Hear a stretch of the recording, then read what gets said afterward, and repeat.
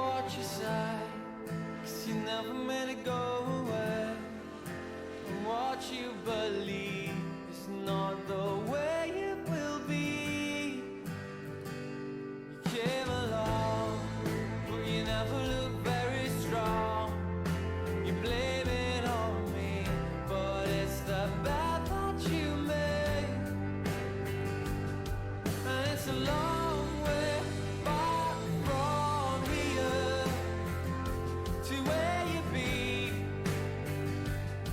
And there's a time and place you know it isn't here. Let's make it clear. Well, I thought I heard the sound of an old the ground. Tell me, is it harder to breathe? I thought I heard the sound of an old the ground. Tell me, is it harder to breathe? Tell me, is it you or just me?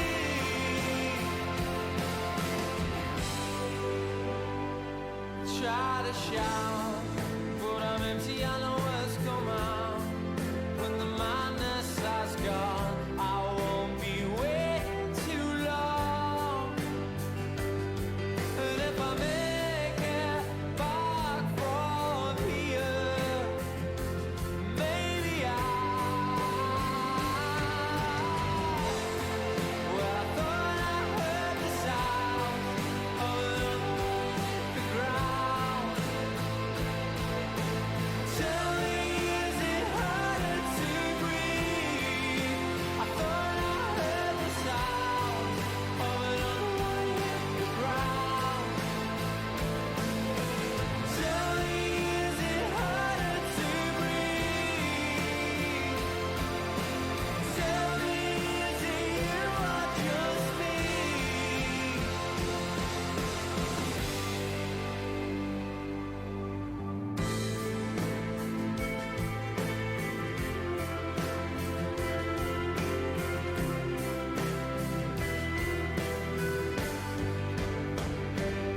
Well, it's a long way back from here to where you be. And there's a time and place you know it isn't here. Let's make it clear. Well, I thought I heard the sounds of the ground. Tell me, is it harder to breathe? I thought I heard the sounds as it hits the ground. Tell me, is it harder to breathe? Tell me, is it you or just me?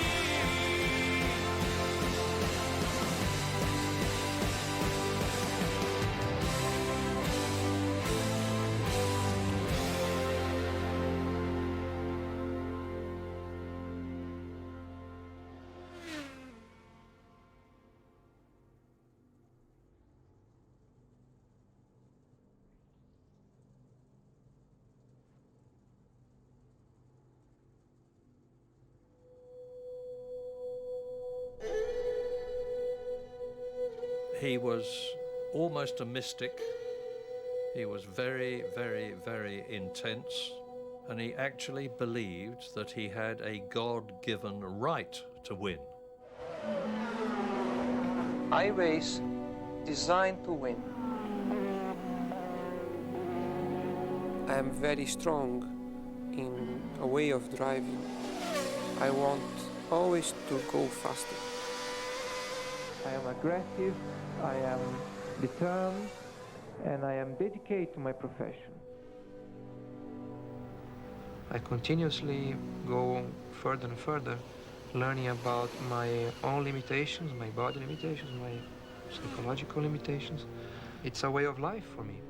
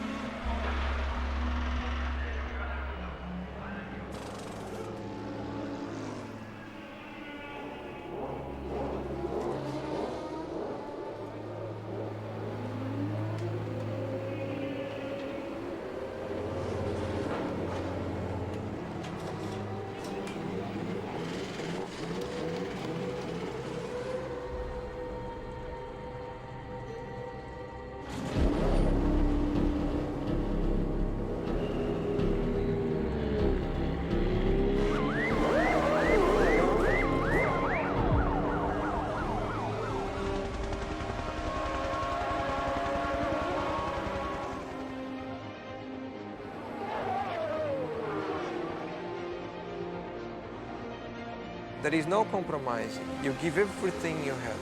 Everything, absolutely everything.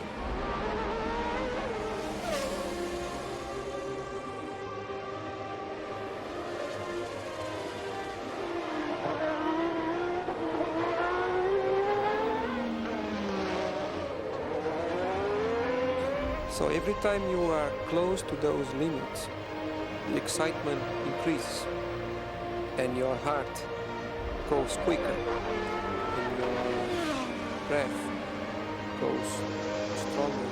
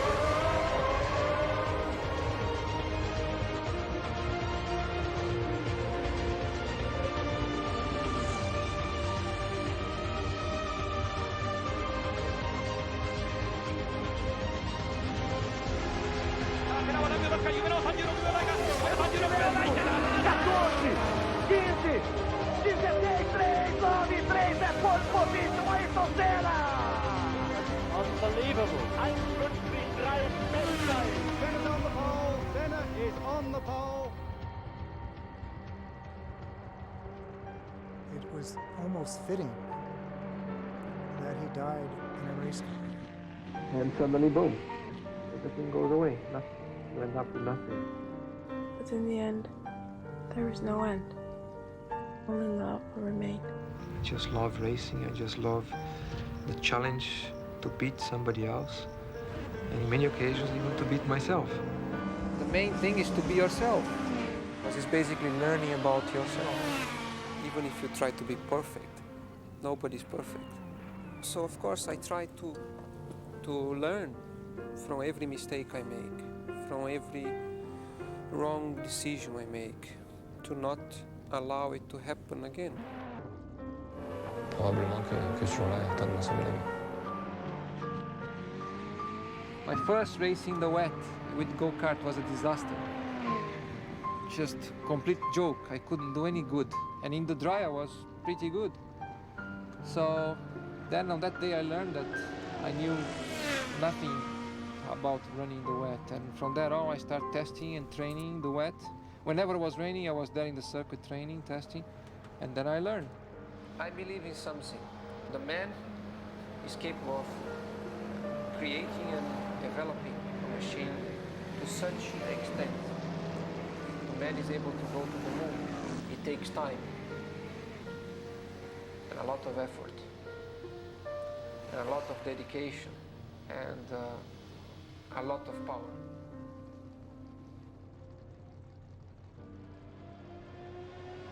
First of all, few people in life have the opportunity to have their profession, what was their hobby. It's very unique. So our main problems, for sure, are that big when you look, generally speaking, to other people's life.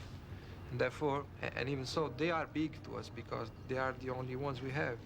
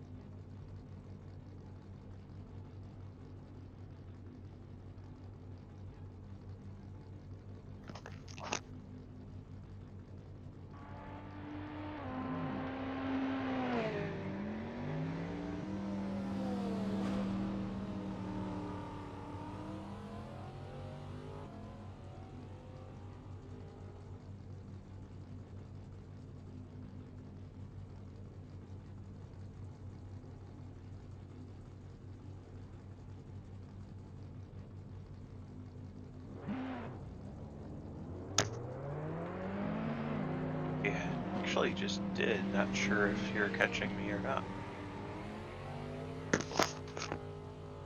Okay. Yeah, no, looking forward to the race. Looking like it should be a pretty good one. Got some pretty close times so far. So over, a couple hours, let's see how it goes.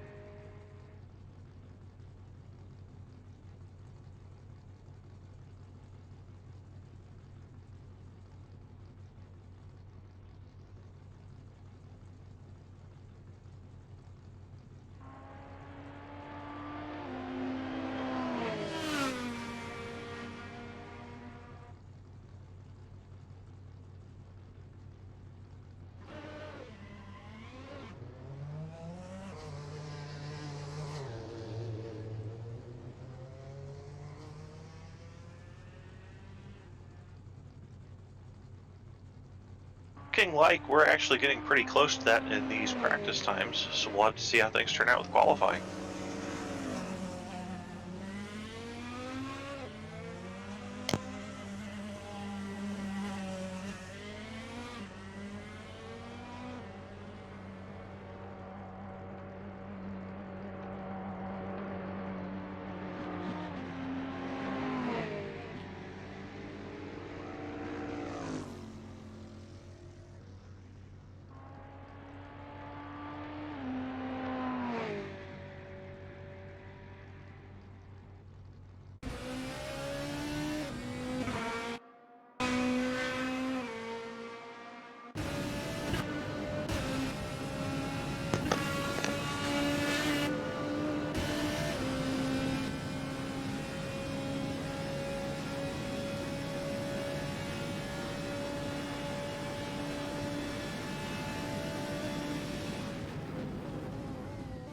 I believe he's coming down towards Indianapolis. Yes, he is.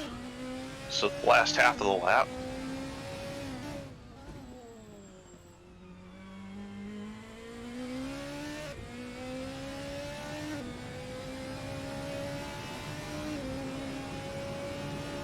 I would just like to apologize to everybody now. I'm sure I'm going to mispronounce at least one thing today. So I'm doing my best as an American that has only ever watched Le Mans coverage once or twice, so hopefully I don't let everybody down too much.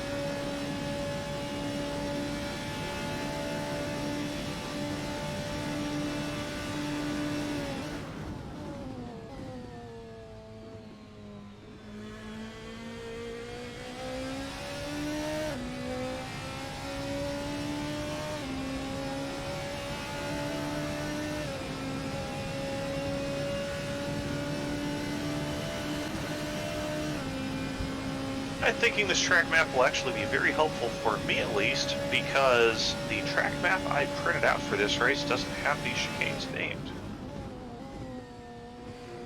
Always thought it was interesting how the first chicane curves to the right, but the second one curves to the left.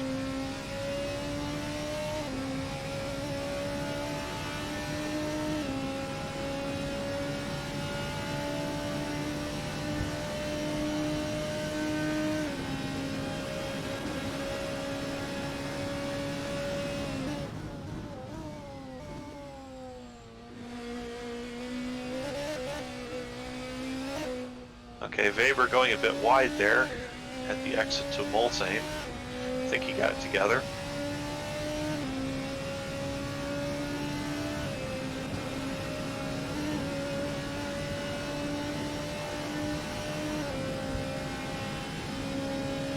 Down towards Indianapolis again.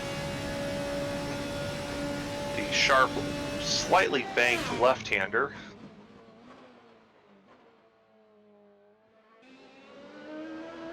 Nice and easy in, nice and easy out. Right-hander at Arnage. And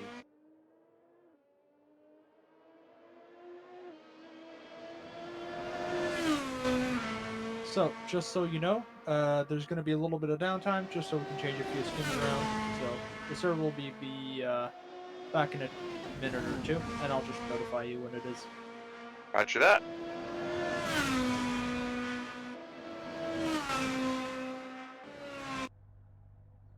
I don't know if you just saw that, but it looked like Weber actually lifted off Mark Webber style.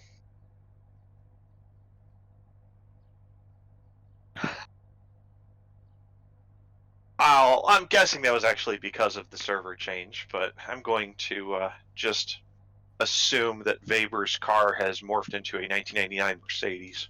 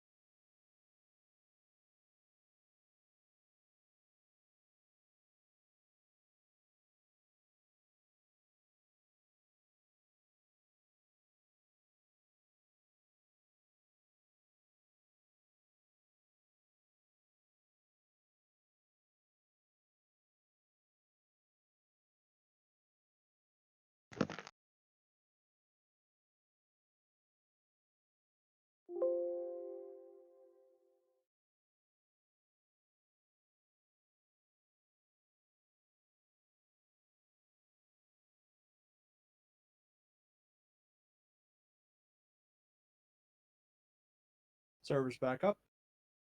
Thank you.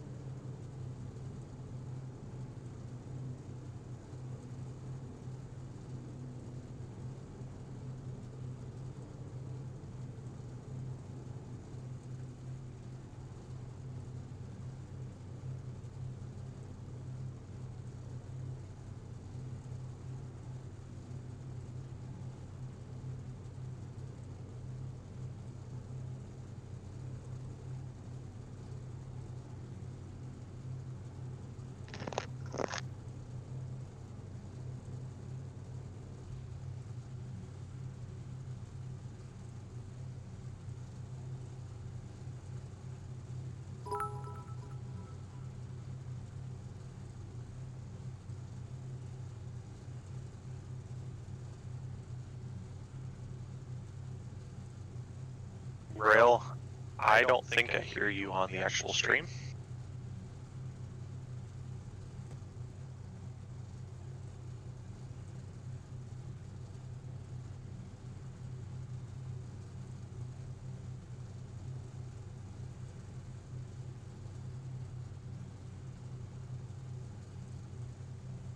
Yeah, give us a moment here. We are trying to work through some technical issues with Rail.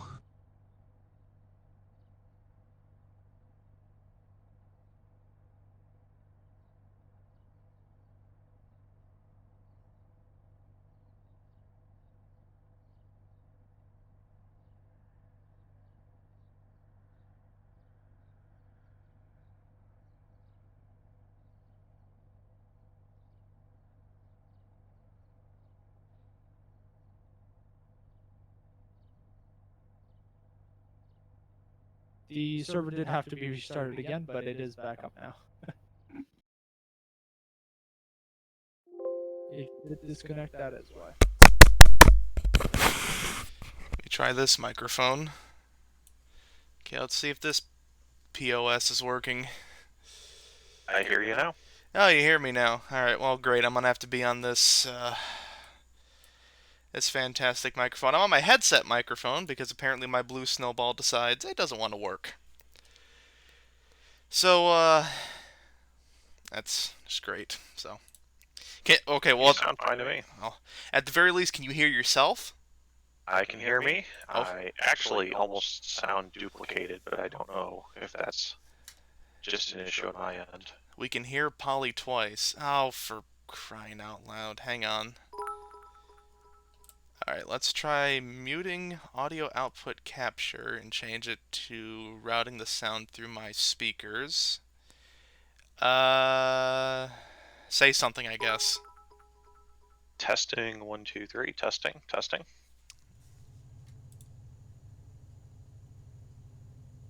I sound good to me. Okay. Okay, well, if you can hear me, and you can hear my co-commentator, then I think we are as best as we're going to be able to get, I suppose. Jesus. Jesus Christ. Holy Moses. Okay, starting back to where we were. Let's try this again. Now, currently, in the AF2 driver standings, after the official results for Chang, Weber was given first place once the penalties for time were added on. However, even with first place and pole position, he's still second place in the driver's standings, behind Rubber, who currently leads with 166 compared to Weber's 128.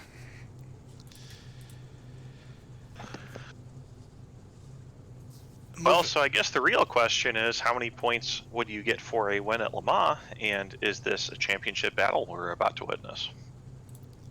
That is going to be the questions that will need to be asked. Moving on to the GT2 standings, Eric Axelsen, despite having a did not start at Chang, is still leading the championship with 204 points, with first place wins at 3 of the 5 races so far. Josh Brooks with first place, not only with pole position and fastest lap, has moved up to 176 points, still second place behind Axelsen, so this will potentially be a title contending championship. Moving on to the team standings, the McLaren LMP2 team has a 7-point lead over the Poor Energy Racing of Lucas Weber and Simo Dalby. With GT2, EB Racing has a substantial lead over Heinz River Racing, 264 compared to 238. But again, as this is the last race of the season, it really is anything goes, and really, anything must go.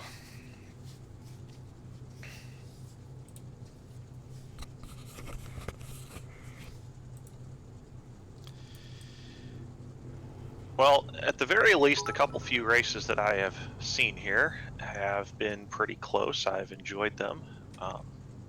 Hopefully, this one is a good one as well. And I suspect it will be. We've seen a couple of pretty close laps in practice. I'm not sure. I don't believe Rubber is in this race.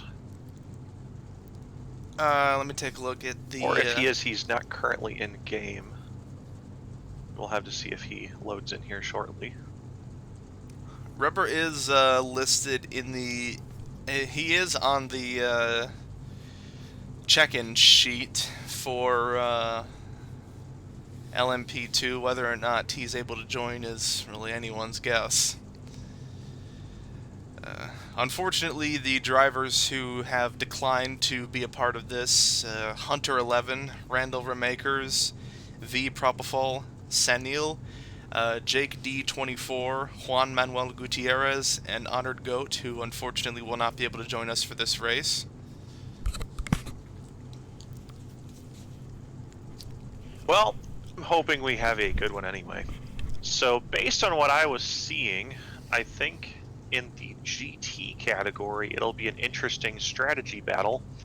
It sounded as though the Corvettes can make it on one fewer pit stop than the Volkswagen Scirocco, but the Scirocco is quick enough that it likely can make that time back up and then some.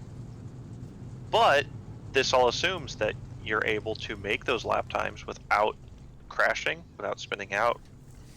So it'll be pretty tight with that. The other question I've got is, how is qualifying going to work? With how long the out laps are we going to have multiple laps on a set of tires and fuel before, you know, everyone comes back in? Guess we'll just have to find out. It will be something to consider as qualifying is now getting underway as the stream of Corvettes and Scirocco's funnel their way out. Meanwhile, Ludwig Eriksson decides to do donuts and get himself suspended in midair, so, you know, it is what it is. Anyways, we're going to ride on board with the current GT contender, Josh Brooks. We're going to follow him around as drivers head out for their out lap.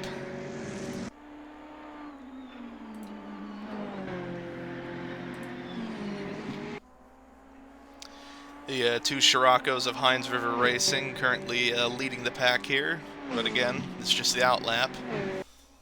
Yeah, Josh ran a great race at Chang, and honestly, I'm looking forward to seeing what he can do here.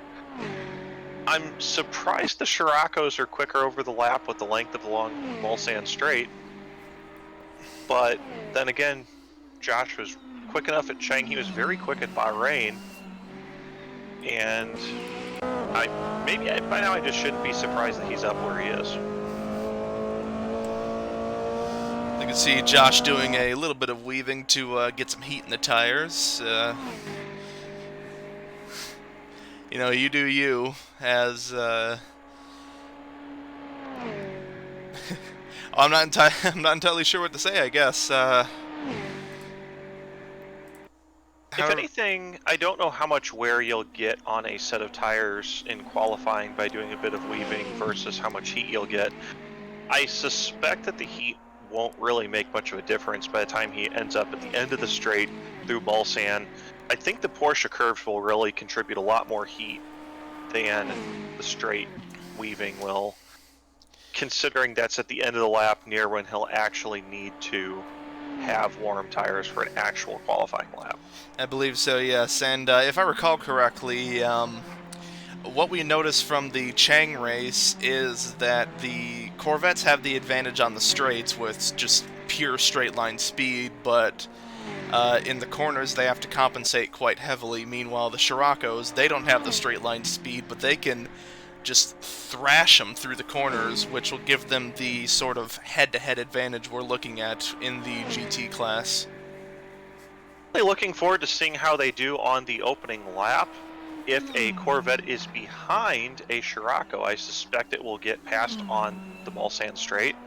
However, the Scirocco's quicker enough that they may be able to repass through the end of the lap near the Porsche curves, but there's not as many passing zones there. So the Corvette may be able to hold the Scirocco's back a bit through the curves and may be able to have an advantage over entire lap despite being slower.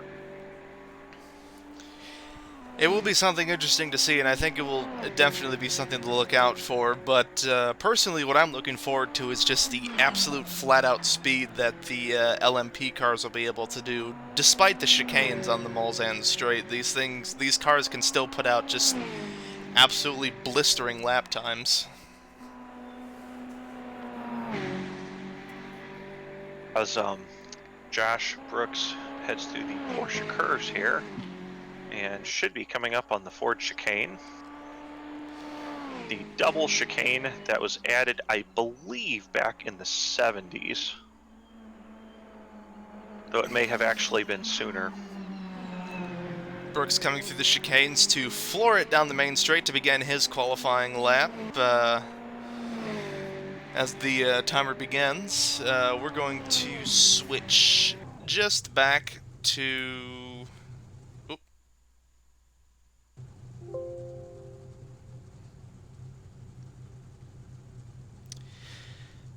Oh, this is going to be a long race. Not sure what just happened. Looks like the stream froze. Yes, I tried to click on one of the drivers via the map instead of the Assetto Corsa remote, and it just killed my game. So, minor technical difficulties. We'll get right back to you. Alright, well, in the meantime, Brooks has gone through Tour de Rouge, and looks like he teleported back to the pits. Not sure what happened there. So at this point, looks like just about all of the GT cars are out on the track.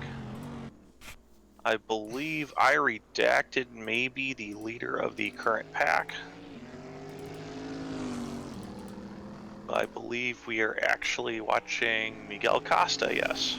Yes, at the moment we are watching Miguel Costa as he is on his lap. Miguel Costa representing the Corvettes, the C7Rs. C7R, which actually does hold the GT record, a 3-minute 49.448. Mostly because we haven't been able to see what the current generation of Corvette, the C8R, was able to do in Le Mans. As you know, the last year's Le Mans was virtual only. It was still a fun race. I'm thinking this year's will be much more interesting, though. Looks like Costa is coming down to the first chicane on the Mulsanne Straight. Listed on the map as PlayStation. Nice clean drive through there.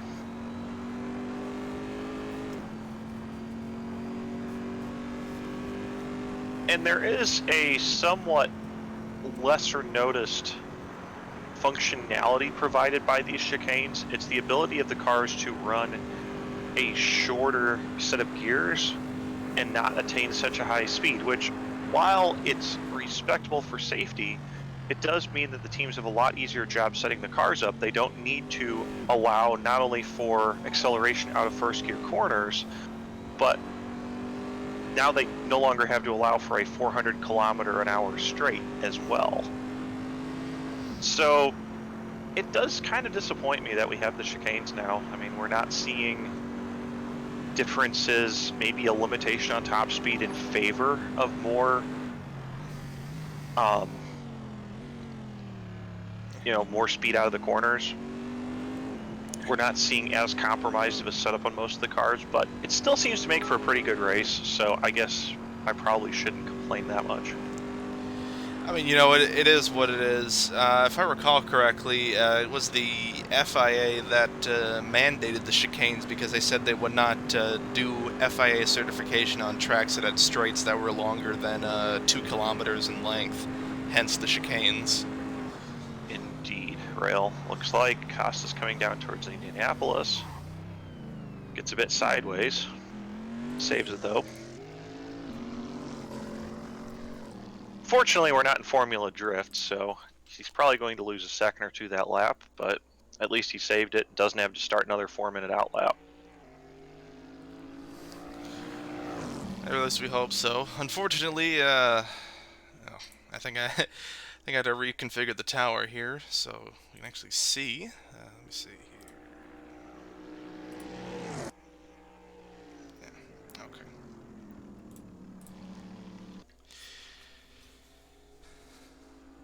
Coming through the Porsche curves.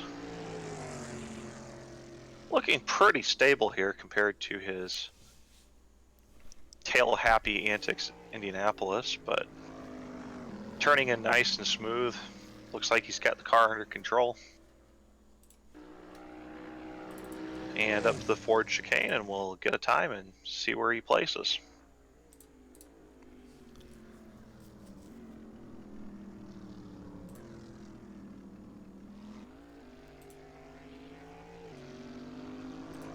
And comes across the line, and I actually think that may have been his outlap. I do not see a time appearing for I him. think it was a breach of the track limits. Currently, the leader is Joao Vicente Guerrero with a 4-minute 1 point. I stand corrected. Crab just did a 4-minute 1:48. I'm not sure why we're not getting times here on the board. I redacted with a 4-minute 2.374. It looks like Costa's heading out for another flying lap. We'll see how he does there. Right, at the moment, we're going to follow Crab, who currently is leading the board with a 4-minute 1:48. He should be able to hopefully get that down.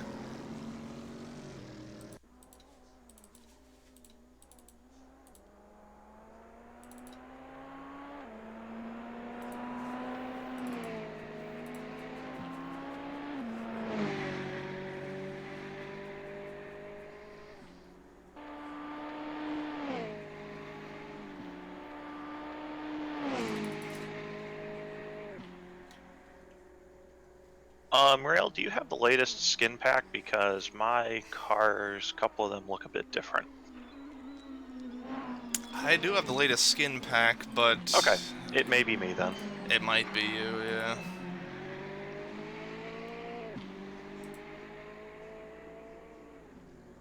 I think Costa just had a big off on the Mulsanne. Looks like he's going back to the pits.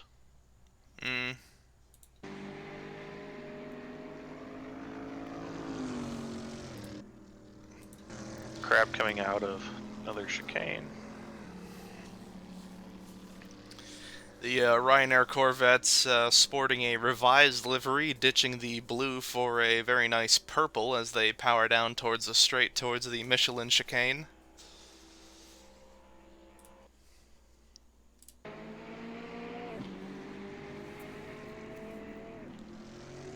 Neat and tidy through there. Back up to the hill, where cars in the past have gotten very airborne. Thankfully, not so much a concern these days.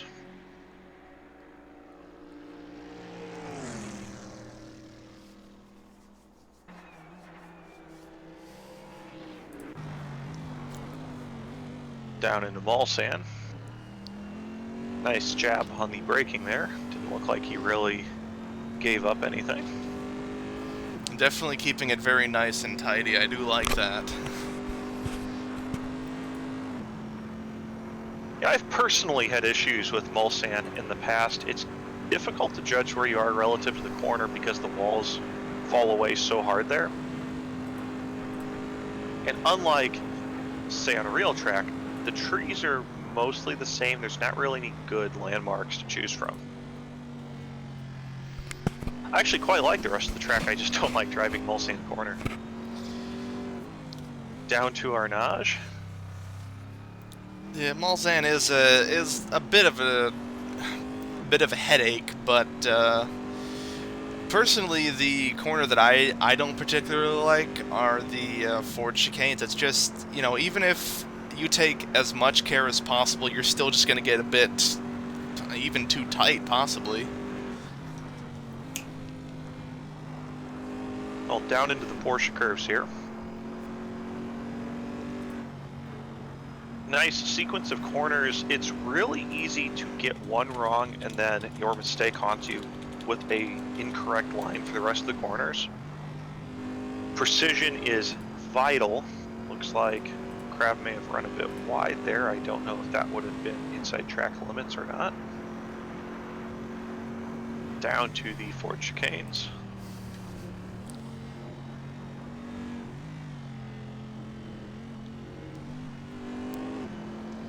And I believe he might have breached the track limit, so I think his time may have been invalidated. Meanwhile, Josh Brooks currently sets the new fastest time with a 3:56.486. Well, he's going to need that if he needs to make an extra fuel stop. So I'm not going to panic about not having a close race quite yet. We'll have to see how that goes through the next several hours.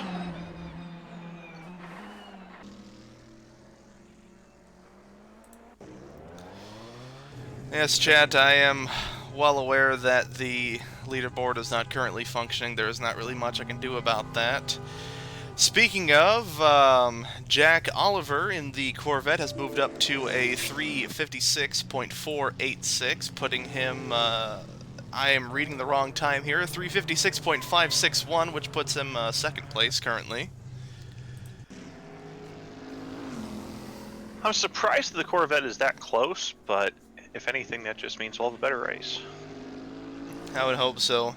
Consistency is nice, but having wheel-to-wheel action is maybe the best gift of them all. Well, I mean, Rail, it's almost as though the race is won in the race, not qualifying. Which is why qualifying's nice. It is really nice to start at the front, but it's even nicer to finish at the front. So we'll just have to see how the next couple hours play out and see where we end up at the end of it.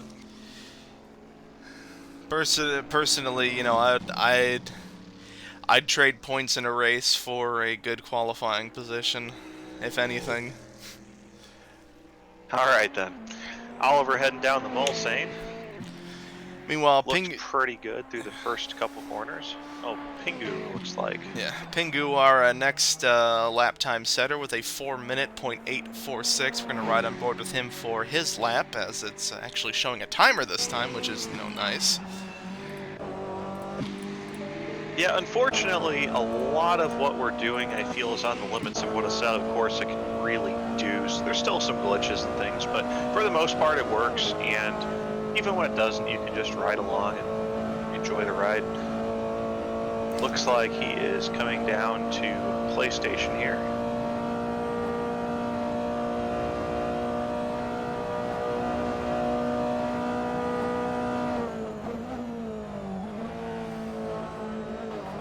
Very nice late braking. Might have overdone it a tad bit, but he didn't get all four wheels off, so that time is still valid.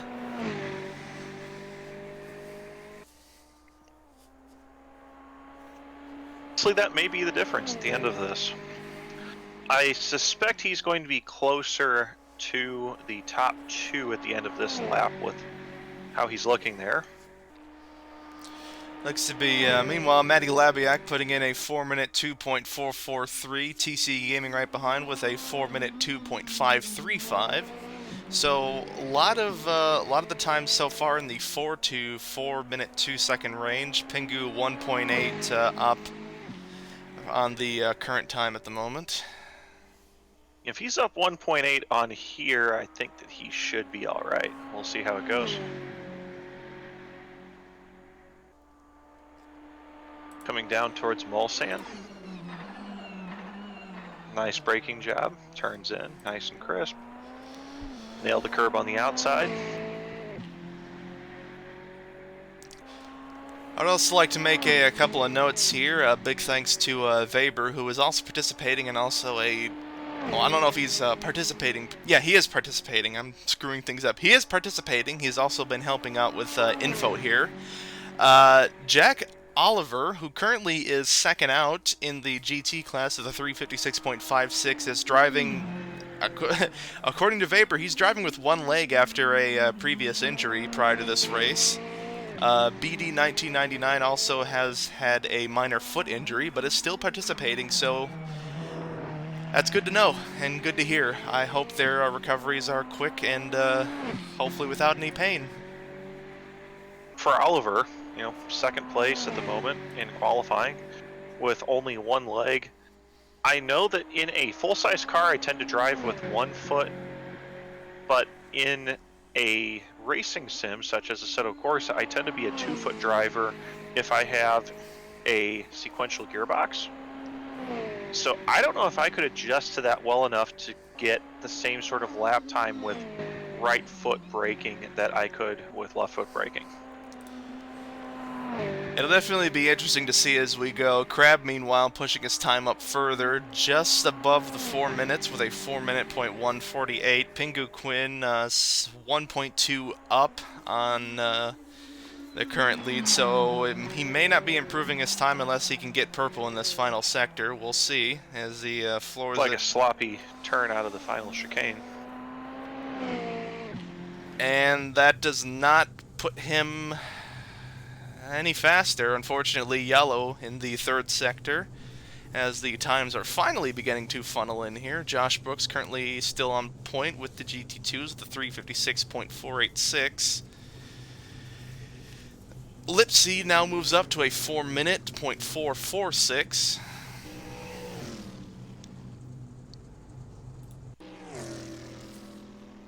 It's almost like we have two classes here. We've got Josh Brooks and Jack Oliver on a couple seconds quicker.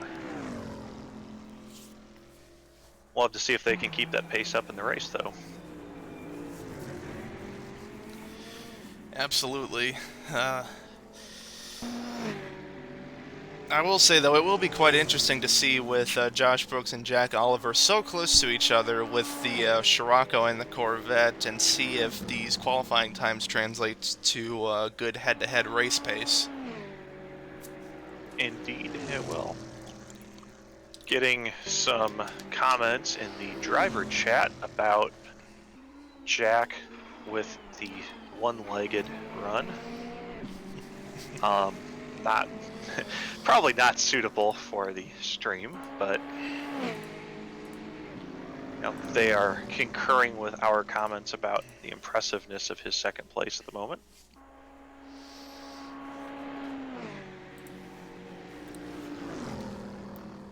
I believe we should be coming to the end of GT qualifying here shortly.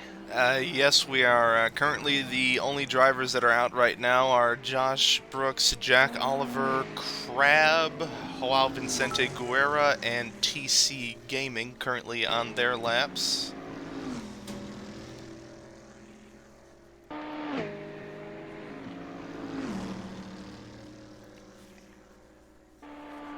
Yeah, it looks like they're about halfway through the lap, so they shouldn't be too much longer.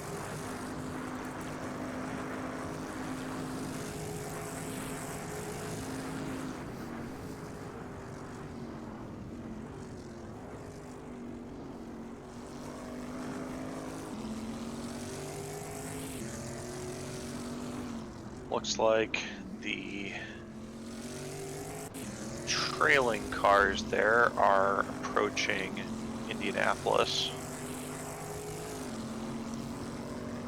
Actually, they might be, yeah, they're through at Arnage, actually. Excuse me. Shiny Looks like Crab is approaching Mulsanne, though. Yeah.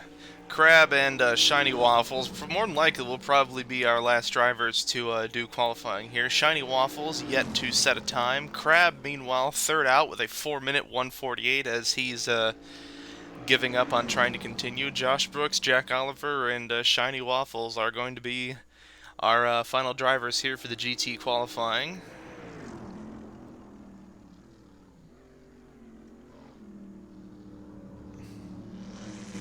Waffles I think Oliver may have slowed down approaching the Ford chicane. Yeah, he's heading for a pit in. Seems Brooks is doing the same thing for a pit in, so...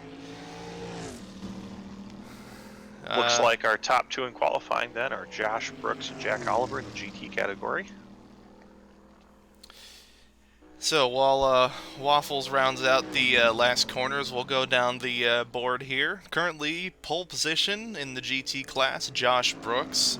Jack Oliver, .075 down, followed by Crab, Lipsy, Pingu Quinn, Joao Vicente Guerra, Adam Rosiak, iRedacted, Matty Labiak, TC Gaming, Miguel Costa, Denny 2005.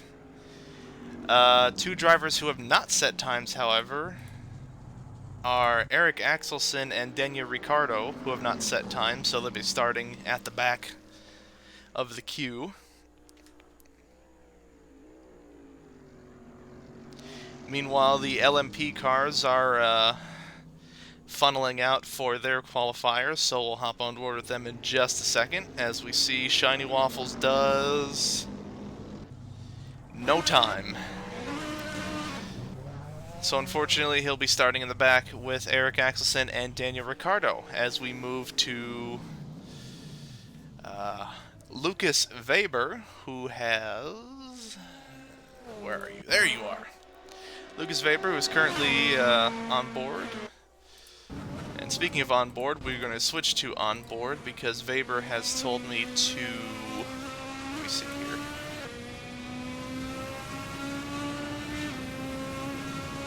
Told me to, quote, check out the tail fin on the poor energy cars. Let me see here.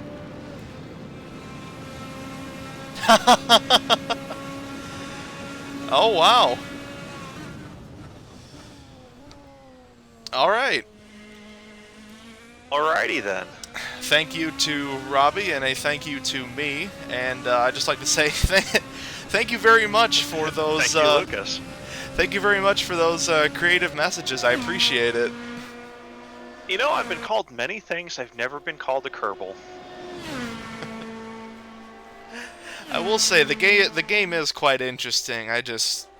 I'm terrible at building things, so it's not exactly my cup of tea. And although spaceflight is absolutely amazing, I don't think it's in the cards for me.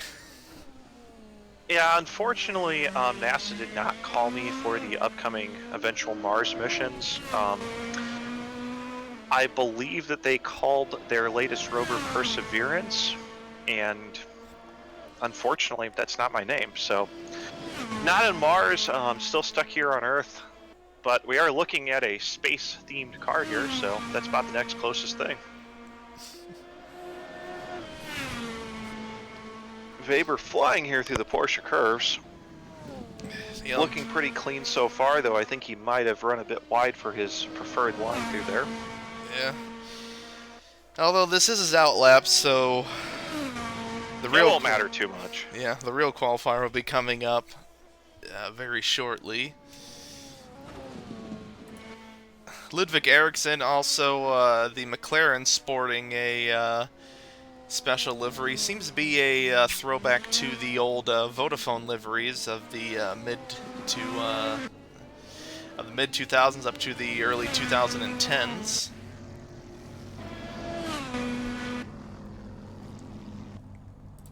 While I'm happy with the latest McLaren Formula One liveries, I do hold a soft spot in my heart for those because that was when I really put effort into watching F1.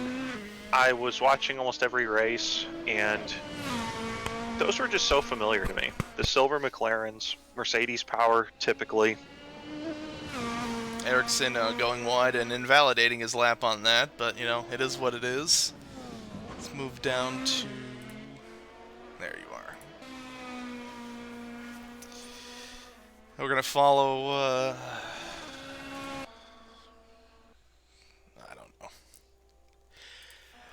At the moment, we're going to follow by Mythic on the cameras as he floors it down the main straight towards the PlayStation chicane.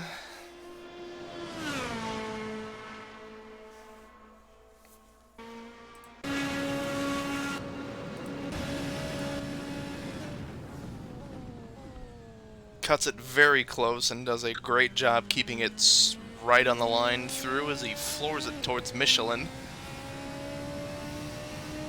It's impressive to see just how much faster the LMP cars even just look here. 30 seconds is quite a bit for a lap, and it's pretty easy to see on camera. Down in Michelin, braking just past the 100-meter mark.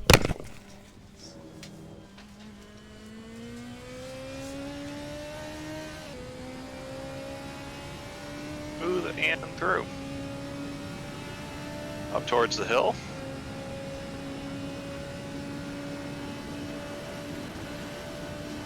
Doesn't look even close to lifting off there. Scheisse. Okay, by Mythic coming out of the Mulsanne on the straight towards Indy.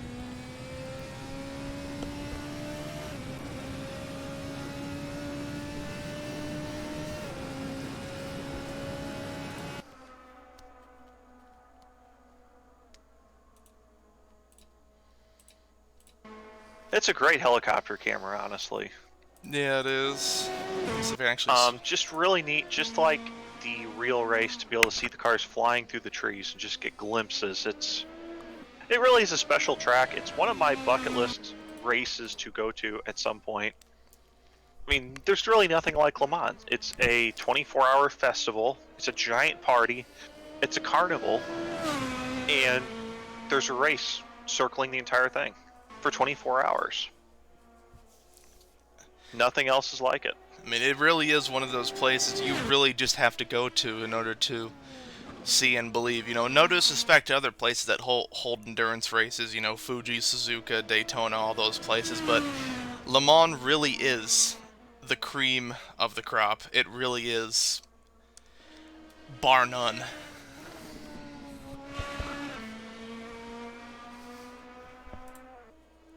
Hi, Mythic. Rocking through the Porsche curves here up to Ford Chicane. I believe he is going to be the first LMP driver to set a time, so we'll see. No, excuse me, Ludwig Eriksson appears to have set a 3:34, though I believe that will be invalidated as I think he ran off the track. Doesn't look like it. By Mythic second out, going back to the pits with a 3:39.905. Let's see. Indeed. Now Looks we're going as though the majority of the field. Well, looks like Simo Dalby is heading up through the Porsche curves in a moment here, so he'll be the next one to funnel across the line.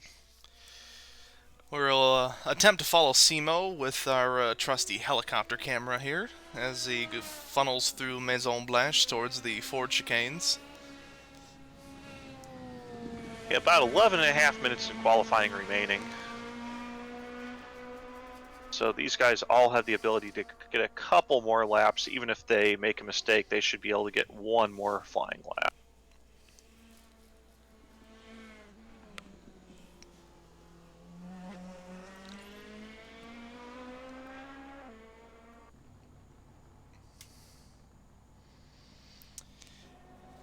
It seems Dalby more than likely went wide, thus no new lap time on the board here, so this will be his qualifier. He will. Looks like we have BD 1999 through the Porsche curves next. Let's see what sort of time he can do.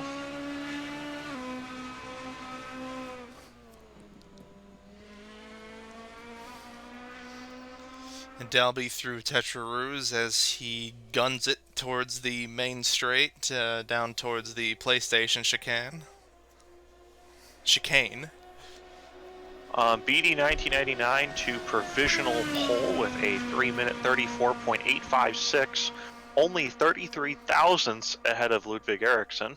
And it is worth noting that BD 1999 and By Mythic, who are currently first and third, they're on the medium tires, meanwhile Eriksson is on the softs.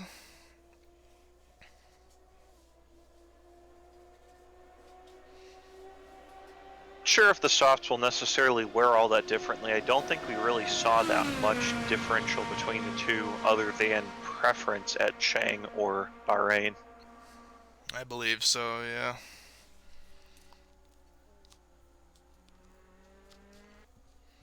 Dalby keeping it nice and tight through Michelin for the final straight shot towards Mulsanne.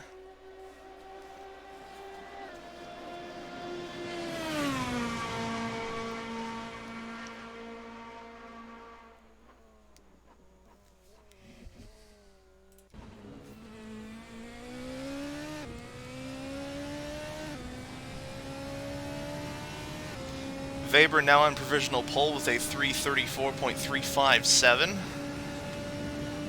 Seeing the time start to roll in here. Kind of following Bertrand on my own. I think he's on his out lap. So we'll see what sort of time he can do. Yeah, Weber had a final sector there of 16.1. Trying to see if I've got anybody else's times that are anywhere near that. Bertrand 8/10 off Weber in the final sector alone. Looking like the cars are making up about 10 seconds apiece on the GT2 cars, or sorry, the GT cars. The LMP cars are making up about 10 seconds apiece in Sector 1 and Sector 2, and only about a second in Sector 3. Impressive.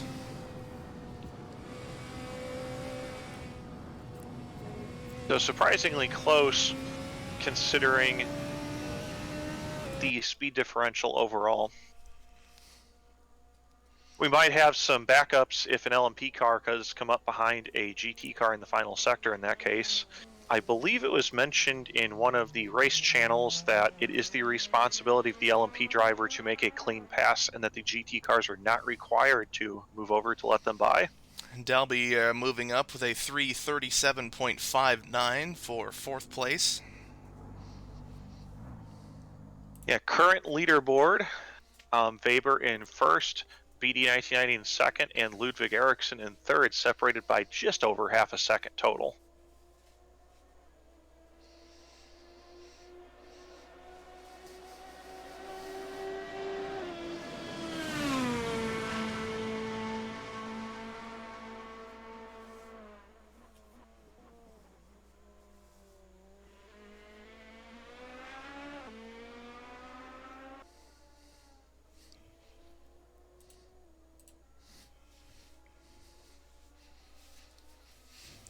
You know, we're going to ride on board with Charles Bertrand, who has yet to set a time in the McLaren. Hopefully he'll be able to put some sort of time on the board, whether it's faster or slower. Yeah, he's on his outlap right now, so I think he's going to set something. At least some idea of a baseline would be nice. At the moment, he's lost a second or two in the first sector. I don't have a second sector time yet. I'm assuming I will get that somewhere at the end of the Porsche curves. I don't actually know where these sector markers are on this track. Yeah, I'm not entirely sure of the sector splits myself, but I do know that the 3rd sector is extremely short.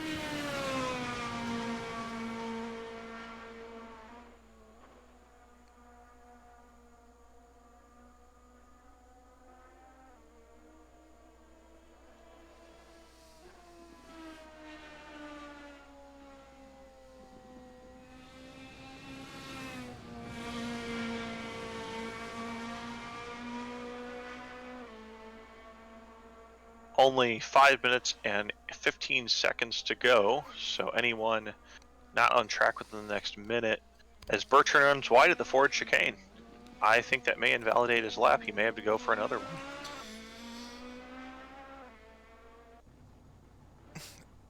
And he does. Still no time set.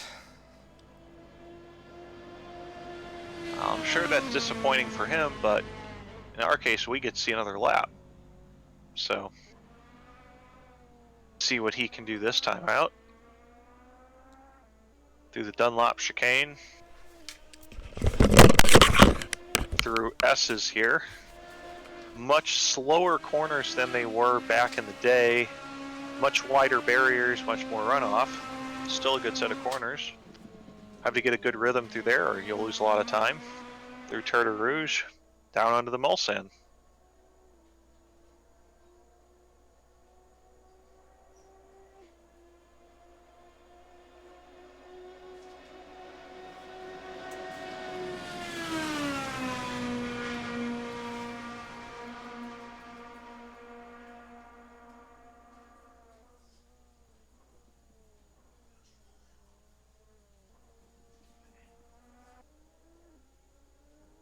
Made it through PlayStation, nice and clean. Onwards to the Michelin chicane.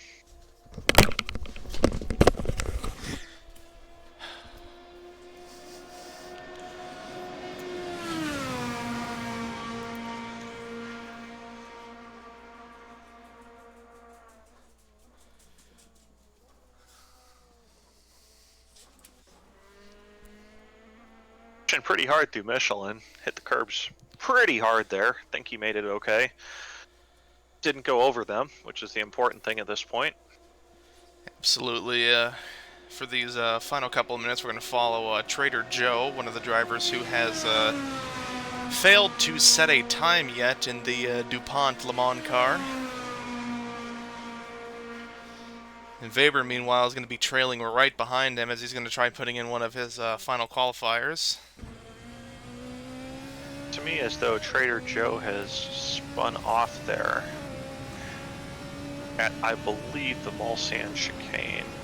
Or PlayStation chicane, excuse me. Yeah, I'm looking at the map here. He's now fallen behind Weber, and switch to Ericsson's point of view. He's going to be coming up right on Trader Joe.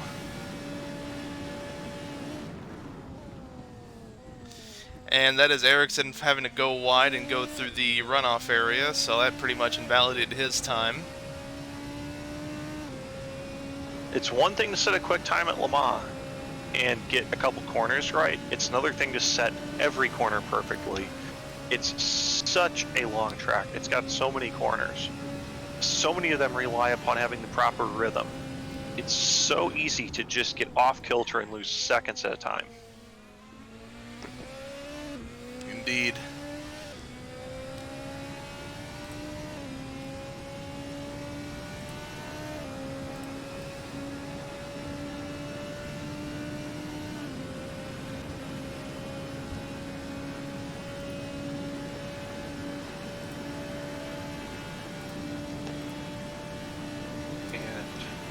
Like Weber went off track in Indianapolis. Hope he didn't track too much gravel back on the track.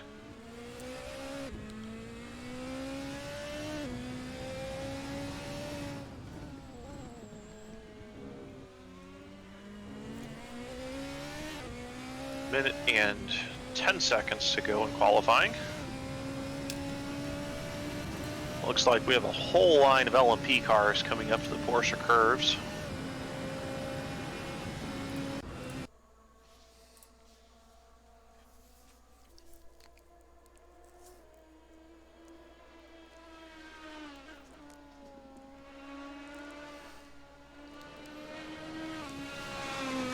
Lucas Weber, Ludwig Eriksson, Trader Joe, all three of them funneling through Maison Blanche as they come towards the Ford chicanes.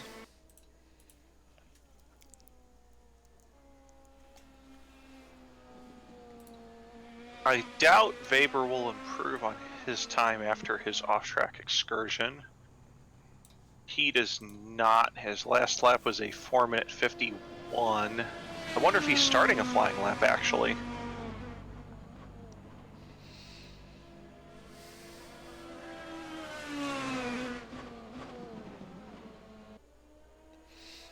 Regardless, qualifying is now coming into an end as we zero it out, so these final cars that are out, Weber, BD 1999, Ludwig Eriksson, they are the last drivers we have for qualifying, and this will be the determinant on who is where they are. Weber currently on provisional pole with a 334.35, BD 1999 almost 0.4 of a second down.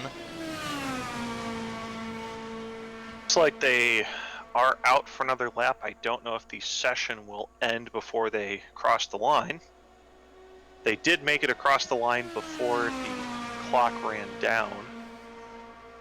Weber through the PlayStation chicane. Ran a bit wide in the middle there.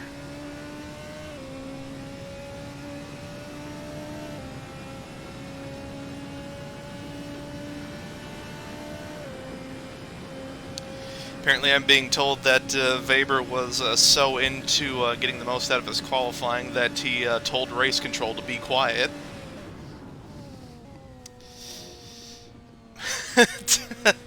I got nothing to say about that. I mean, he's a competitive guy, and I think he's looking for every possible advantage he can get out of this. He really wants to win this one, and I mean, it may not be a 24-hour race at Le Mans, but it's a 2-hour and 24-minute race at Le Mans. That's still something to take some pride away from for a good finish. Meanwhile, Ericsson wants to do his best in undoing Weber's pole position. Ericsson currently third out with a 34.889, and Weber still the fastest with a 3.57. The only difference with Ericsson being on the softs and the mediums, but as we said, it won't really have too much of a difference, but we'll just have to see as time goes on. Weber did set his actually the best first sector yet this lap, with a 96.5, almost a second quicker than BD 1999's second place first sector. So we'll see what sort of time he can set at the end of the Porsche curves here in the second sector.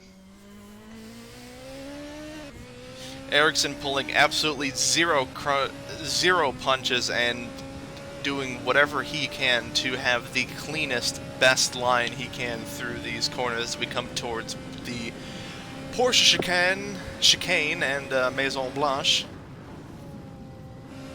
At the moment, Ericsson actually 0.8 up on his previous best, down to only 0.6. But that may move him ahead of BD 1999 for second place. Weber setting a good Sector 2 time, but I don't think that was even a personal best. Kicking up some sparks. Have to see how he does at the finish line. Up towards the line, and 333. Wow. Only guy in the 333s. Ericsson right behind with a 334.442. That's good job for him. Very good Gained job. A couple more seconds there.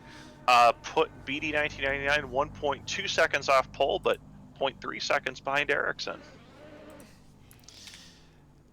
That was an amazing job from Weber that lap. Really happy to see him do that. Absolutely, absolutely. So with that, that will be Weber on pole position here. Let me just do a little bit of camera magic here. Yeah, so, going to have an interesting time. We've got a couple of GT cars that'll be starting in front of LMP cars at the back. I believe so, yeah. It will be interesting for sure. Yeah, we'll see if race control moves those LMPs in front of the GT cars in the formation lap for the start. Now we'll see. Anyways, going down the board, Weber 333.55, Ericsson with a 334.442, BD 1999 with a 34.756. Continuing on, Simo Dalby by Mythic, Josh Brooks leading the pack with a 356.486. Jack Oliver, Crab, Lipsy, Pingu, Guerra, Roziak, iRedacted, Matty Labiak, TC Gaming, Miguel Costa, Denny 2005, and the rest who have failed to set a time: Trader Joe, Charles Bertrand, Shiny Waffles, Eric Axelson, Daniel Ricardo, V Wolf Z, Full Nix, and Felipe Contreras.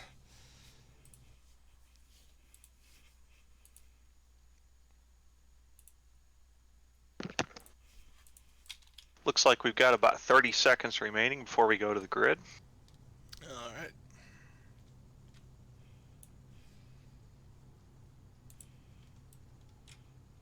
Just lovely night lighting here. Great to see the lit up Ferris wheel. Great to see it lit up Michelin sign. Great to see the lights in the stands. It's just a beautiful track at night. I don't believe it's necessarily the best track I've seen graphically during the daytime, but at night this really is something special. It definitely shines. I will say that. It is definitely a visually pleasing circuit. Right, and back to daylight. Looks like, at least on my end. Oh, sorry, I have a thing where it auto-saves replays, so it's going to be a second here. Oh, the server seems to be unavailable.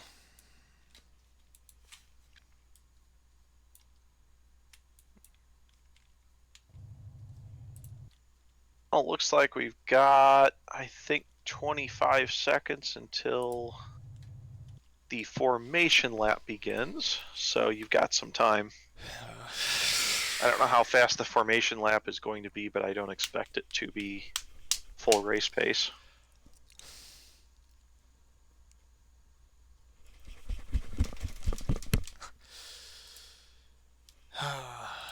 It is not my day. Alright, so should have in the LMP category Lucas Faber on pole, Ludwig Eriksson second, BD 1999 third. As the pace car or safety car passes the pack to lead them off of the grid.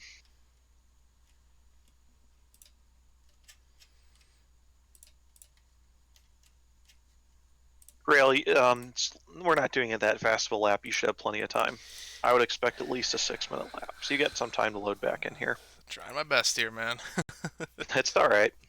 So in the meantime, pack heading down towards the Dunlop chicane, turn 1.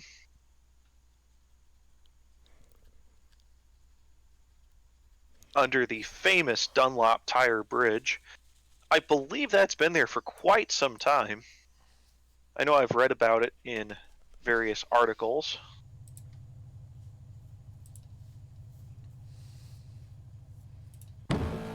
Looking at the cars here, funneling through the S's towards Turtle Rouge.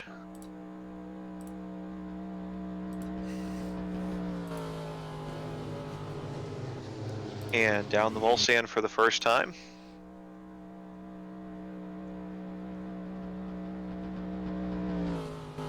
Too much tire warming this time.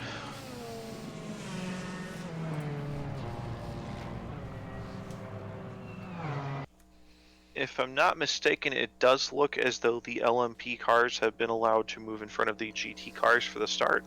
I believe So that should make for a bit cleaner of a first couple corners.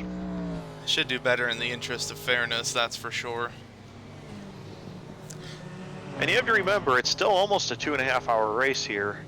Even if it's not quite as long as some, it still could definitely be a race with a lot of issues due to the length. You definitely don't want to go out turn 1. It's a longer race. You've got a chance to make up some ground. You've got some time to make up some ground.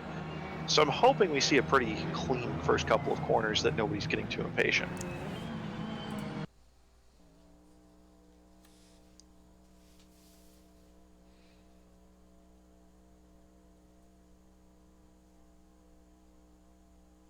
Looks like the field's funneling through the PlayStation chicane, the GT pack a bit more spread out than the LMP cars.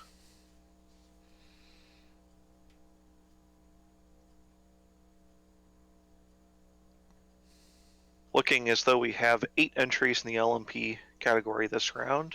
Or sorry, excuse me, 7 entries. And I'm not going to try to count, we've got about 20 in the GT class as well. Cruising down towards the Michelin chicane. Nice to be on a track where they actually know the names of the corners.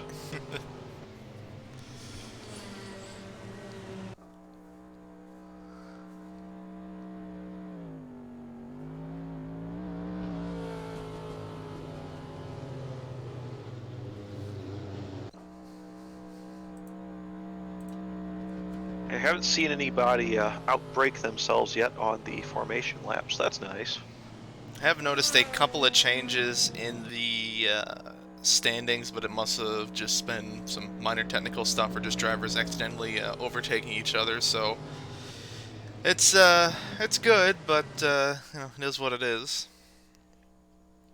Some things happen on the formation lap. Thankfully, most of them will not affect the race, so I think we'll be okay here. Coming down towards Mulsanne corner.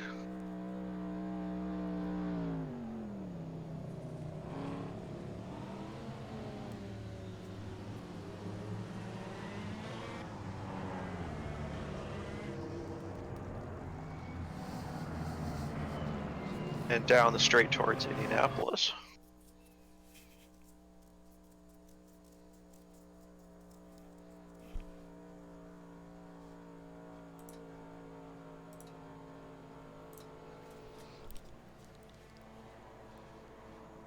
It looks like the pack's pretty spread out here.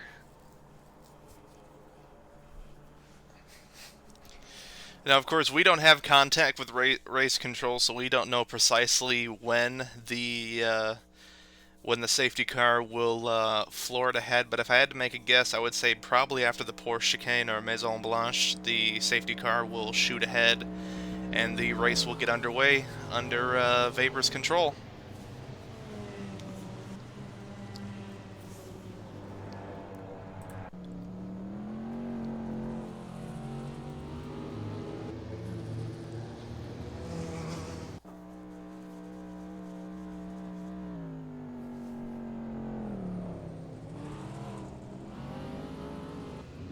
The field follows through the Porsche curves, or excuse me, through Indianapolis and Arnage.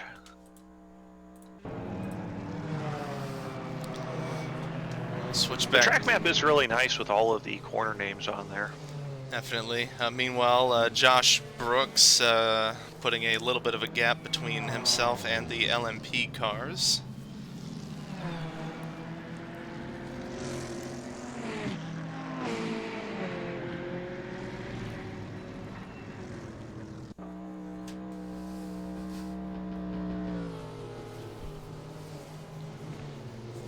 Well, if you can do that, that might be a wise decision. Just provide a bit of buffer room in case something happens with the leaders into the first couple corners.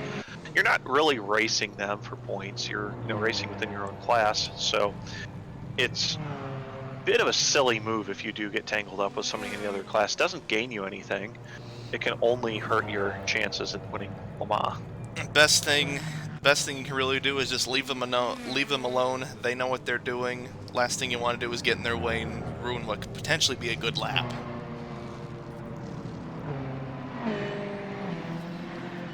Meanwhile, switching back up to Weber as we come towards the Ford chicane. This is pretty much going to be the start of all starts as the safety car comes around. Not sure if we're going around for a second lap. We might be. Safety car pulls into the pits. Never mind. Safety car's pulling into the pits, and looks like we are green. We are green, and we are go as Weber takes off. Pulls a slight gap to second into the Dunlop curve. Leading the pack of cars as the LMP crowd begins. We're going to switch back to Josh Brooks real quick as he will be leading the crowd of GT cars as we get underway here. I know I saw one Corvette. It might have been Miguel Costa heading into the pits. I think it was Denny 2005. I wonder what that was about. Yes, he's in the pit lane. Don't know. Meanwhile, Josh Brooks and Jack Oliver will be putting on quite a show as they are, even in the beginning, they are head-to-head right with each other as we come towards Tetra Rouge.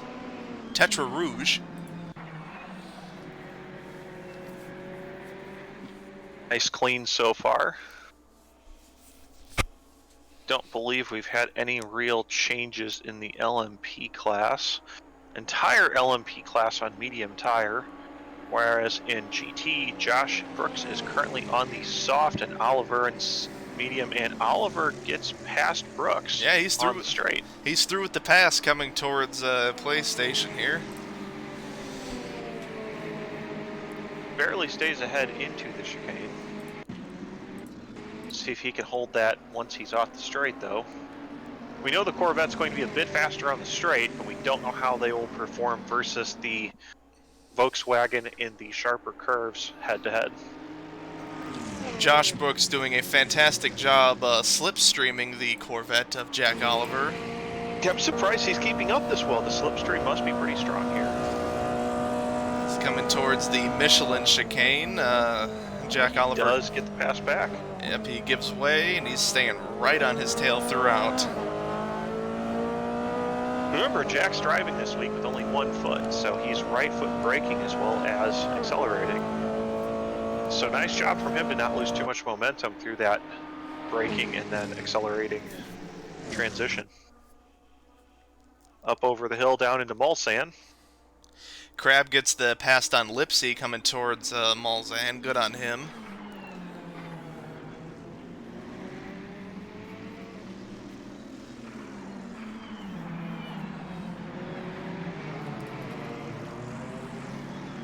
All cars make it through Mulsanne cleanly.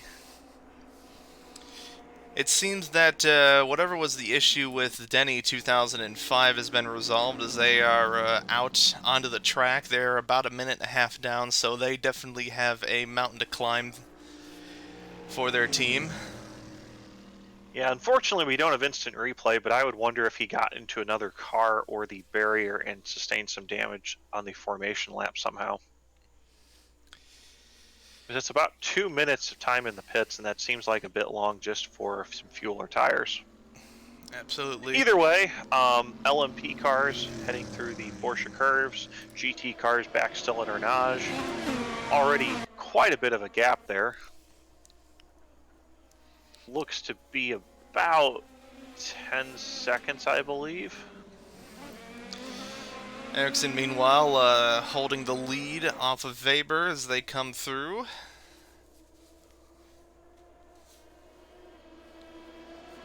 Well, kind of surprised there. I don't know if I saw Ericsson get past Weber. But Ericsson has passed Weber for first place. Weber runs very wide there at the end of the Dunlop chicane.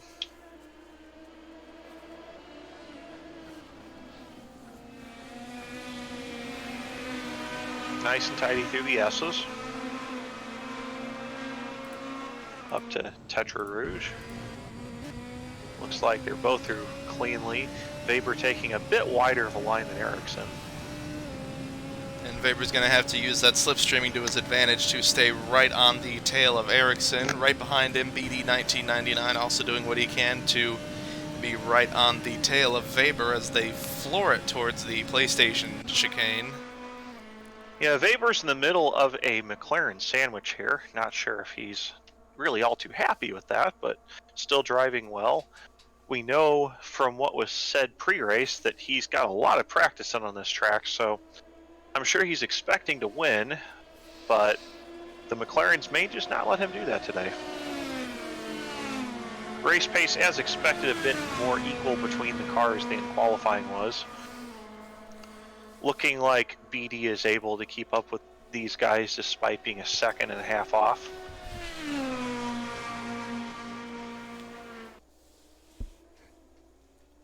Through the Michelin chicane without any issues. As the GT class approaches the PlayStation chicane, one entire straight segment down. The large funnel of GT cars are just simply all over the place towards the back. Josh Brooks continues to hold the lead over Jack Oliver, about a 1.2 second gap.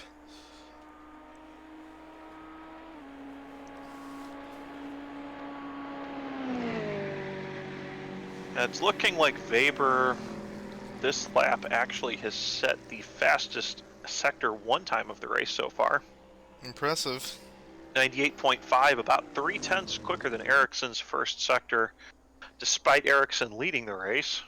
So he's trying to make up some time. We'll see what he can come up with here. Looking like about maybe second gap there. Weber looking like he's actually losing a bit of time this lap. Wonder if he made a mistake. Must be, because it's cost him a position to BD 1999. Indeed, it has. So the McLaren's leading away. I don't know if the team has a better setup this race, but they're sure showing some speed here.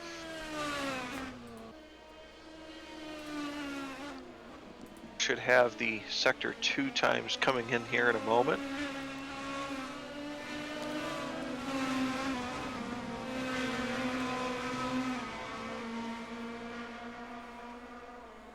And yes, Weber, lost 2.1 seconds to Ericsson just in the second sector alone. Ouch. Despite gaining 0.3 in the first sector. So Weber's really pushing it. Maybe just made a small mistake, ran off the track, and lost another place. Ericsson putting in the fastest lap so far, 37.368. It's nowhere near the current lap record, but only time will tell. Yeah, they're about 5 seconds off where they were in qualifying. I don't know if that's due to fuel load or just being a bit more conservative for the long race. Weber definitely has some time to make those positions back up. Weber all over the the back of PD 1999 here. Come on, Lucas, just don't make a mistake. You got so much race left, and it would be really a shame if any of these guys really had an issue and was out of the race this early.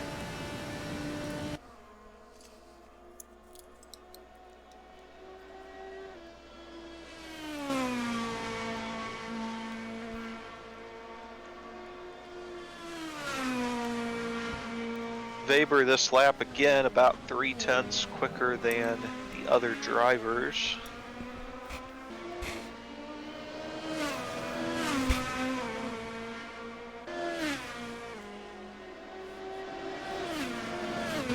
Know yet where he's going to be. It does look like he's losing some time to BD 1999 on the straights.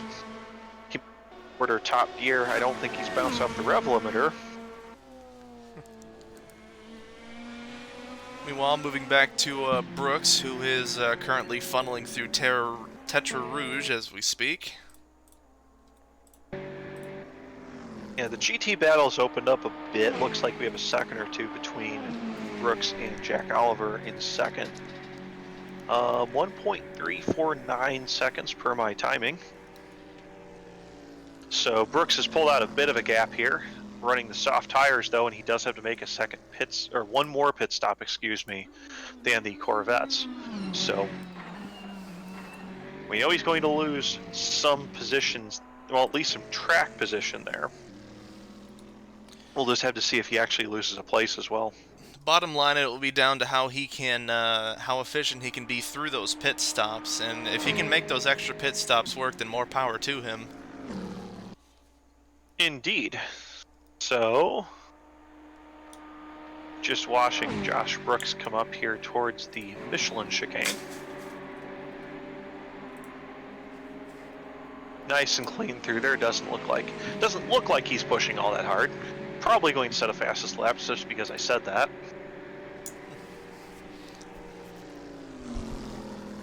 Onward towards the hill.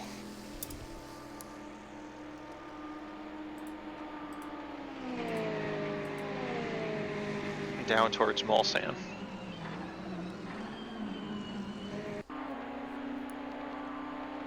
Back up towards the front of the field.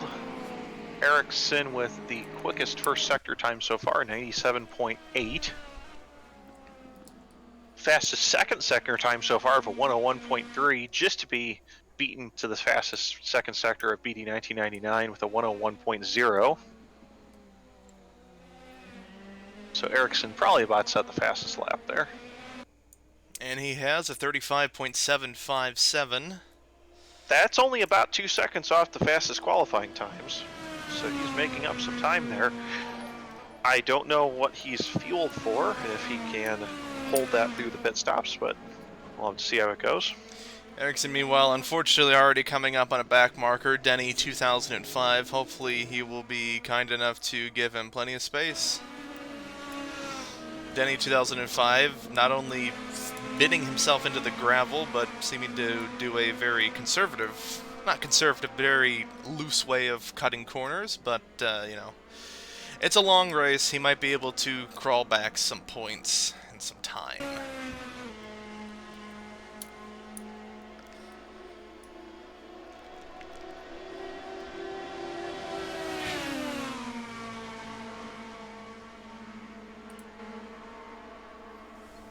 Ericsson, meanwhile, coming through the PlayStation chicane with Weber and BD 1999 in hot pursuit. Charles Bertrand a full 8 seconds behind BD 1999. Yeah, the first 3 positions here are just running away with this. They're putting a large gap in there, and I'm not sure if really anybody's going to give them a run for their money anytime soon. They are just on another whole race of their own.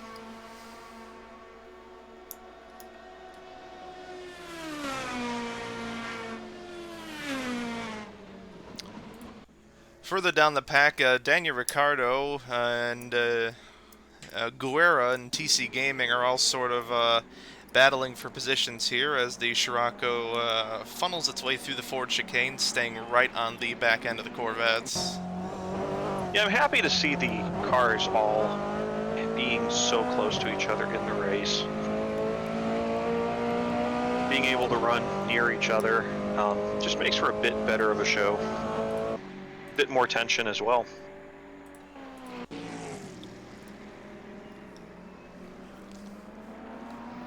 TC Gaming leading the small pack of cars here, with the Volkswagen Scirocco being trailed by 2 Corvettes with a big Dunlop tire.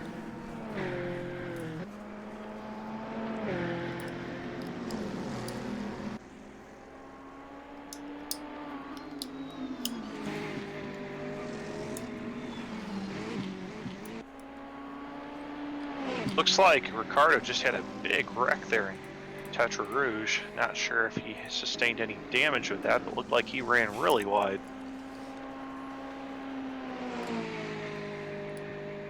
Might be pushing a bit more than he intended to. Ouch.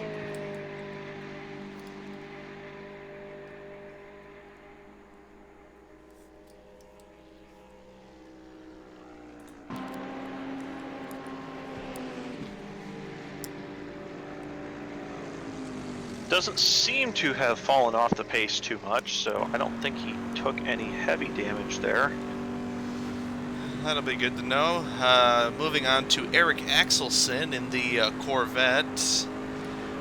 Coming toward... And Axelson did not set a qualifying time, so interesting to see how he's already worked his way up a couple positions in the field.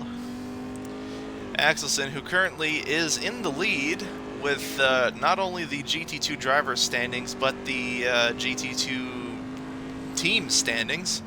Axelson so far has taken first place in 3 of the 6 calendar races, including taking pole position in every single race that he's won first place in. He was did not start in Chang, but that did not seem to affect the points, as the next one down is Josh Brooks.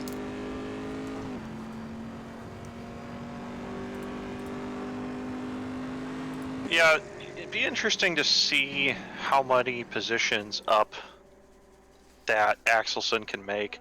I'm sure he wants to win this one. It's Le Mans after all. But starting at the back does make it a bit more difficult for him.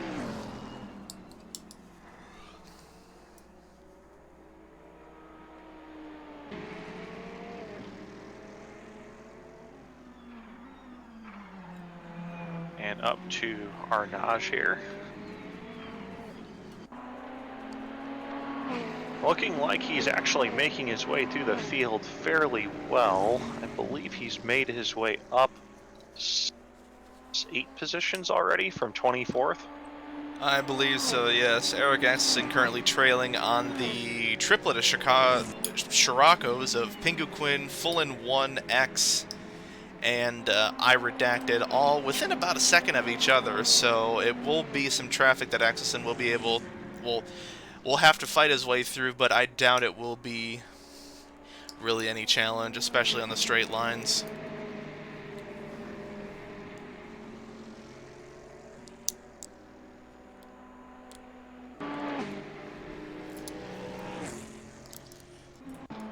Josh Brooks, meanwhile, in a league of himself with a 7.5-second lead over Jack Oliver, and increasing, as he is just absolutely running away with the lead in the GT class so far. Well, remember, Rail, he's going to have to make one more stop, so he's got to build some sort of gap there. It will be a strategy race for a change, which is kind of nice to see. I know at Chang we pretty much didn't have any issues with that outside of the LMP class with everybody running out of fuel on the last lap. But this one should be a bit more of a standard race. You have to admit it did make for a good photo finish, though. It was a great finish. I'm hoping that this one is maybe not as dramatic, but is close. Could use without some of the drama, but with a close finish still. Brooks heading down the Mulsanne to PlayStation. Well, Lipsy leading the next pack of cars from Crab, Labiak, Pingu, Fullen, Iredacted, and Eric Axelson in the small group of vehicles here. Yeah, they're all running, looks like, about a 4-minute, 4-second lap. Full Enix in 14th actually set a 4-minute and 2, so he's making up a couple tenths here and there on that entire pack. The leaders, such as Josh Brooks, are actually, he's in 3 minutes and 58. He's the only GT driver in the 3 minutes 50 at the moment. Everybody else is around 4 minutes 4, 4 minutes 2. Axelson is in the 4-minute 2-second range, so he should be gaining on Iredacted in the front about a second a lap. Weber putting in a new fastest lap, a 3-minute 34, I believe. Indeed, a 3-minute 34.5, which was about 5/10 out of Ericsson's lead that lap. Lead down to 2.6 seconds. We'll have to see how their fuel loads work out and if Weber can maintain this pace or even better it. He was on pole by a couple tenths, so he may be able to get something back that we haven't seen yet. Meanwhile, tailing the, as far as I know, the only Brazilian driver we have in the league so far, João Vicente Guerra in the Corvette here. Daniel Ricciardo going for the pass, coming up towards Malzahn. It seems they're both giving them a good enough space, but he holds the position nonetheless. Well, TC Gaming seems to have gone wide. That's going to cost him possibly 1, 2, maybe 3 positions. Yeah, he's going to lose quite a bit of time by just being a bit slow onto the straight here.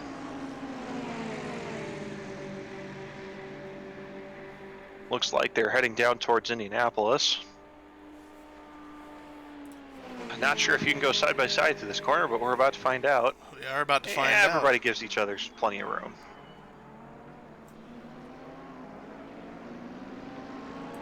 Well, it seems Labiak has run into a little bit of trouble, forfeiting, I believe, 1, 2, possibly 3 positions, but still seems to be going just as fine, keeping up with the Scirocco's. Axelson still very slowly chipping away the gap to Labiak.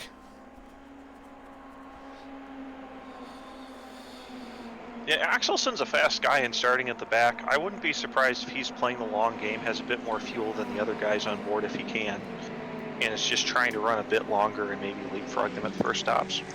As I say that, it seems we have our first DNF of the session, other than the safety car driver. The first DNF of the session, Adam Rosiak only managed to get about 6 laps in before the DNF. Hopefully it's nothing serious. Yeah, I believe he was talking about some sort of problem in the pre-race, so he may have had some issues there. Not sure if he will be able to make it back or not. Hopefully. Moving on, let's see here. A lot of people have been asking to see V Wolf's car, so we're going to show a little bit of his car. Someone has been very much suggesting to see the car, so we will see the car. There's just a couple of memes on this car. A couple.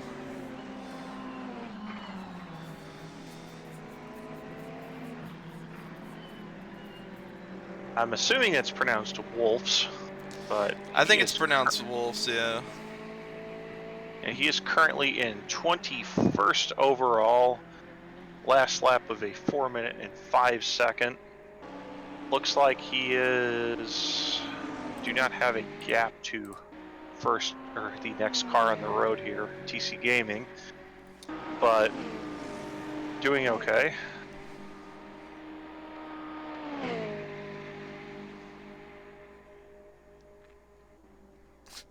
On the back of the car, have a message, please no Punterino. So I'm assuming that he's looking for people to not wreck him this race, but looks like he's doing a pretty good job of that so far, and I think everybody else is too.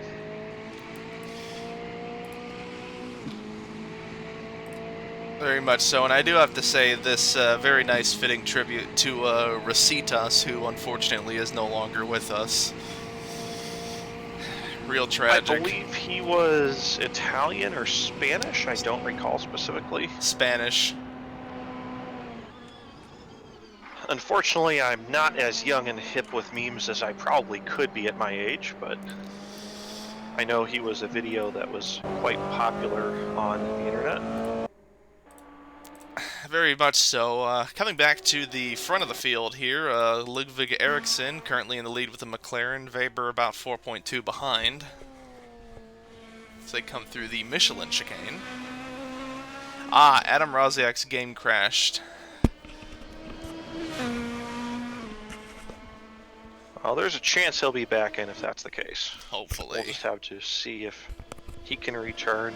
With a race this long, you know, there is always the chance of somebody having a major off-track excursion and ending up out of the race completely, and he may be able to pick up a couple places by the end of the race if that's the case. Hopefully, yeah. Ericsson has grown the gap to Weber again by 3.3 seconds.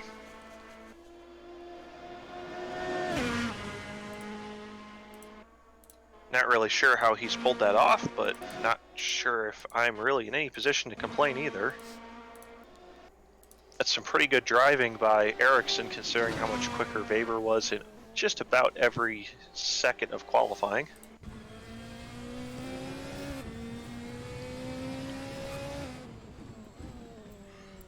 As the sun is beginning to set here, we're right on board with Ericsson for a little bit.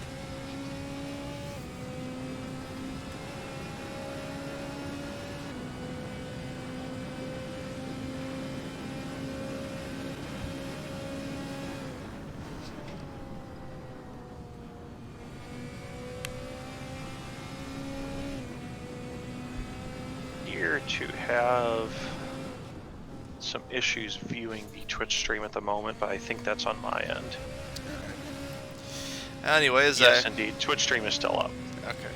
Well, Ericsson funneling his way through the curves towards the Ford chicanes as he's coming up quite quickly on a lot of the back markers. Looks like he's going into the pits. Yeah, he's diving into the pits. Don't know if that's because he was light on fuel, if he's looking for tires. Seems so. But Weber is also coming into the pits. Weber is one of the people we'll be able to do a mid-race interview with, so stand by while we bring him in. Let's see, where are you? There you are. So, Weber, mid-race interview, you're here for your first stint. I do have to say, congratulations on pole position in qualifying and still being only second to Ericsson at the moment. You must feel pretty proud about that. Thank you very much. That lap actually, I could do better. Like my PB in practice was a 32.3, and I think once I lost a 31.7 actually.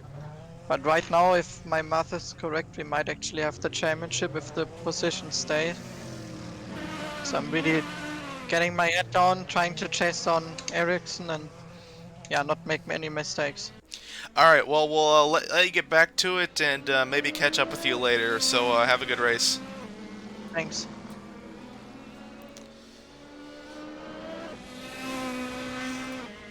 Not really sure where they've funneled out quite yet. My leaderboard is still updating. But I think that the entire LMP pack may have pitted there, so I believe that's the case. He shouldn't have lost any time. Yeah, more or less the entire LMP grid did pit, so they seem to be on quite a close strategy, or they're just playing follow the leader.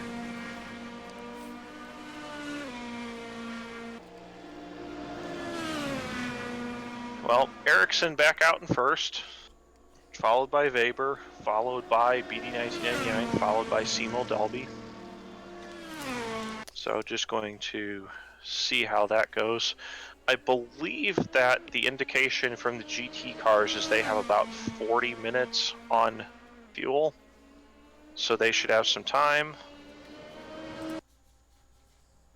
Bertrand commenting in the in-game chat, a thank you to Dalby for pulling in because he had almost forgotten to pit. Guessing he was about to run out of fuel otherwise. Some nice sportsmanship from one driver to another there. Bertrand missing the chicane and having to go through the runoff area at PlayStation, which will give the lead to Dalby.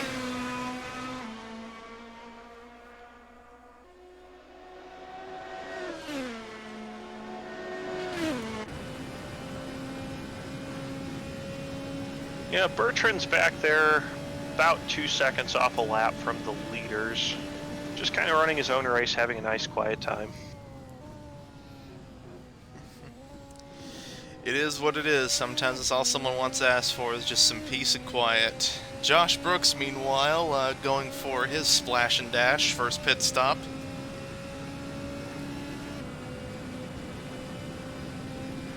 I'm surprised that any of the GT cars are in that soon. If they've got 40 minutes, perhaps he's trying to make a 3-stop, if I'm calculating here correctly. I believe you would be correct in that regards, yes.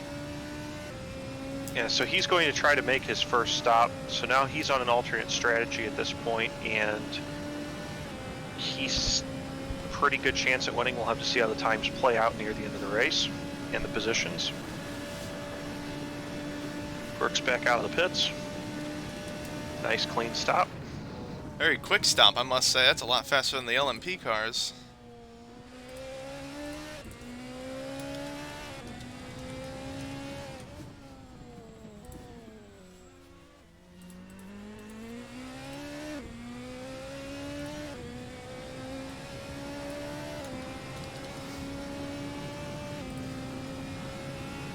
Like we are already pretty much in the dark. You know, making full use of those headlights and what little light there is around the track. Bertrand into the Porsche course here. Coming up on the cars of Simo Dalby and one of the back markers, Shiny Waffles, it seems like. Dalby losing a lot of time here.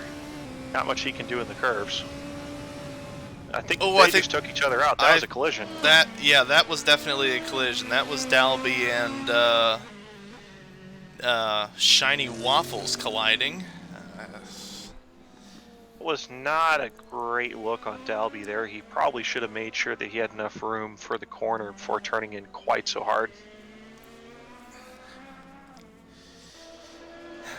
That is unfortunate, but ultimately it will... Bertrand gaining the place, so... Yeah. It is unfortunate, but it will be up to the stewards to decide what sort of action will be taken and who ultimately is at fault here. We can only speculate and commentate. Indeed. So Bertrand up to 4th, Dalby down to 5th. Looks like he's been able to continue. Good thing is Dalby has quite a significant lead over by Mythic, about a 14-second lead, and even above that, Trader Joe 37 seconds behind by Mythic, so he's not at risk of losing any positions. If he does, it'll be at the very most 1. Yes. So... Dalby over here, back onto the Mulsanne. Yep, Mulsanne towards PlayStation.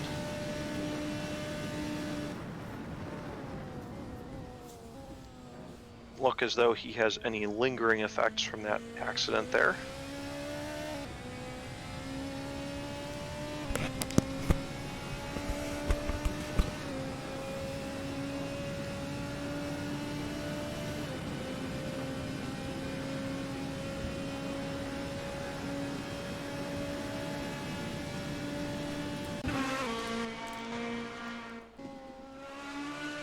Down into the Michelin chicane.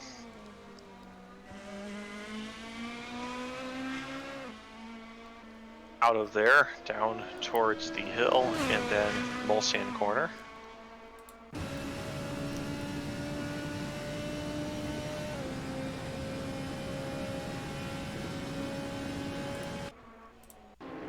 Now, lucky for these drivers, they do get plenty of practice in the daytime to figure out braking points and such, because there really isn't that much you can see at night. It's pretty dark.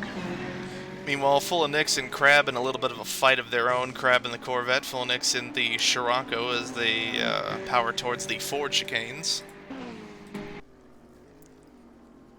Full-of-Nix diving into the pits. Track on the pit entry of all things. Thankfully, shouldn't lose that much time as he'd be pretty slow anyway.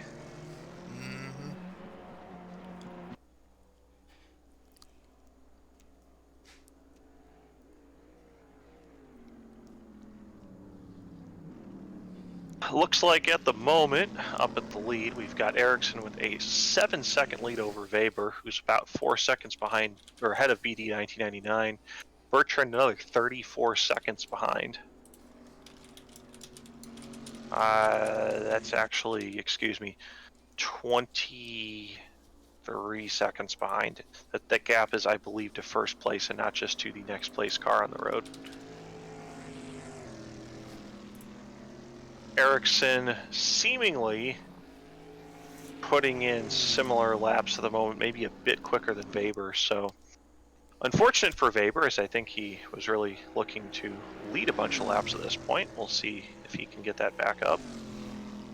Didn't sound like he was too disappointed so far as of the first pit stop, so maybe he'll be able to keep that up and claw back some time by the end of the race. Hopefully, yeah.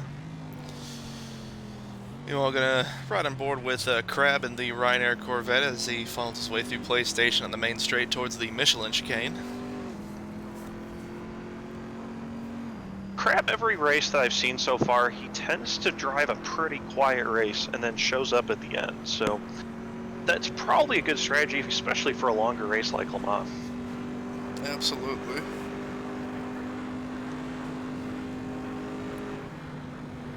Currently appears to be running, I think, third in class. No, excuse me. Yes. No, you're right. It's third in class. Third in class, behind Jack Oliver and Lipsias.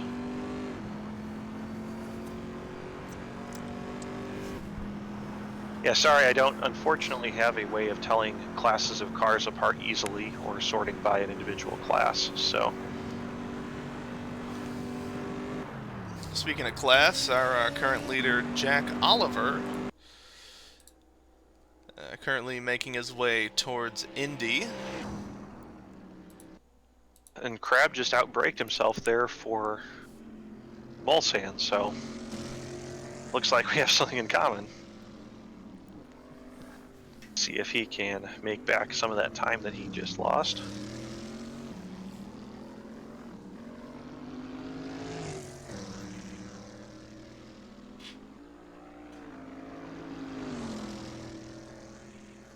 Should be coming up towards Indianapolis here.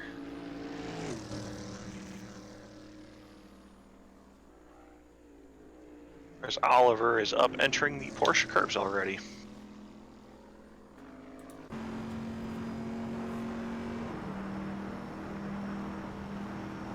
Looking nice and tidy so far. Maybe just a bit too hot into that corner.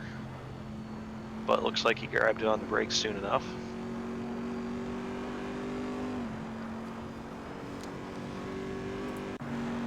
Meanwhile, Crab is leading a train of his own with a number of GT and LMP cars following close behind him in a little train.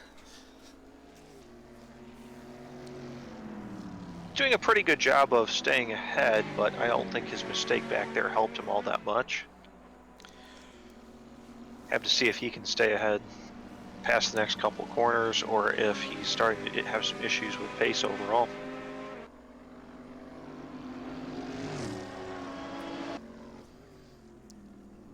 You'll have to see. Ericsson is not too far behind as he's gaining ever so closely.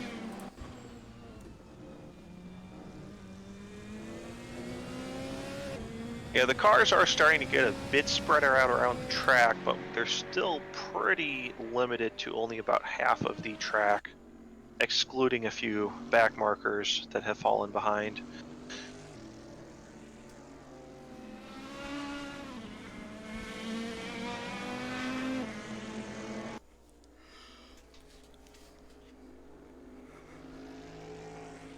Ericsson just kind of still pulling away, has the gap up to 8 seconds over Weber.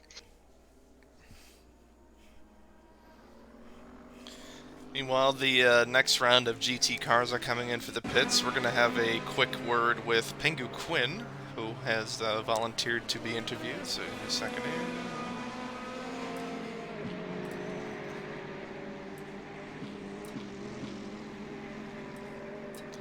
So, Pingu, quick mid-race interview with you. This is your first pit so far. Any idea on your strategy?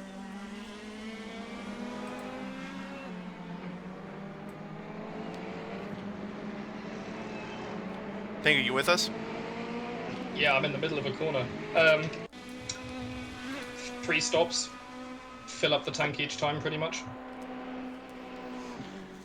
Now, are you looking for just flat-out endurance, or are you looking for putting in as fast of a time as you possibly can?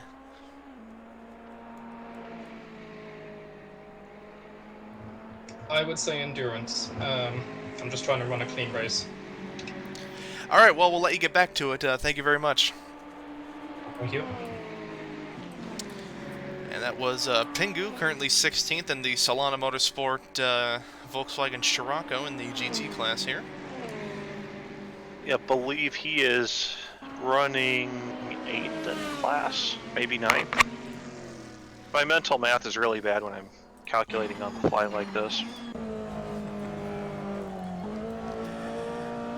But no, I'm really interested in seeing how this plays up against the end of the race. I mean, Josh Brooks back in 4th in class at the moment.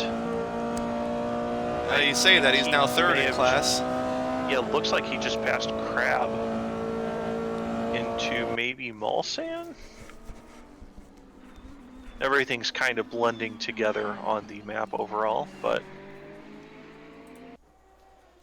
yeah, looks as though Brooks made it past Crab Paulson, in which case his LMP car goes past both of them.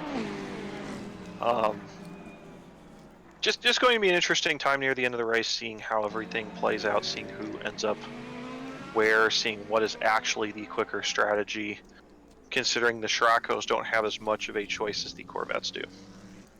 BD1999 using whatever he can to slipstream off of Josh Brooks as they funnel through towards Porsche.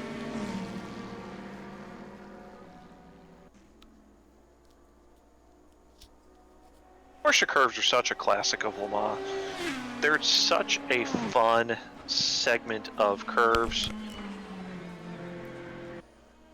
I mean, there's not that many tracks where you get that much option in terms of different lines, trying to make up time, whatever, and it really does require that you just be picture perfect through there if you want your perfect line every lap. Weber, meanwhile, setting the fastest lap, 34.506. Well, the gap to first is still 7.5 seconds, so he's going to need a few more of those. See if he can pull it out, maybe get into a bit of a rhythm here. Catch up to Ericsson.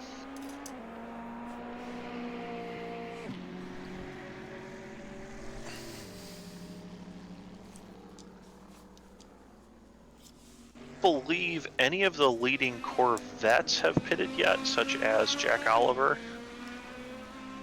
And I don't believe Eric Axelson has pitted yet either, which, if that's the case, then he is up now behind Crab Paulson for 5th place in the GT class from the rear of the field start. Theoretically speaking, Jack Oliver could potentially pit and still come out in first. He has a nearly 30-second lead over Lipsies. Quite a bit of a lead there. Not sure if he's ready to pit yet. I don't believe I've heard of a specific time or number of laps that the Corvettes are capable of.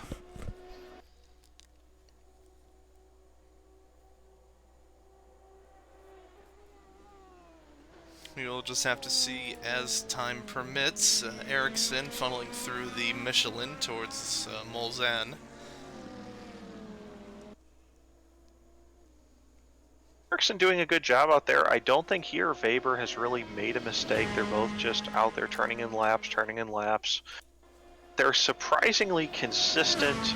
Weber's not gaining that much time, but neither is Ericsson. Maybe half a second here, maybe half a second there over a 3.5 minute lap. That's quite close. I mean, it's not like an F1 race where half a second is the difference between first and 5th or 6th. Half a second on this may just be the difference between first and second. Absolutely.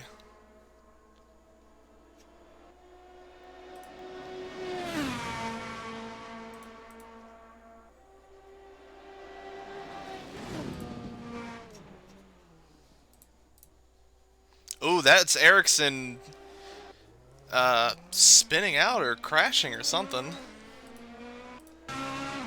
Disappointing for him, I'm sure.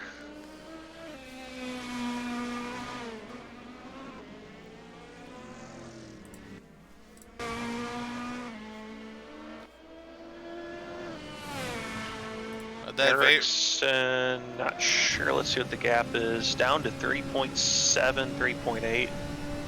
Yeah, so it looks like he's lost about 3 seconds there. That's not too much.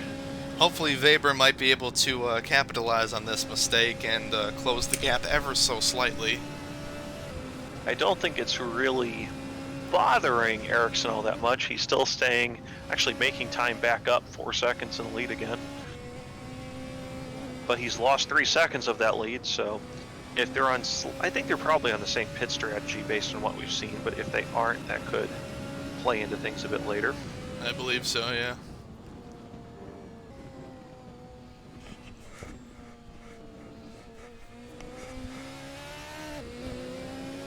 Looking like we have Ericsson back up to 4.2 seconds in the lead.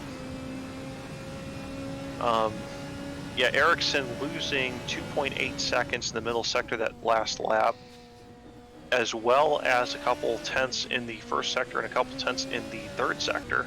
Actually, only 1/10 in the third sector, excuse me. So I wonder if he's starting to feel the pressure. Potentially. Jack Oliver, currently leading the GT2 class, just put in a personal best, almost 4 minutes dead. I believe Josh Brooks said, yeah, he said I think a 3:56 in qualifying, as did Oliver. Yes, they both were in the 3:56 range. Yeah, so if the tires don't fall off too much, I can see them running close to that time by the end of their stint. Looking like Brooks is still running 3:58s, 52 seconds back. Or, I don't know exactly what that's 52 seconds behind, actually. But either way, he's a bit behind on track. We'll have to see what he can do to make up that gap to Jack Oliver, and if he will have enough to cover him at his extra pit stop. I would suspect if he's consistently a second or two a lap faster, that once Oliver makes another pit stop, they will then be back to Brooks in the lead.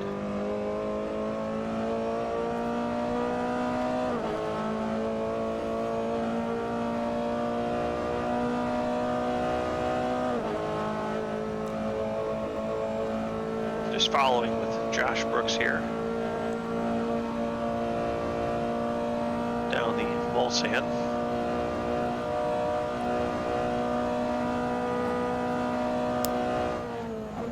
Like he's coming into the PlayStation chicane. Pushing very hard, very wide on exit, still makes it over the curb.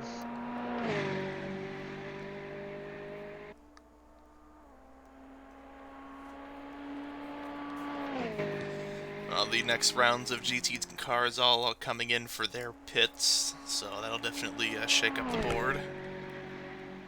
Yeah, that should be, I think, the Corvettes at this point. I believe so, yeah. Miguel Costa was one of the people who came in for the pits, and he's a Corvette guy. So we'll have to see if and when Jack Oliver pits.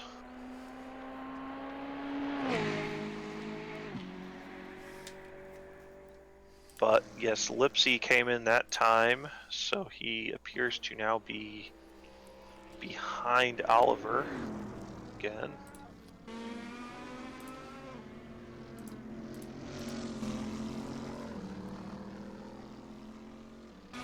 Yes, at the moment I'm seeing, well, I'm still seeing Lipsy out there on one timing his screen, but not on the other. Not sure what I should trust. Either way. So at the moment, Jack Oliver, Crab, and Shiny Waffles have not came in for any pit so far. Denny is the only one who has actually made 2 stops already, unfortunately.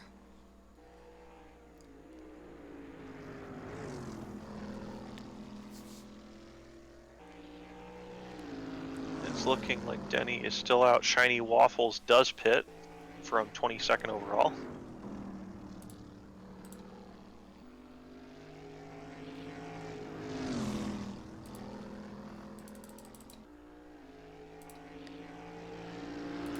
As Oliver heads through the Porsche curves here. Kind of suspect he's going to pit at the end of the lap. We'll find out. And into the pits. So we'll see where he stacks up against Josh Brooks at the end of this. Remember, Josh still has to make another pit stop, so we expect him to be a bit ahead based on his on-track performance so far.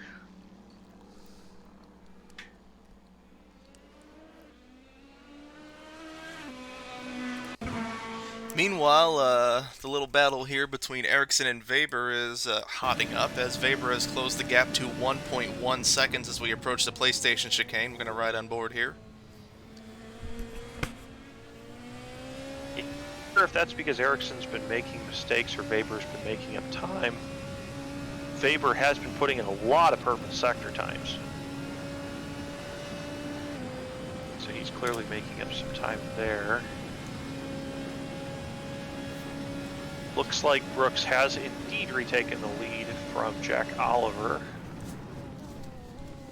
as Crab Paulson pits. And with that, that'll be the next mid-race interview we have here, so stand by. We'll leave Weber's view up here. So, give me a second here. So Crab, mid-race interview. You have been doing quite well so far, pretty much up towards the top in the GT class. Do you think you'll be able to make the strategy work with your Corvette compared to the Scirocco's? Yeah, my strategy, I have to do an extra lap, which my fuel tank can't do, so I've just been fuel saving for the first stint. But for the remaining 1 or 2 stints, I should be able to go full pace. Alright, and do you think that... Let me take a look here, sorry. Do you think that potentially you'll be able to move up in the points if you can bring home a good finish? You were on the podium last race. Do you think you could do better than that? Assuming I make no mistakes, a podium should be possible. Alright, well, we'll let you get back to it, and have a good rest of your race. Thank you. Meanwhile, focusing back on Weber here, closing it to less than a second here. Yeah, I may be in the minority here, but I really do appreciate seeing a race with a bit more strategy where it's not just down to, and I mean, it's partially because of the cars, but it's not just a race of being flat out the entire time. Some people, as Crab said there, he was saving fuel the first stint. And I think he got a couple more laps than anybody else, at least 1 lap out of that tank. If he can make 1 fewer pit stop than anyone else, I mean, if he can just take a bit less fuel at the next stop than anyone else. Speaking of pit stops, Ericsson dives into the pits. Alrighty then. Yeah, the LMPs appear to be using a lot more fuel than the GT cars. Wonder if Ericsson was trying to save fuel that last couple laps, hence his losing time. I will say, though, I do have to agree with you. It's, you know, races shouldn't always just solely be about who is the fastest. You really, what's overlooked a lot is the, you know, the technical aspects, the scientific, the mathematic calculations, and all that stuff. Well, I think we're up for a good one here either way. We're not going to know really who's in the lead until after the final pit stops, which should be, I think, about 30 minutes to go. So we've got another hour until we really have any clue who's where. Without more timing data, it's really hard to tell. Couldn't agree with you more on that. Let's see here. It's like Ericsson out of the pits. Brooks, meanwhile, retakes the lead in the GT class. Jack Oliver about 8.2 down on him. And did we decide that's about 30 seconds for a pit stop, or maybe a bit longer? I don't recall. I think 30 seconds is a good ballpark range for the pits here, at least for the GT cars. All right, so I'm just going to do a bit of math here. I think I have an idea here. So if it's about a 4-minute lap, and we're doing 144 minutes, it's about 36 laps. So if it's 36 laps, and he's gaining 2 seconds a lap, that should be enough time, if he can maintain that pace the entire race, to have 72 seconds clear for an extra pit stop. I think you'll get 1 or 2 laps fewer because of pit stops, and maybe because there might be a slow lap here and there. I don't think Josh has been running 3-minute 58s the entire race, but I think he can make this work if he's 2 seconds a lap, or even a second and a half quicker than Jack Oliver. So I think he can still pull off the class win, but 8 seconds there is not as many as I really expected him to have. Definitely. Meanwhile, the LMP car by Mythic trailing on Josh Brooks. We go into PlayStation. He gives him more than plenty of space.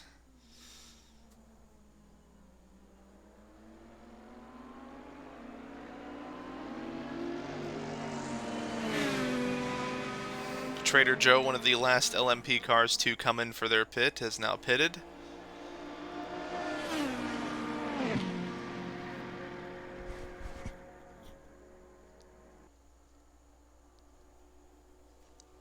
Interesting how he's managed to stretch that out. Maybe he's trying for a fuel mileage race and thinks everybody else may need to make another stop with the pace they're running.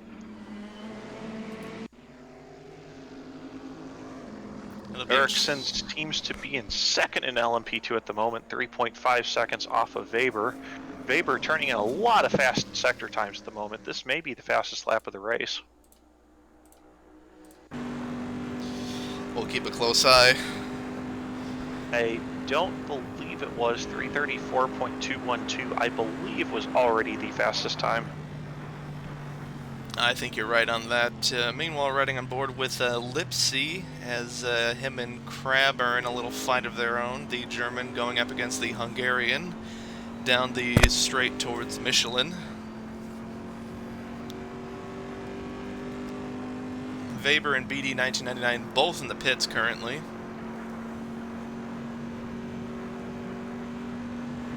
Well, if that's the case, so Weber pulls into the pits. So he's 3.5 seconds ahead of Ericsson. Does this mean... I thought Ericsson already had pitted.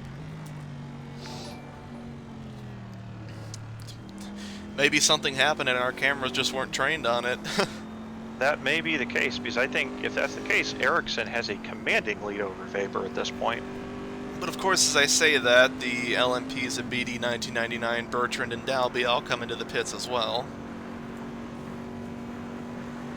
Yeah, it looks like we're shuffling through that second round of LMP pit stops, only about an hour in, so they're pulling about 30 minutes on fuel per stint.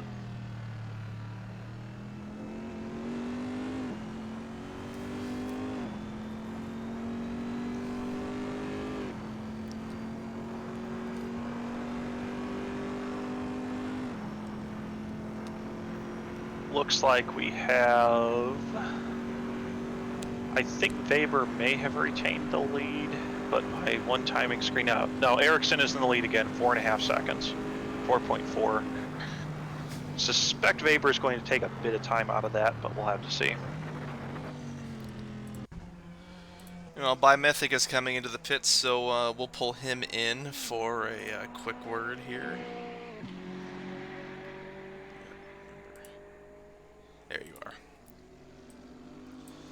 So by Mythic, quick mid-race interview. You've quietly just sort of been in the back with the LMP cars, but at the same time, you're still putting in pretty consistent laps. Do you think you'll be able to work that strategy out to your advantage? Well, in fact, I've actually messed up the strategy. I'm just trying to find a way back to the plan. Okay. You think you have enough time to make that happen in the next hour and a half? If I pick up the pace, then maybe, yeah. Okay. All right, well, we'll let you get back to the race. Enjoy yourself. Good luck. Thank you. And that was by Mythic, who is coming out here. 54.6 for the pit stop on him. Charles... Yeah, the LMP2s have, it seems, about 10-15 seconds longer pit stops. I'm not sure. Since we don't see physical pit crew, I'm not sure what they are simulating in particular here, but I know on the full-size real cars, in different classes, they may have different requirements, such as some classes you are not allowed to work on the car with the driver in it. In some cases, you have to do a driver change, and I don't know if the LMP cars are maybe simulating a driver change that the GT cars are not. Meanwhile, we have our third DNF coming after Fullenix. Charles Bertrand has DNF'd. For some reason, Trader Joe is coming up with... There we go. It wasn't showing a lap time on the board, and I was wondering what the issue with that was, but hopefully whatever the issue with Charles Bertrand is, he'll be able to recover from that and get back in the race. We still have quite a while to go. Yes, we do, and I think we are starting to see gradually how things play out here. I think we're in for a close race. I mean, Weber, we know, is quick, and we know he wants first. So the question is, what is he trying to do with strategy? Is he behind on pace, or is it just from a slightly different strategy? I think by the end of the race, things will be a bit closer than they are now.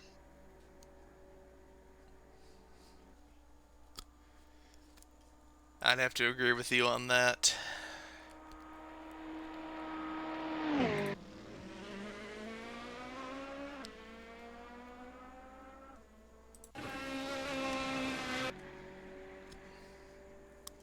At the moment, just looking at by Mythic here.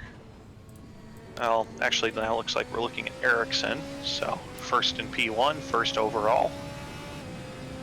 Currently still holding about... Actually increased to a 12-second gap over Weber. I think Weber lost, looks like 7 seconds somewhere. He's doing his best to try to lower the gap, but it's not looking good, at least so far. Yeah, I'm wondering if he's just trying a bit too hard at this point to make up that gap.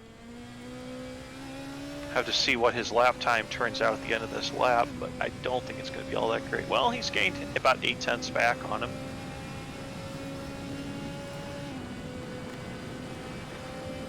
But at a 3-minute and 30-second lap,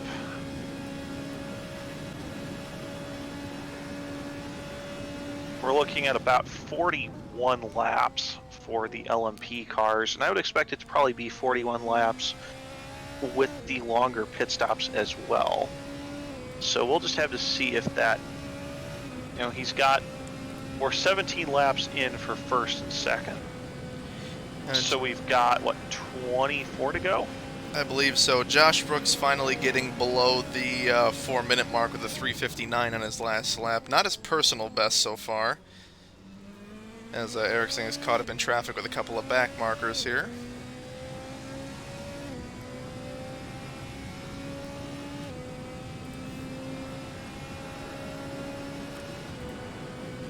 Ericsson's doing a much better job than I expected after qualifying. Good for him.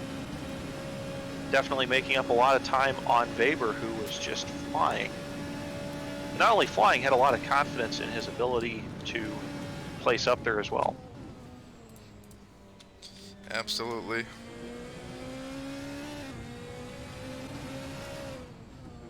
So Ericsson flying up there, Brooks flying as well.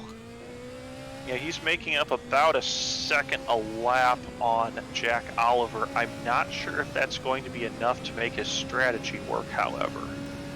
I'm hoping for our sake and everybody else's sake that it's a close race at the end, but I'm just not sure if he's quite there yet. Let's see where he goes. Let's see how it turns out. TC Gaming giving Ericsson a bit of a issue as he's just funneling through traffic like, really, it's like it's not even there.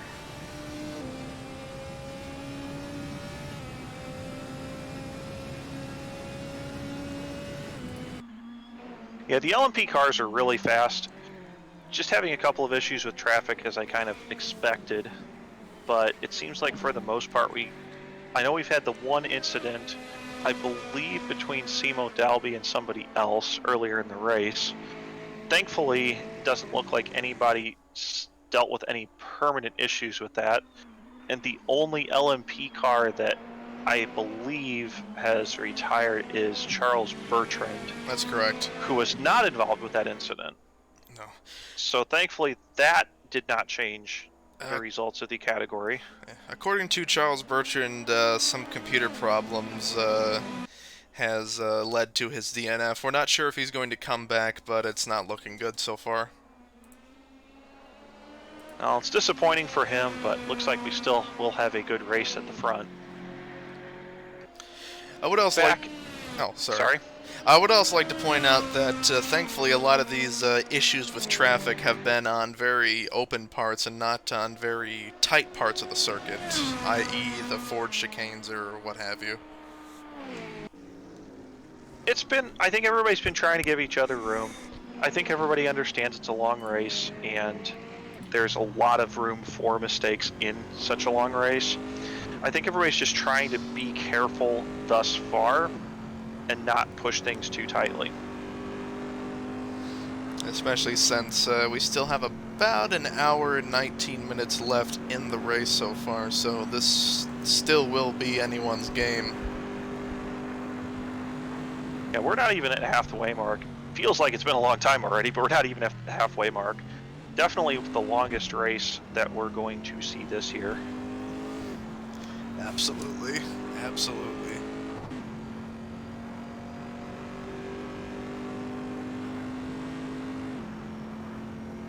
Ericsson still holding the lead by just over 10 seconds. Josh Brooks in the GT car has just finally, it seems, passed the position of Charles Bertrand. Brooks looks like he's doing back in the 358s, whereas Oliver's back in the almost 4-minute 1 second range. So 3 seconds a lap, he's going to make up quite a bit of time.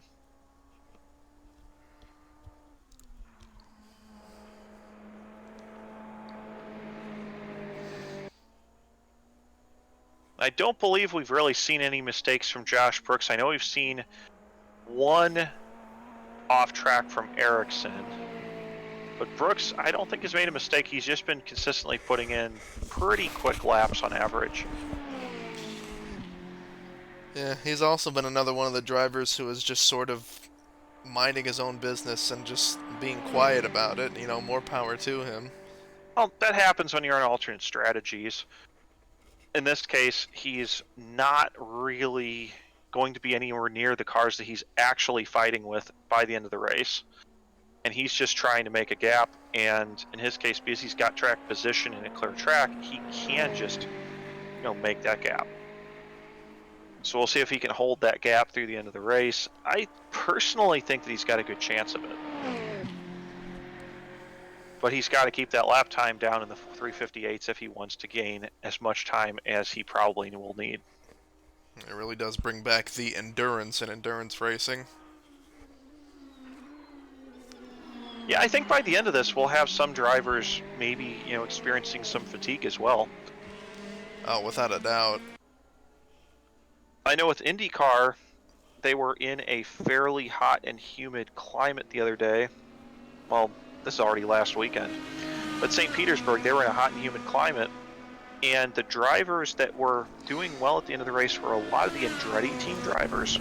And they actually had on cool suits. Everybody else was really starting to struggle and looked completely wiped out on the podium. But the Andretti drivers, I mean, they were definitely tired and pretty hot, warm, but they definitely looked like they had more left in them, whereas not many of the other guys did. And in that case, they were definitely movers and shakers by the end of the race. So fatigue plays a part in the full-size race, and I'll bet it will play a part here as well.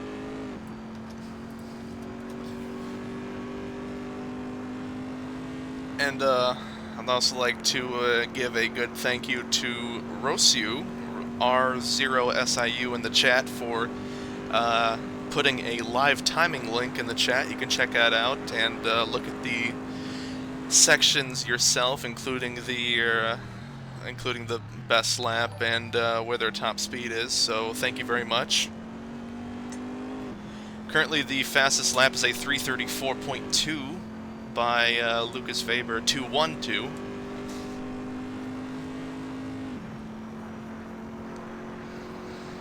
Weber just having, I feel like, a bit of a sloppy race here. I mean, he's definitely the quickest, but he just hasn't been able to keep it all together enough to make up the time. It is a shame, that is for sure, but still plenty to go. Meanwhile, Ludwig Eriksson getting caught up in a couple of back markers here. One of the Scirocco's and the Corvette of Eric Axelson.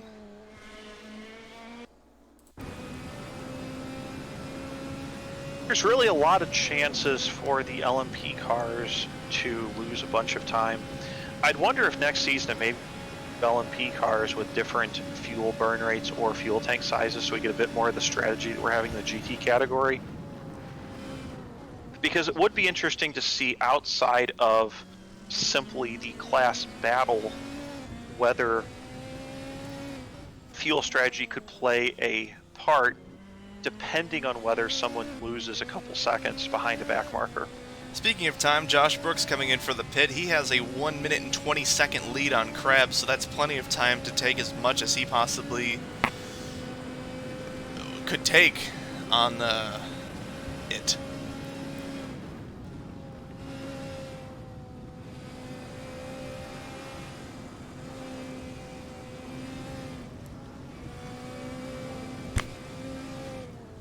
Eriksson currently caught up behind Crab as he funnels his way through Maison Blanche to get around.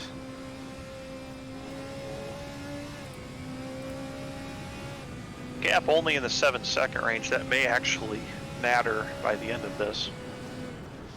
Yeah, it'll depend more or less on how Weber, who we're now going to ride on board for a bit, can funnel his way through traffic, approaching the Ford chicanes.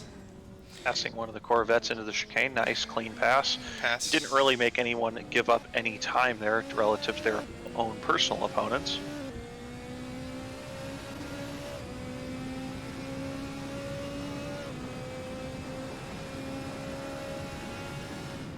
Past Lipsy through Dunlop into the S's, approaching Shiny Waffles and Crab.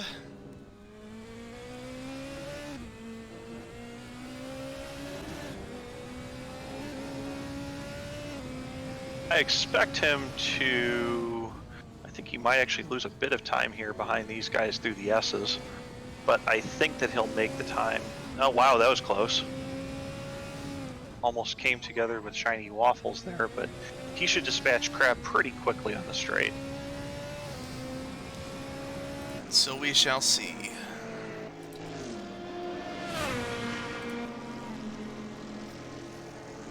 Jack Oliver down to a 4 minute and 2-second lap, so unless Josh Brooks loses a lot of time, I think he's going to still have a fairly substantial lead in that category.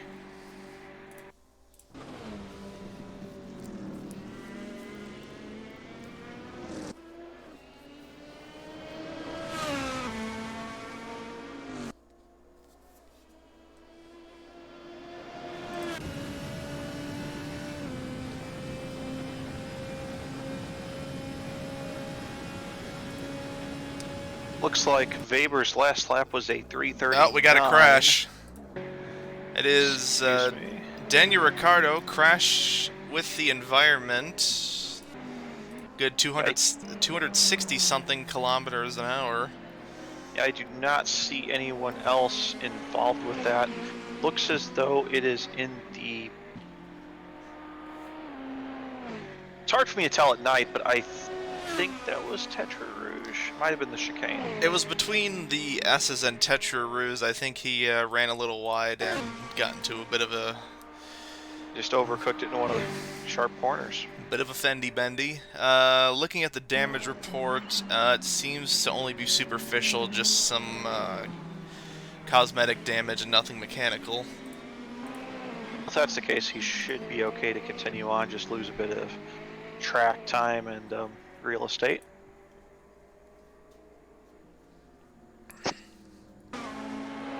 Daniel Ricciardo back in 18th overall and I believe 11th in class. I think you're correct, yes. So see if he can make any of that back up now. Wolf's with the meme car. Looks like he may have gone straight through the Michelin chicane. But I don't think he experienced any ill effects from that. Ericsson pulled back out to a 10.5 second lead.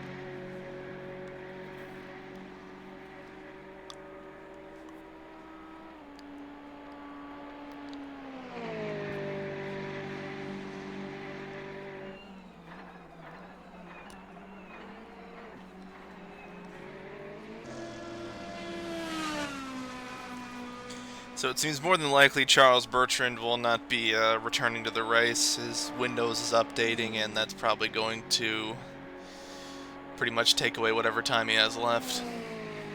Pretty disappointing.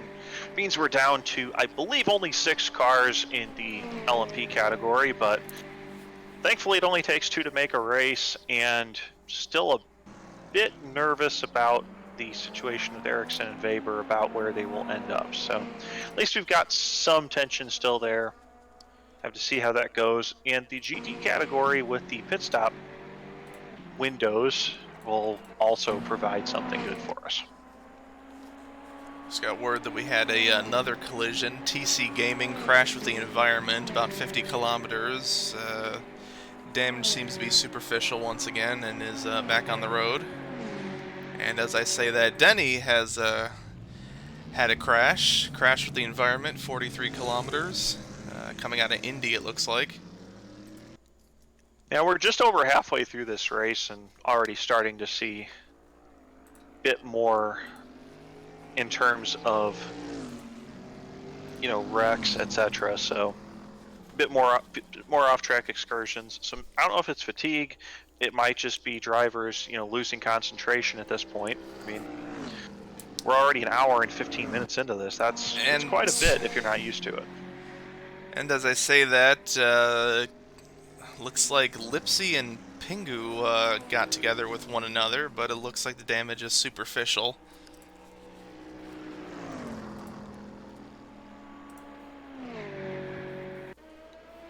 Yeah, one thing that this live timing thing does that nothing else does is it tells me exactly when there's a crash, so I can, you know, just sort of quick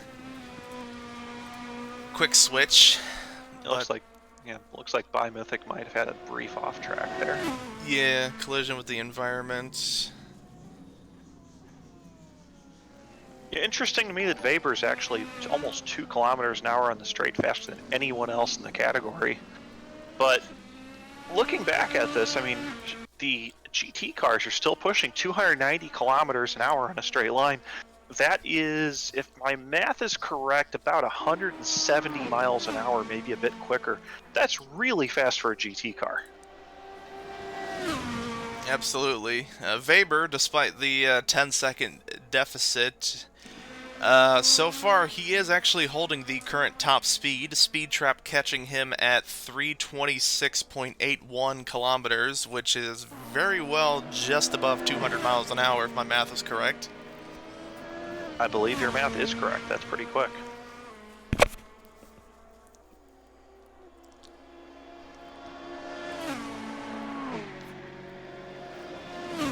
and seems to be not really able to make that many inroads onto Ericsson's lead, which surprises me, but not sure why it surprises me, but it surprises me. Weber, So meanwhile, let's coming see. up on the second place GT runner, Josh Brooks, as they navigate through Maison Blanche. Brooks giving him plenty of space as he fights his way through. Yeah, I know it's the responsibility of the LMP drivers to not have an accident, but even if you're in another car, it is just good practice to, try to give everybody else some room. You don't know when you'll need some room yourself for your own battle later in the race. Absolutely.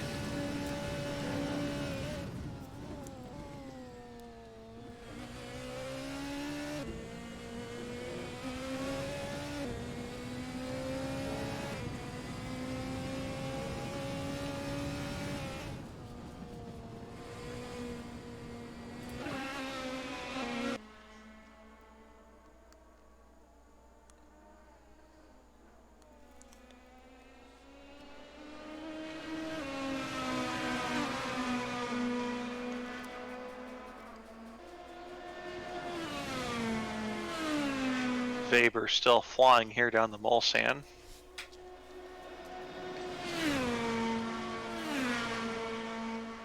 Yeah, looking like his last lap was actually about 0.3 slower than Ericsson, so that's really not making him up the time that I think he wanted to make up. Yeah, I'm seeing orange across the board in terms of his sector times. So, although he's not necessarily improving or losing times, he is staying relatively consistent with his lap times overall.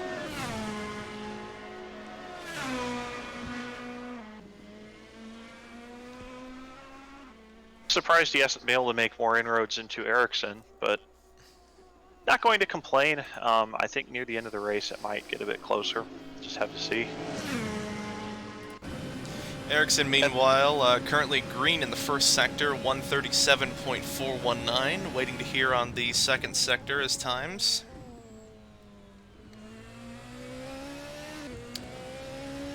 If I recall correctly, it's the first time he's gone green in a sector, and I'd say at least 10 laps, if that.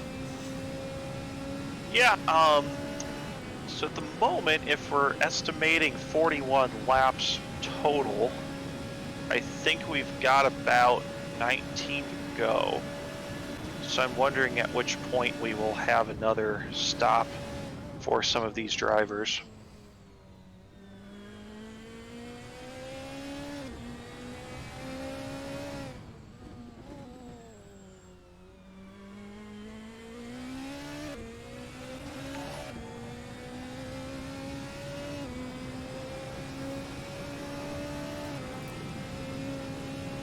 Now looking as though not many people that close at the moment. We'll have to see how this goes. Charles Bertrand, meanwhile, is loaded back into the server. He's going to have quite the deficit to make up, if he can. Yeah, Bertrand, let's see here. Oh, as I say, I see him out on track. Yeah, it says he disconnected. Purple in Sector 2, 1 minute 40.25. Ericsson making another quick time. And dives into the pit. So he's doing good on, what's the word? Doing a good in-lap. Yeah, Weber staying out. So there are going to be a couple stops, or a couple turns at least off on strategy. Maybe a couple laps. We'll have to see how that plays out at the end.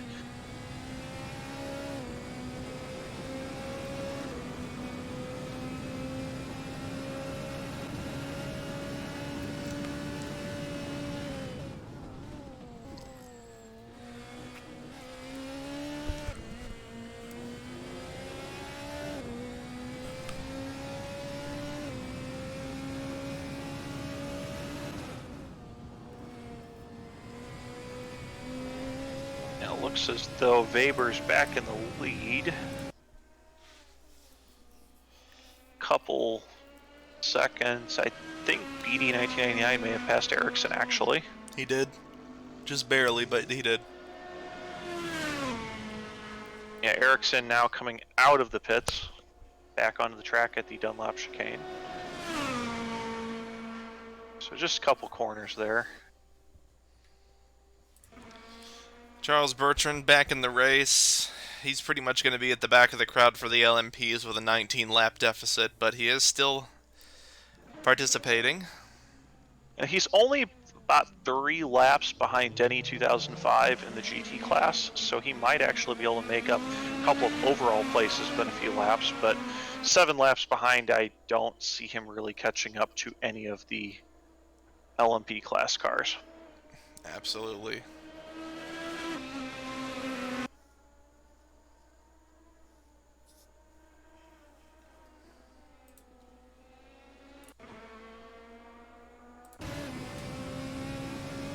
Meanwhile, back up front with Weber as he powers towards Mulsanne.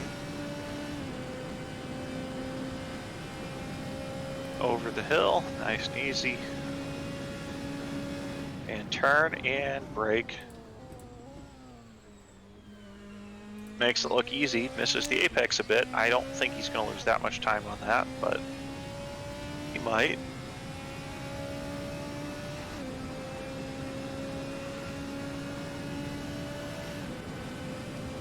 Last lap of a 3:36, I believe. Yes. So last lap was a BD 36. 1999 actually cut a second and a half into his lead on that lap alone. Ericsson about 3 seconds behind, but I believe that was his in lap, so that may account for some of that.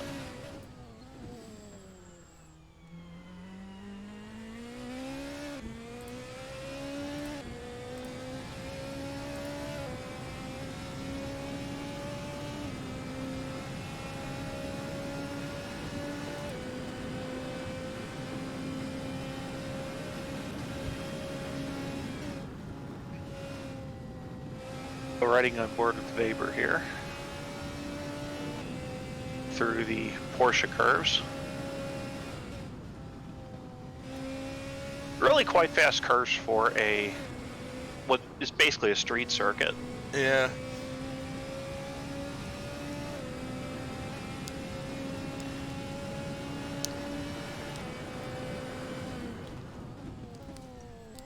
Weber coming in for another pit. So he made it one more lap than Ericsson. I don't think that's really going to change much in the order, but we'll see. I suspect BD 1999 may follow him in this lap as well.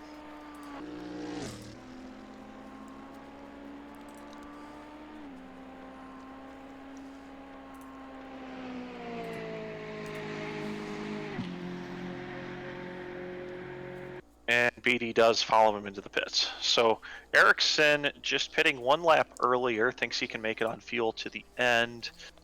I think that they'll need one more stop apiece at the moment. Ericsson through the final chicane. Weber still stopped in the pits. So Ericsson definitely getting back the lead here. We'll have to see how much gap he can build. Weber is at the pit exit now. I think that'll be, yeah, Ericsson's already through the Dunlop chicane into S's. He's going to have quite a few seconds there.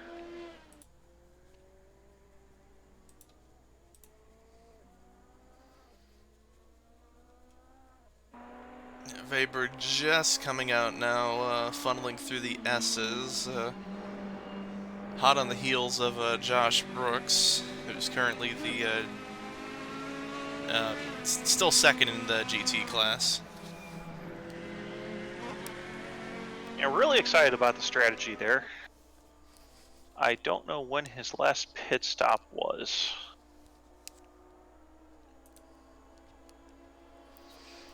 Axelson, meanwhile, going green in sectors 1, 2, and 3, improving to a 4-minute .406. Good on him.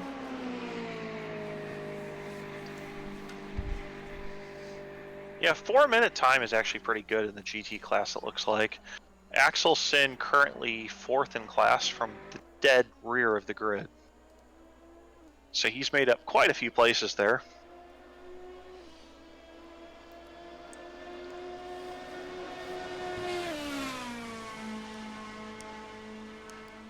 So at the moment, Jack Oliver leading GT, but probably having to make an extra pit stop.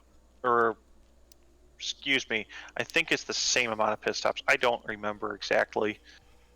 We've got Josh Brooks in second, Crab Paulson in third, and Eric Axelson in fourth, making his way up through the pack. Axelson trailing right on the tail end of the purple Ryanair Corvette as they come towards the PlayStation chicane. It would be nice for Axelson to get a podium after starting at the back of the grid. It would make for a really great turn of events, but we still have about 55 minutes left, so anything is possible still. Oh yeah, now these guys have been fighting pretty hard. I'm sure they'll continue to fight hard. Got plenty of time left, plenty of laps. Any of these guys could make a mistake and lose 10 plus seconds at any time. So thankfully, they're all relatively professionals about it. Looks like they're doing pretty well. So have to see how things go. Meanwhile, it looks like Pingu Quinn and Shiny Waffles tangled with each other. Both getting back underway here.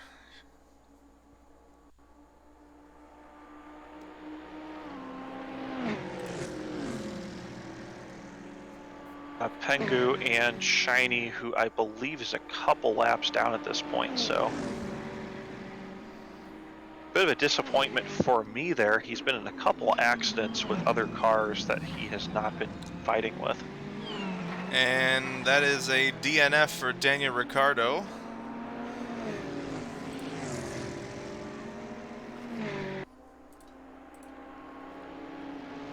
Yep. Not sure what happened to him, if he just went off the track and determined that that was it, but he has left the game. Jack Oliver, new personal best, 3:59.705. I think it's his first sub-4 time of the session so far. I believe that is as well. As he's been back a couple seconds behind Josh Brooks almost every lap. I believe, yes, that time was actually faster than Josh's last lap. So Josh needs to make up a couple seconds if he wants any chance of pulling the strategy off. I believe he's still 22 seconds behind, so in 53 laps he has to average almost 2 seconds a lap quicker, because I believe they both still need to make the same amount of pit stops. Gotta say big ups to Polybius. I can't pronounce your name and I'm not going to try to. Currently, provisional results, if the results stay as they are, Ericsson will be taking home the LMP2 championship, and Axelson will be taking the GT2 championship for the drivers. For the team standings, Poor Energy Racing has a 10-point lead over McLaren, and Heinz River Racing will take home the GT2 title. Again, these are provisional results. Big thanks to Polybius for putting this together. Thank you very much, man. Like, it's nice to have somebody putting together material for us to talk about. According to Daniel Ricciardo, he was quote-unquote Turkish fibered, so his internet cut out.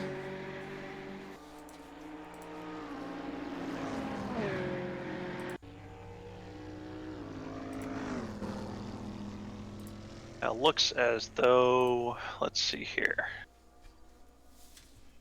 Looks like we are following Lipsy at the moment through the Dunlop chicane under the bridge. Looking right into the sunlight there.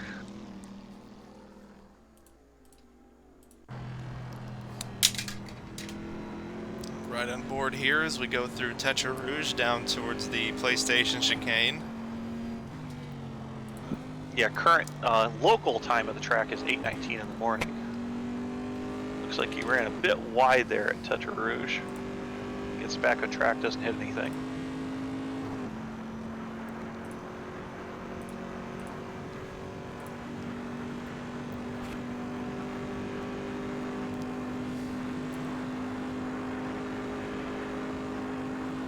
And looks like I have received a quote-unquote unexpected error from the game. Dear. It does look like I am able to reconnect. Alright. Meanwhile, we'll move to following Ericsson as he's just coming towards the Ford chicanes, coming up on a couple of back markers here.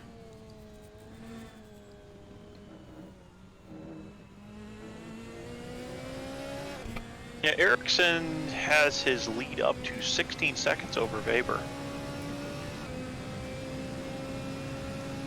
So considering his best lap is almost 8/10 behind Weber's fastest lap, he's doing an excellent job of staying in the lead.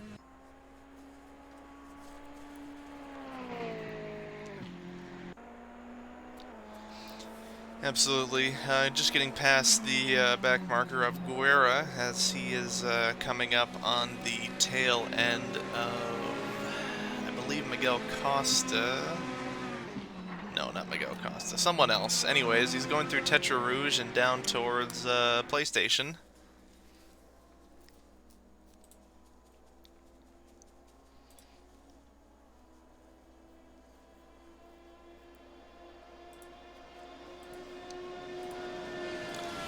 This is still a really long straight, even with the chicanes. It's a really long straight.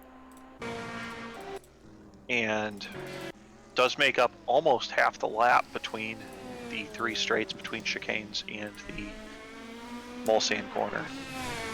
I also like to say Polybius will be sort of our unofficial third guy here, constantly changing the live results every 10 to 30 minutes according to him. So currently with current revisions, unchanged for the driver's standings, Ericsson first place, Axelsen first place. For the team standings, with this change, because of Charles Bertrand, the McLaren LMP2 team will potentially move up to supersede Poor Energy Racing. Heinz River Racing will still lead the GT2 team standings so far. We'll check back in a little bit with Polybius's updated results.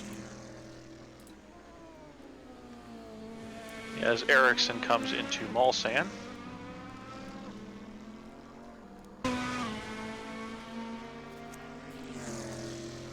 Bertrand remarking that he's just trying to go for the fastest lap. You know, more power to you, man.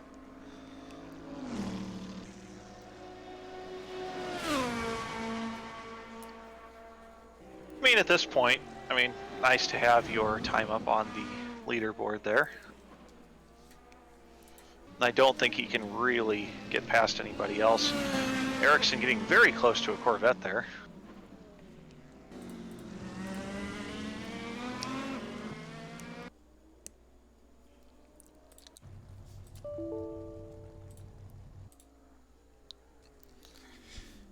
Axelsen, meanwhile, funneling through the S's here, through Dunlop.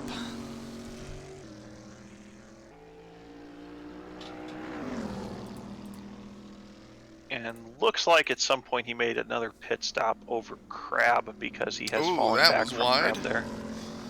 Bit of drift there through the S's. Yeah, with a bit of lag on the internal camera, that was actually pretty interesting to watch. But yeah, Axelsen down on the Mulsanne now. Let that Corvette wind up a bit. Dalby, meanwhile, going green in Sector 1. We'll see how that translates to the other 2 sectors as he continues.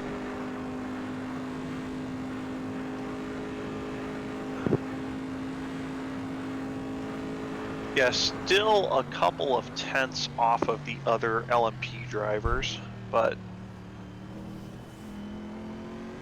Actually, excuse me, that was a 98.1, so that was actually the quickest. No, that was actually... I'm seeing that as actually being a purple in Sector 1. So I think that was actually the quickest Sector 1 time. So good job to him. Good, yeah, very good on him, indeed. Oh, hang on. Looks like Lipsy had some sort of an accident. As well as Labiak.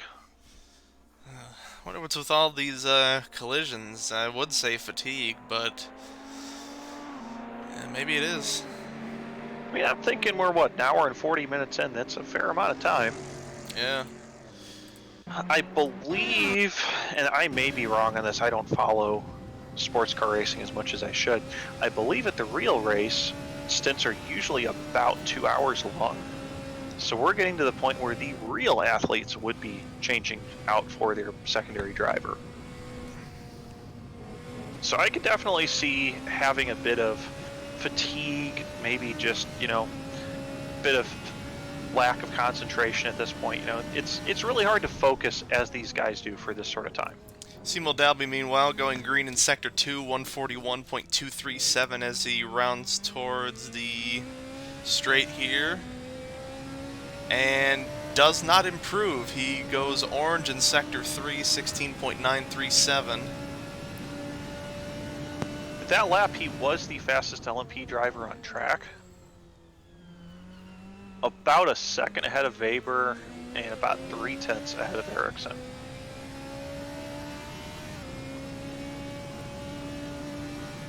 Looks like Trader Joe may have had a light wall tap somewhere.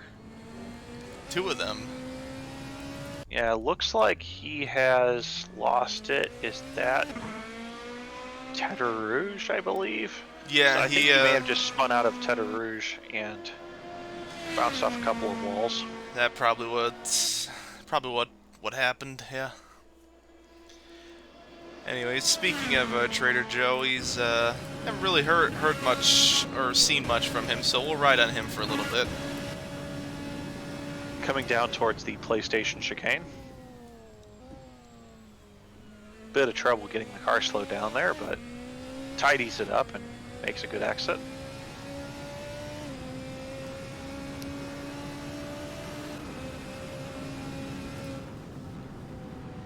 Looks like he's trying to let the other LMP car by.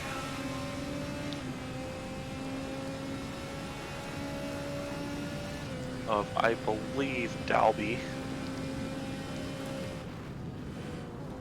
So down into the Michelin chicane. Interesting that there's so much at Le Mans that has tire names based on the Dunlop chicane, the Dunlop bridge, the Michelin chicane. Yeah. You know, it's interesting. There's you know, all these other tire brands too. You know, Firestone, Pirelli, and all those things. You know, maybe at some point they might get corner names too. Well, I know Michelin is a French company. I don't think Dunlop is. Yeah, No. Dunlop is actually an Irish brand, but now headquartered in Ohio with Goodyear. So I guess they just at some point, you know, made their mark on Le Mans. They must have. You know, clearly sponsored a bridge.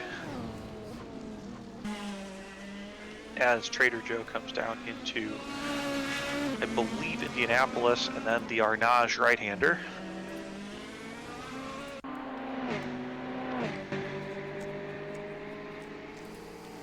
And up the straight to the Porsche curve.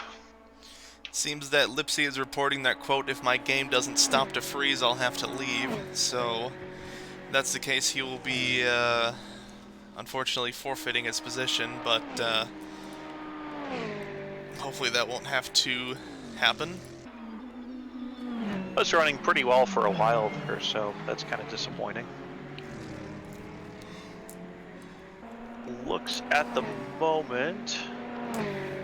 Not sure what's up with some of the GT pack. They've been having some times fall off quite dramatically.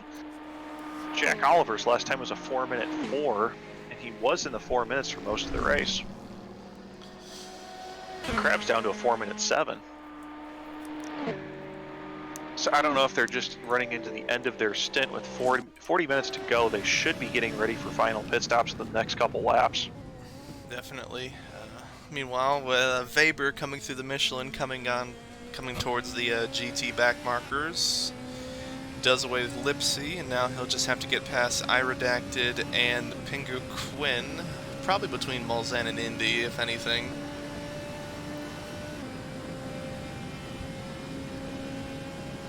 Yeah, I think he's going to actually lose a bit of time here in traffic. But, yeah, I think he made it okay there. Looks like iRedactor running a bit wide.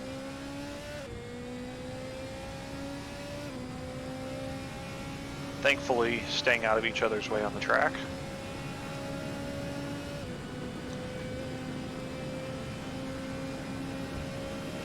Weber doing away with Quinn just before Indy, so good on him. Yeah, nice move while he still had some straight left. Neither one of them will hold each other up. Kind of how you like to see it. I'm sure how they like to see it as well.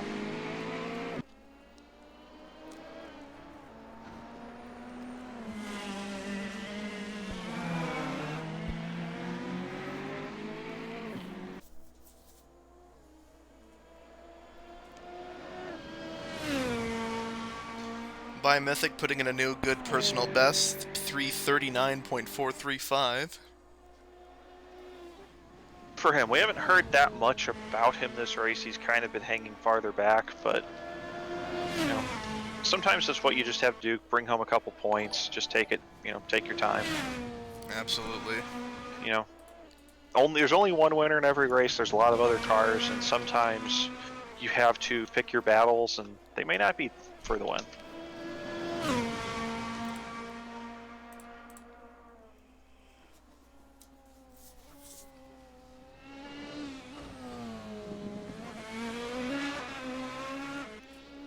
Meanwhile, speaking of Mythic, we'll give him a little bit of airtime here as he coming down the bull's head straight towards the PlayStation chicane.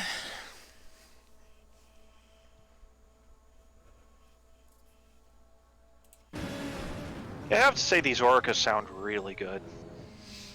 That's the power of the Cosworth engine. Yeah, Cosworth has a grand motorsports tradition, so nice to see them in this, you know, doing pretty well.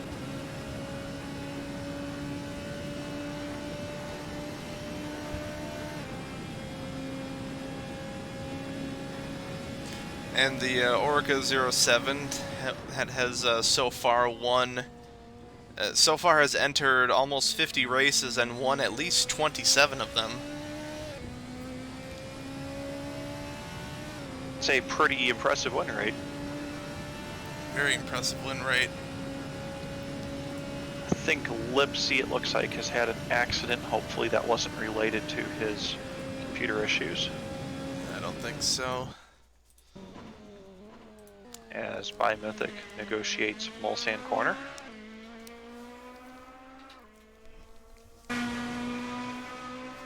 Heading up towards Indianapolis again. Looking like 29 laps in for Ericsson, Weber, BD 1999, and Dalby. So approximately 12 laps to go. Ericsson, meanwhile, going green sector 1, 37.397. Yeah, I'm actually seeing about 11 laps at the moment. So I think they'll have 11 laps. Not sure how much fuel they have left, though. Okay.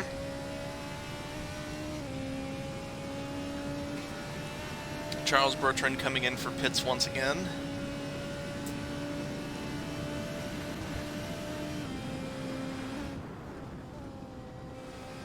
Yeah, I wonder if he's going for another set of tires to try and pull off that fastest lap. I'd say that's probably a good assessment, yeah. Weber 16.8 down to Ericsson right now.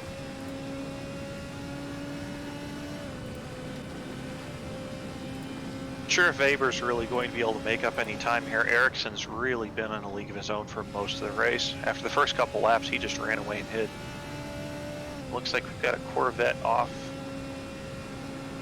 by the pits. Not sure who that was.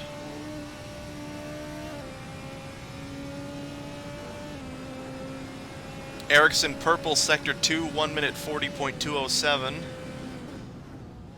Wow. Yeah, Ericsson's got 2 purple sectors in this lap. Have to see how he does in the final turn. Goes a bit wide on the exit of the final Ford chicane. And that's the new fastest lap, 334.119. Yeah, he didn't even need a fastest Sector 3 time there. Yeah. His first two sectors were enough to make it work.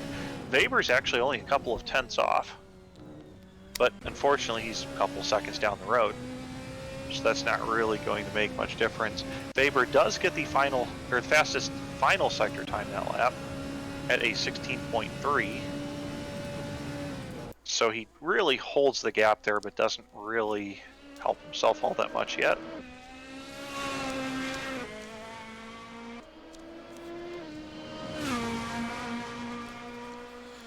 I would say it's watch Weber through the S's. Yeah, I would say it's probably good to say that more than likely Ericsson will hold that fastest lap time for the rest of the race. But of course, as I say that, BD 1999 does a 334.87, so chipping away slowly. I mean, Weber's only 1/10 behind there. They're still pretty close.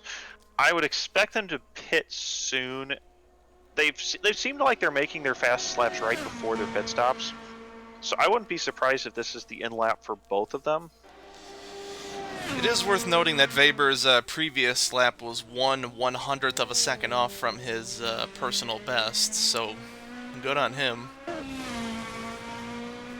I mean, Weber's been quick. He's not really let Ericsson just run away. I mean, on a 3-minute and 30-second lap, this is, what, 15% of the track that he's ahead? On any other track, that would be, you know, like a couple seconds. It's only because at Le Mans that it appears to be so far. BD 1999 currently leading the speed trap, 327.07, as Weber puts a purple in Sector 1, 36.94. So either he's going to be taking the fastest lap, or this is going to be the fastest in lap he can do. Trader Joe, meanwhile, coming into the pits.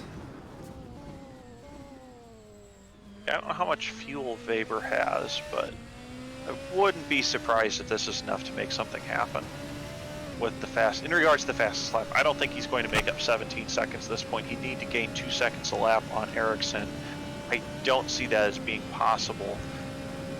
In the meantime, back in the GT battle, Josh Brooks, I believe, has about 30 seconds on Jack Oliver. That's going to be really close at the end here.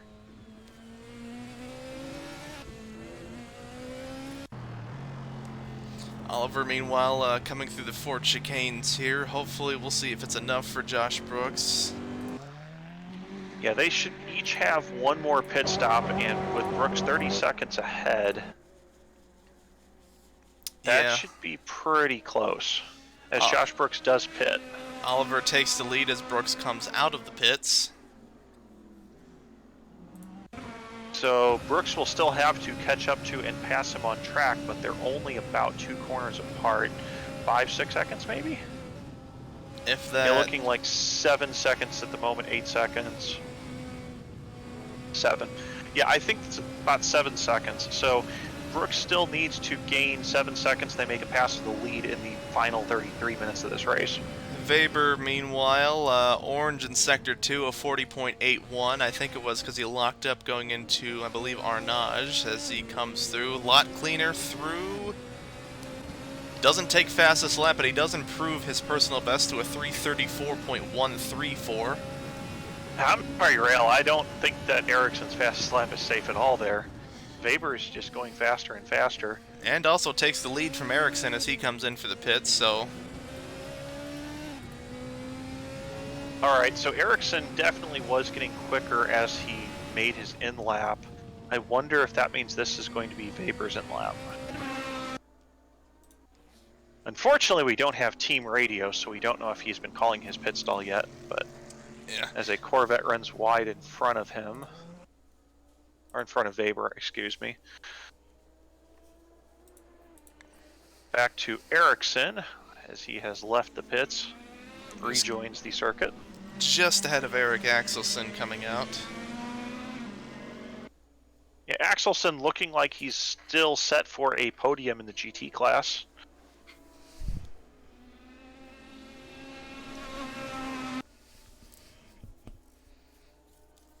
as Josh Brooks maintains the 7-second gap to Jack Oliver.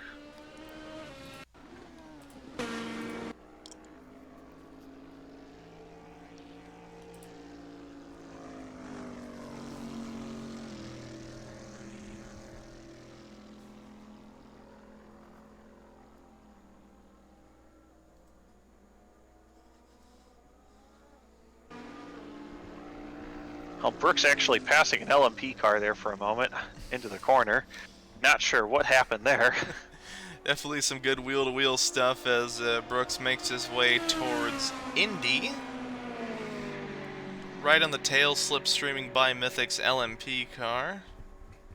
Yeah, Brooks really doing a brave job here, just having to consistently turn fastest laps without a reference of another car in an attempt to make an extra pit stop work. And coming in knowing that, he's already cut 1 second, 1 second out of Oliver's lead again. Definitely giving it all he's got. Based on our previous experiences, I kind of expect a rather animated post-race interview with Josh Brooks. We'll have to see how accurate I am on that, but... Absolutely. He's going to be pretty pumped up.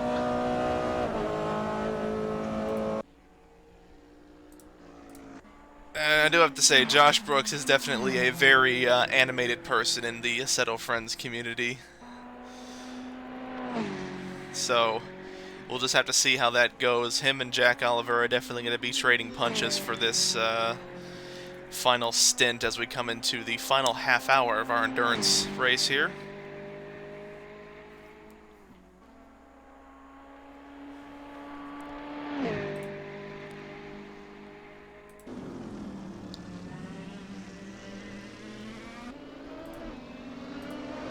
Still on board. Oh, well, now it looks like we're with Jack Oliver. Getting into a slight tangle with an LMP car there. Of, I believe, I'm not sure, BD 1999, I think. And we have another updated potential here. Thank you to Daniel Ricciardo. Says, quote, if Josh finishes first and I redacted his teammate finishes 7th, they get the team championship.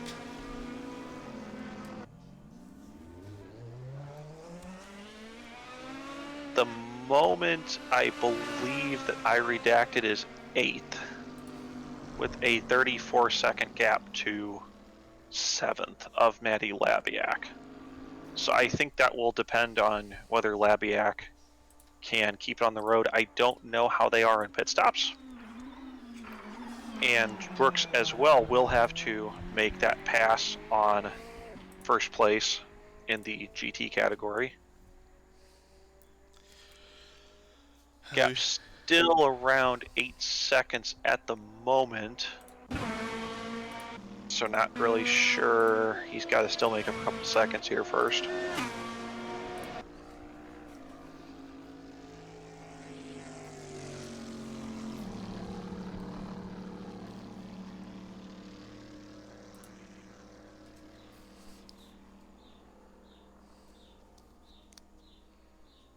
Riding on board with, well, riding behind Jack Oliver at the moment.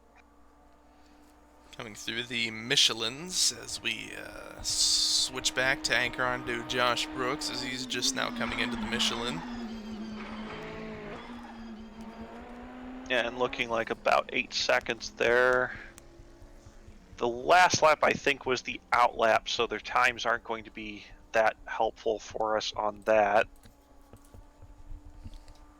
But they should get closer and more useful after this lap. I don't believe they have tire warmers, so Josh should be able to make up a bit more time after his first out lap as well.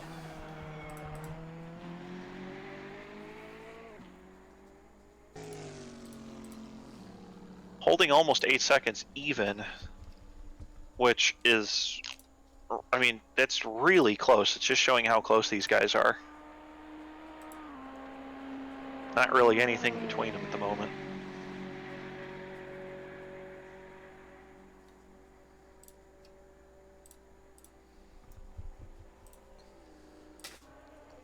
Simo Dalby, meanwhile, coming out of the pits, looks to be about, still about 55 seconds, excuse me, in the pits. I'm also being told that Lucas Weber may have a pit lane speeding violation. That will not be good.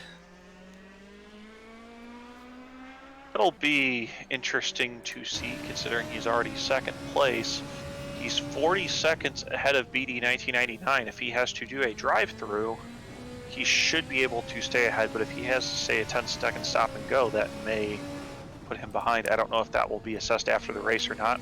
We're down to only 26 minutes in, which means we're already 2 hours into this race.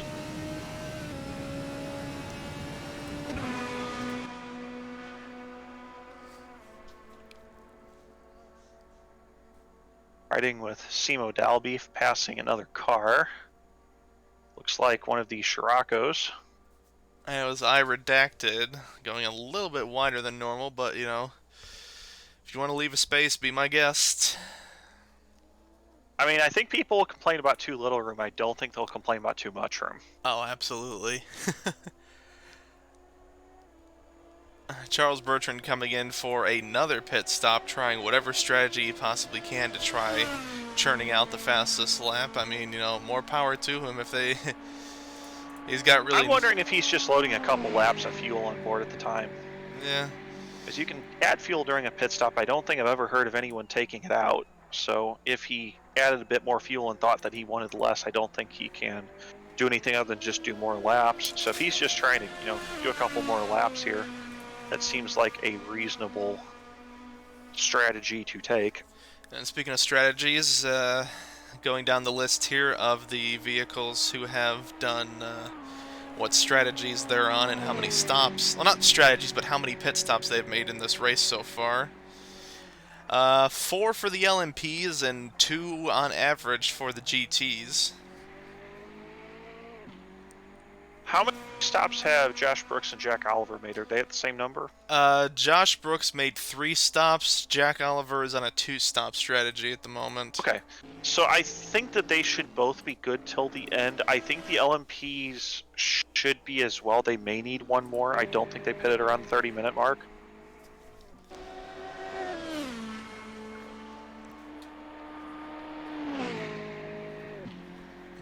Corvette needs 2 stops, and the Volkswagen needs 3 stops if the Corvette is saving on fuel, per Daniel Ricciardo.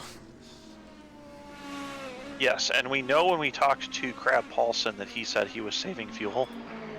So at the moment, looks like gap is about 6 seconds between Josh Brooks and Jack Oliver. 6.8, yes. Okay. Yeah, I'm seeing it waver between either 6 and 7 on the timing, and that's throwing me off a bit. So, Josh is about a second a lap quicker, maybe half a second. I think he can catch Jack.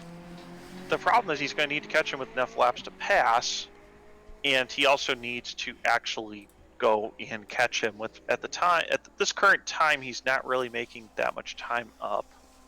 Love to see how he does this next lap. But that, I think, is going to be the closest finish in the race, which kind of matches up with what we saw in GT in the previous couple of races. Josh has been consistently up there. I believe it was Crab Paulson who won. No, it was Josh who won Bahrain. Was it Crab who was second, or was it Eric Axelson?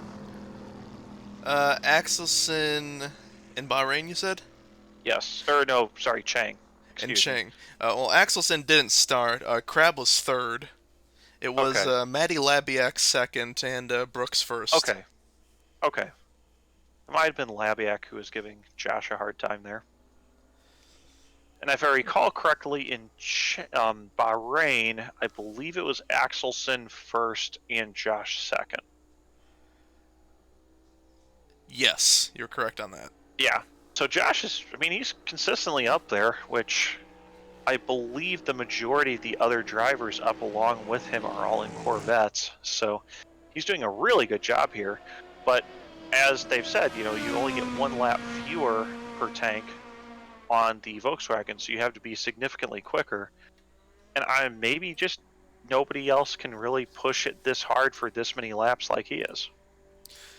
And yes, just to give you an idea on Josh Brooks in terms of his point tallies, he was second place at the season opener, third Road America, 13th in Daytona, second in Bahrain with the fastest lap, and first place in Chang with the fastest lap and the pole position.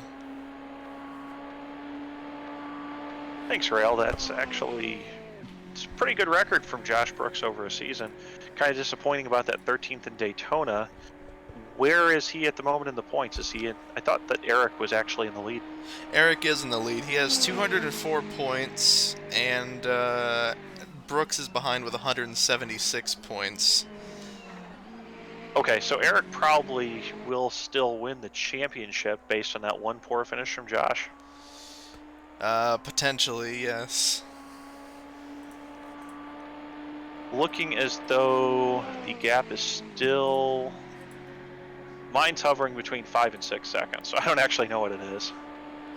For Brooks and Oliver? Yes. 5.7 currently. Okay. So 20 minutes to go, 5.7 seconds. That means every 4 laps he has to make up a second just to catch him. Once again, thank you to Polybius. We have an updated theoretical results here. Ericsson will take home the LMP2 in the driver's standings, Weber's second, and Dalby third. For GT2, Axelson will have a 8-point lead on Josh Brooks in this theoretical fourth place. And Matty Labiak will be tied for third with Jack Oliver. McLaren will lead in the team standings for the LMP2, and Hines will take home the GT2 in the team standings. Once again, this is a theoretical. Thank you very much to Polybius. I would just like to point out how good of a job Jack Oliver is doing with this, because if you don't recall, he is only driving with one leg. He's not using his left foot to brake. He's using his right foot for both accelerator and brake. Doing a very good, consistent job considering that. Absolutely, it's big ups to him if he can pull off a miracle here, but he's already going above and beyond. I mean, I wouldn't be disappointed even with just a second place from him. That's still way better than I could probably do in the same position. I mean, first place with one leg, and he's been consistently at the top of the leaderboard throughout this entire race. It's amazing. He's not really giving up anything to anybody here. Looks like there's one of the LMPs there.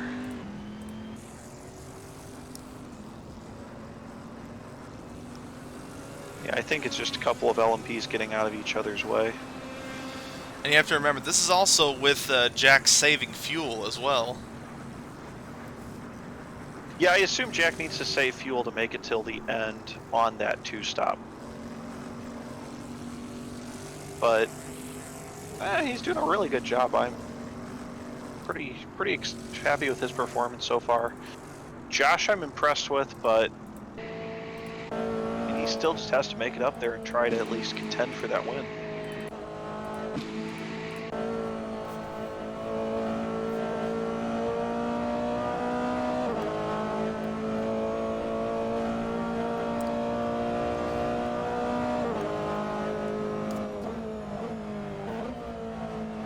Got about 17 and a half minutes to go as we watch Josh Brooks on board through the Ford chicane onto the pit straight.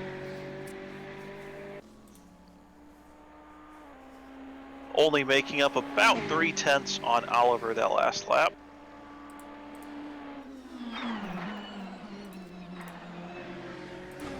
Going to have to do a bit more than that, Josh. Let's see what sort of sector times start coming in here.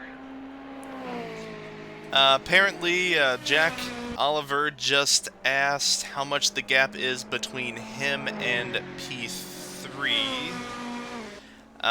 because he's claiming that, quote, the fuel may not last one more lap. Kind of disappointing.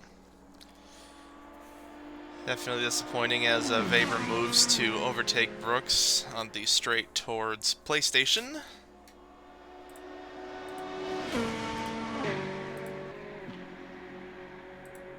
The moment, looking at things here, I think Crab Paulson is far enough behind that Jack could probably pit and come out in front of him still.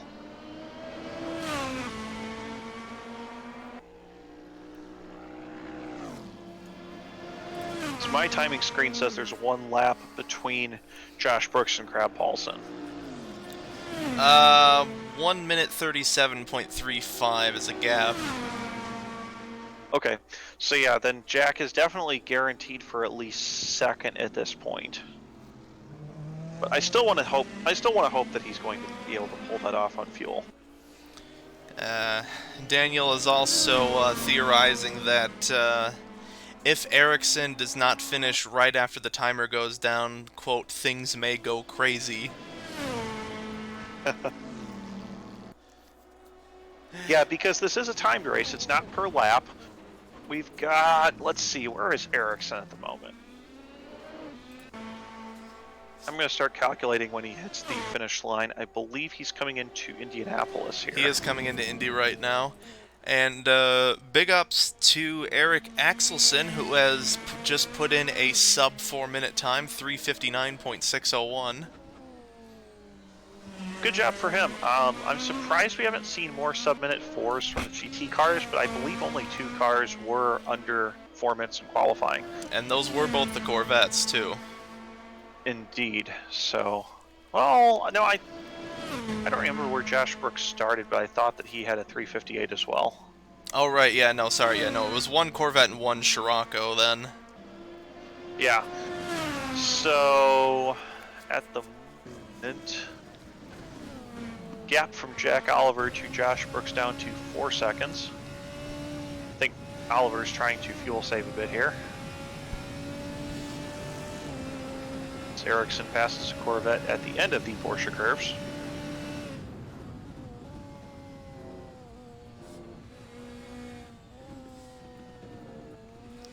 Thank you for the correction, Polybius. Josh does have the fastest lap, 3:58.3.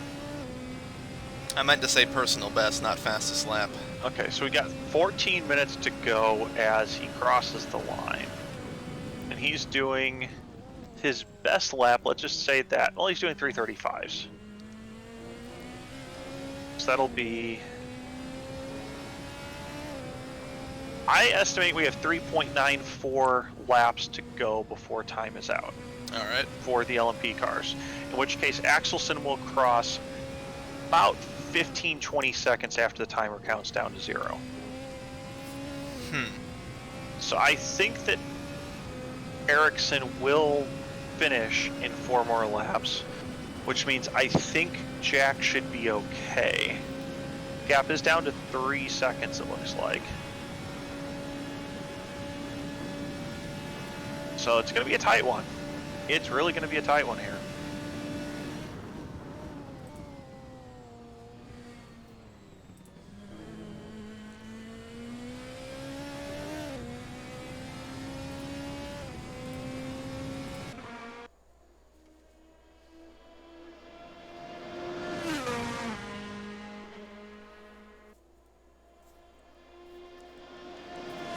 My calculations, I don't think they're going to go more than that. I don't know. Well, so that's when the race will finish. That's when the checkered flag will wave. Where is Axelson in relation to Eric? Or not Axelson. Where is Oliver in relation to Ericsson? Okay, he's behind on the same straight. I think he can make that work fuel-wise. The question is, will he be able to make it and keep Josh Brooks behind him? Still at about 3 seconds gap.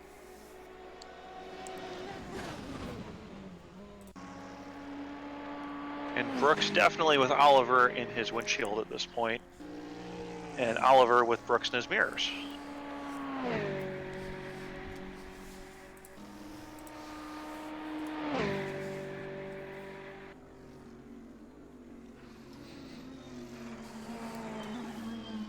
So just to give you an idea of the potentials so far, Ericsson, second place at the season opener, first place Road America, third place in Daytona, first in Bahrain, and third in Chang.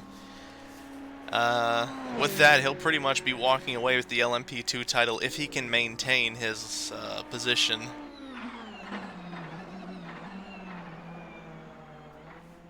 Yeah, I don't really see LMP changing all that much at the moment. We've got 19 seconds from Weber to Ericsson, and Beatty is another 57 seconds down the road.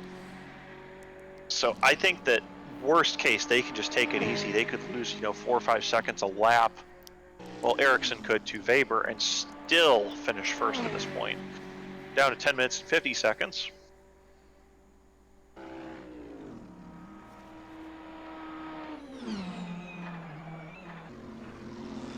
Following the Oliver Brooks battle.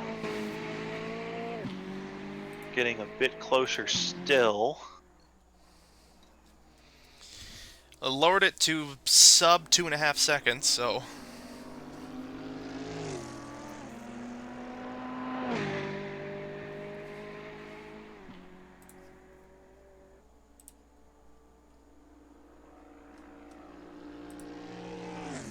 And worth noting, Josh Brooks has also, I think he did this in Chang as well, he has run the soft tire for, I think, the entire race. Whereas the LMP cars have stayed on the medium. I believe so, yes. Whereas the Corvettes of Oliver and Crab Paulson are also on mediums, but Axelson is on soft. Not sure, I'm curious as to why he may have gone for the soft here. I mean, I don't think he's under threat from anybody, and I don't think he's really threatening anybody either. Yeah, he's 14 seconds down the road from Crab Paulson and 37 seconds ahead of Lipsy. Brooks now with the gap subbed, as I was going to say sub 2 seconds, but jumped back up from 1.9 up to, let's see here, 2.5 seconds. I'm also hearing that Ericsson may need to pit one more time. If that's the case, that will hand the lead to Weber. Or Weber. It will hand the lead to Weber. It'll be extremely close. Yeah, Weber. Well, Ericsson at the moment is coming down into the Michelin chicane, so he's partway through the lap. He definitely coasted a lot into that this time. Short shifting a lot. Yeah, so we're going to see that gap drop like crazy. I think he can still pit and make it in front of BD 1999 even if he does have to. But man, he's cutting off power real early there. Trying to save as much as he can. Honestly, the only hope that he has right now is Weber getting caught up in the GT traffic. He has 1, 2, 3, 4 cars to pass, it looks like.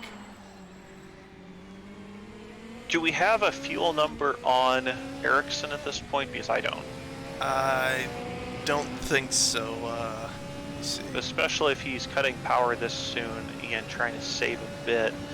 I think he just has to make 2 more laps after this one. Yeah, he'll just have to make 2 more laps. This is going to take more than that remaining 42 seconds to get to the start. Well, 30 seconds to get to the start-finish straight. If he takes more than 30 seconds to get there from where he is, he only has 2 laps to go before the timer counts down.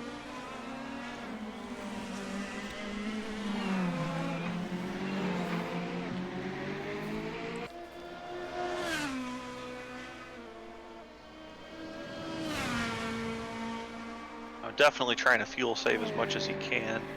I don't know how Weber is on fuel either, but I think that he pitted a lap or 2 later. If I recall correctly, yes, that is correct. So Weber should be clear on fuel, clear to go flat out. Ericsson approaching the Ford chicane. Not giving it any gas at all. See if he can do out of the corner here. gap, I think, is down in the 13-second range now.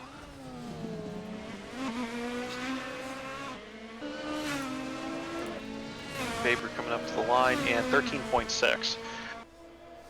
I don't think it's up to whether Weber can catch him. I think at the moment it's going to be purely up to fuel, because Ericsson has enough time, given how he's driving now, to still stay ahead. The question is going to be the fuel and how much he's got left.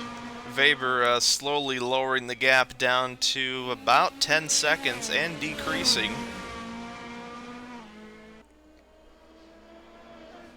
Yeah, Ericsson's just taking it as easy as he can at this point, trying to not use any more fuel than he has to.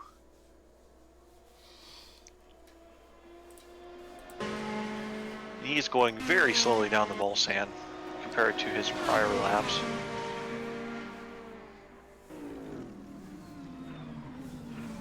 Cutting throttle way early through PlayStation.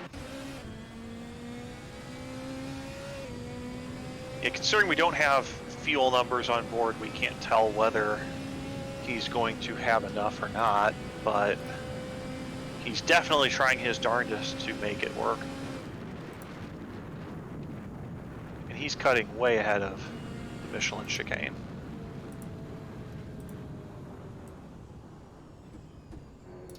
Looks like we have, I believe, not sure which car that is behind him. Looks like Mythic is behind Ericsson. No, that's Bertrand. Oh, I forgot Bertrand was in the race. I'm sorry, Bertrand. Surprise! Bertrand still in 21st overall. 3 laps behind Shiny Waffles in 20th. So I don't think he's going to make that up, unfortunately for him. Also worth noting, 1.7 between Jack Oliver and Josh Brooks.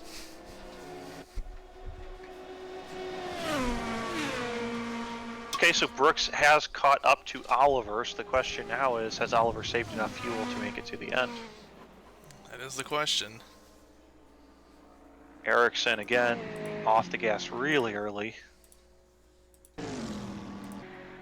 Definitely trying everything he can.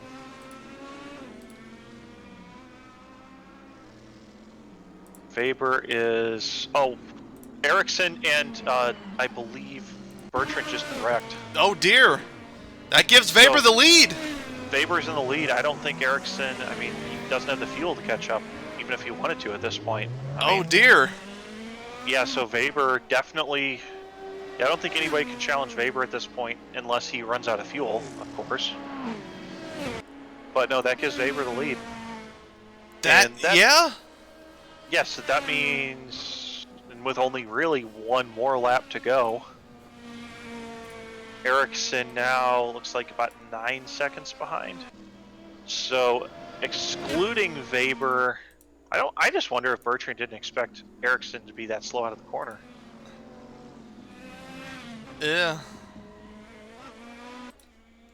Alright, so now we have, at that point, the only real on-track battle for any position, excluding fuel, is going to be Jack Oliver and Josh Brooks for the GT lead. I'm being told that pretty much this is the last lap, so... Yeah, it definitely will be the last lap. Weber, passed the finish line with under 3 minutes to go. It's only a 3-minute 34-second best lap, so it's definitely the end of the race for that. He just has to hold on the best he can. Just has to hold on and not run out of fuel. Ooh! Oh no! He tagged the wall. He spun. Weber spun. He spun. Okay, so he's going to get back out. Ericsson has passed him into Tetra Rouge. But yeah. I don't know if Ericsson has enough fuel. He's short shifting again.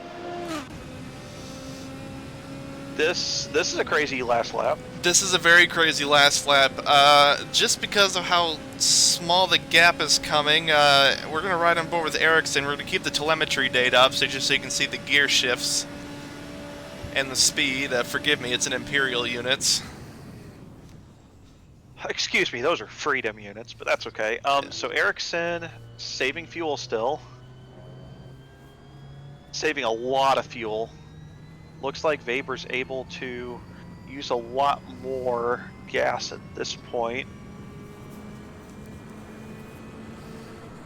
Yeah, it looks like Weber's back in the lead. I think Ericsson's basically out of gas. He's probably just trying to finish second at this point. I mean, Weber's already through the Michelin chicane. So unless he crashes again, I don't see him losing that position. Back in the pack again, Brooks is right on the tail of Jack Oliver. And I'm assuming that he's good to go on fuel. So he's just going to be giving it his all. They are coming into the Mulsanne, so I suspect that Jack can't really... Well, I suspect that Brooks can't really gain any time with Jack, but love to see the Porsche curves at the end of the lap. Per chat demand, we will switch to the battle with Josh and Jack. Yeah, that battle currently at about a second. And we know Josh should be good on fuel. We don't know about Jack.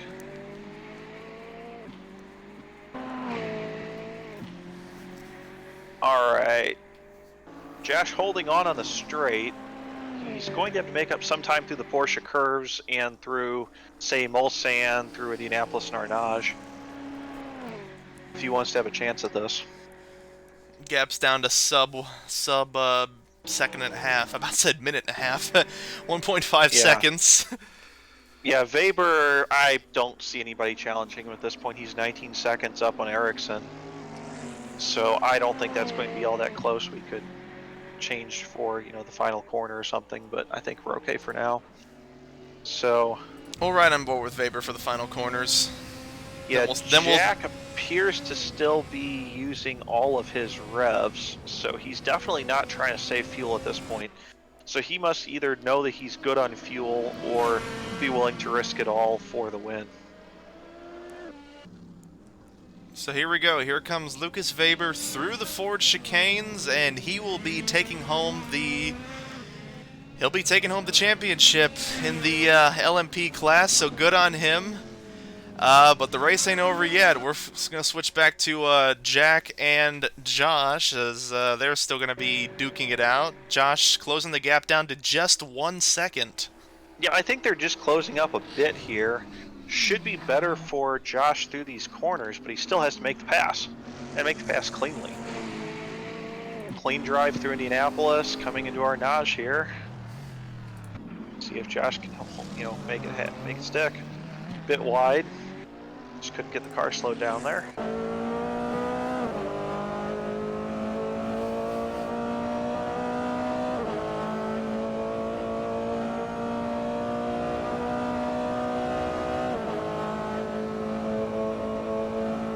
Seeing a lot of crashes on the timing. I assume that's shenanigans after the checkered flag. It is, yeah. Josh just pushing really went a little hard wide there.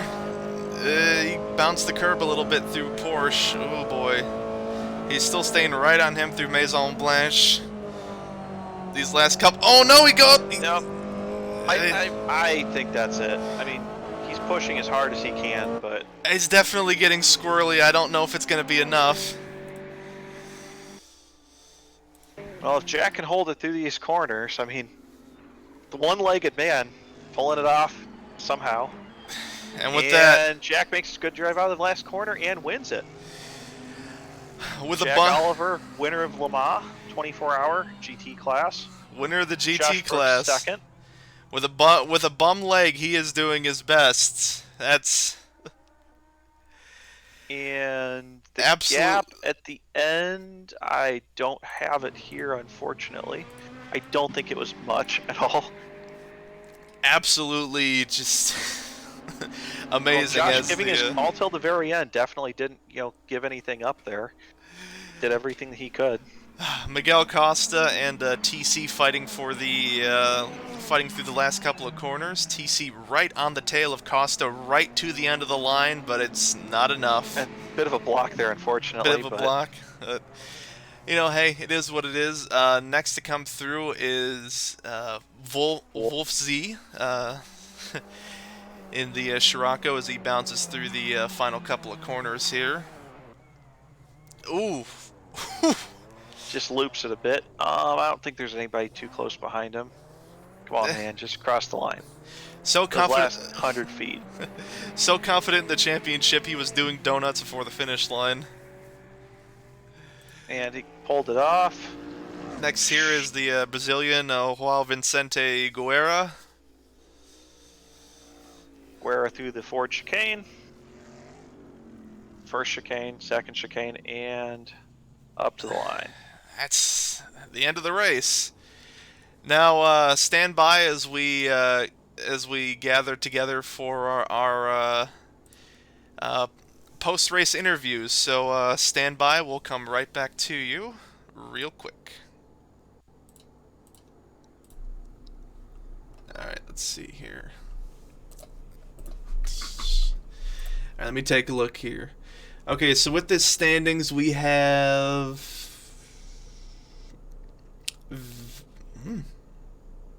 Yeah, Weber first, Ericsson second, and BD 1999 third, so...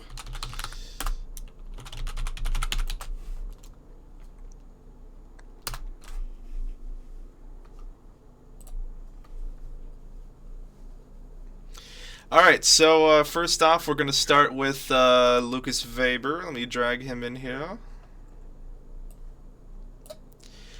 First off, Lucas, I just want to say congratulations.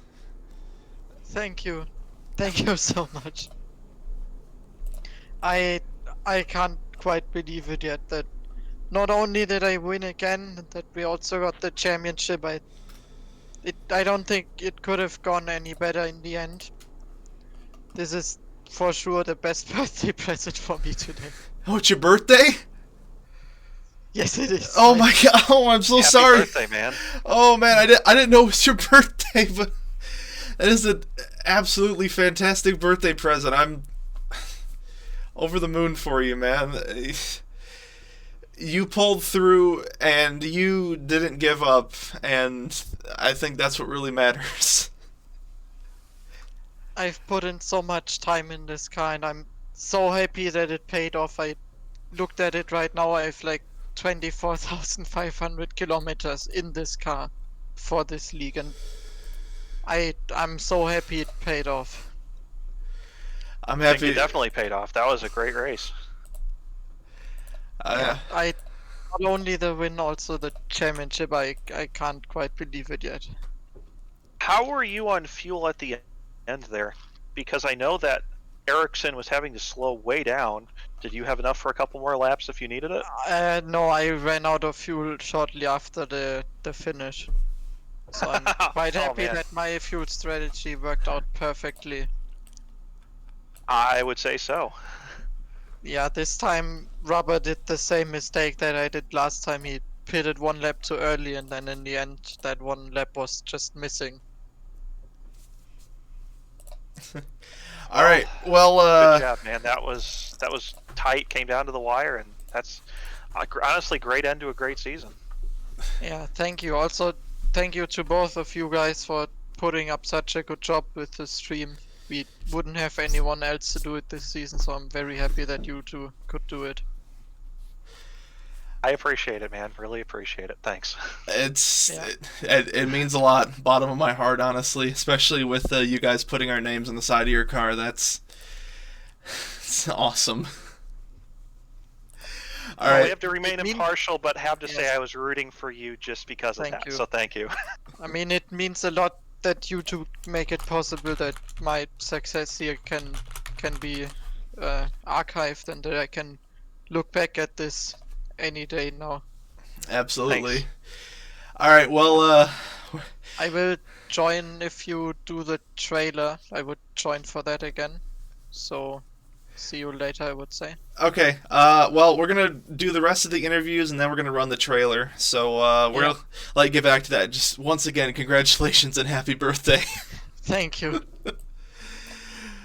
Man, aber das ist kein Weltmeister, du bist Ligameister. Let me get Ludwig Eriksson in here for a second. Alright, so Ludwig Eriksson, bad luck on losing at the last, but you were still able to bring home second place.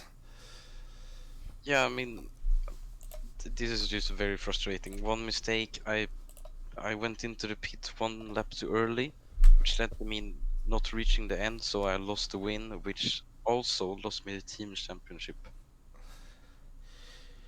Well, that's tough, man. That's really tough. The best thing you could do is just pick yourself up and just know that you still put in an absolutely fantastic race, not just for everyone else, but for, you know, us too. I mean, yeah, this one's heavy.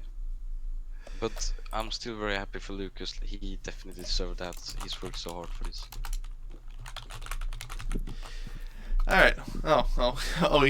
He left himself. Alright, well, let's get BD1999 in here. So BD1999, you're taking home third place, fourth in the drivers' standings, and with your team third in the LMP2. You must feel happy about that, I imagine. Yeah, for only 2 races, it's pretty good, I think. Yeah. I accidentally left. Oh. Well, we're gonna let you go back anyways, so, Thank you. Yep. Thank you. Okay, so, BD, you know, compared to a lot of the other drivers, you've just sort of put on a quiet show, honestly. You were just sort of just cruising through. Yeah, I didn't have the pace for P1 and P2, and I was quicker than P4, so I was just on my own, cruising a bit. Well, sometimes that's the day you get, and considering the drama we just had on the last lap and first, maybe that was an easier time for you after a long race. Yeah, I saw what happened. Well, I heard what happened with rubber in the end with the fuel, and yeah, I think Lucas had a moment or something, but that's all I know. Both, the top 2 drivers both had their moments, but it was Eriksson's spin that done it in for him. Okay. But anyways, it was a bit crazy at the front. Sounds like you had a good race. Doing okay after 2.5 hours of this. Yeah, well, I had some trouble with one of the GTs. I was next to him and he just drove right into me. I was like, why? But oh man. Yeah, well, no big problems at all. So yeah. I made it to the finish, and sometimes that's the important thing. On the podium too. Yeah, that's good.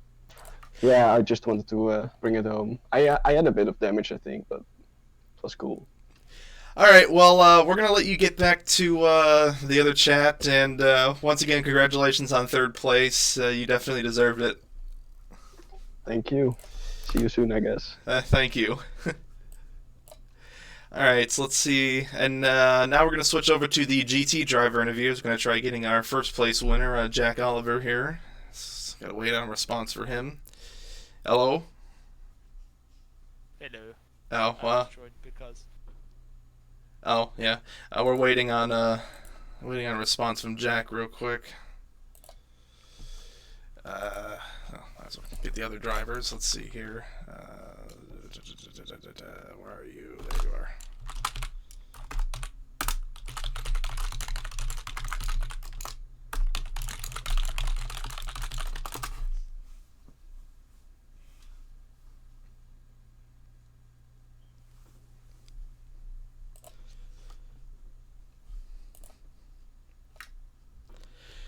All right, I guess while we wait to get a response from Jack, I guess we'll just drag Josh up here. So, so Josh, second place.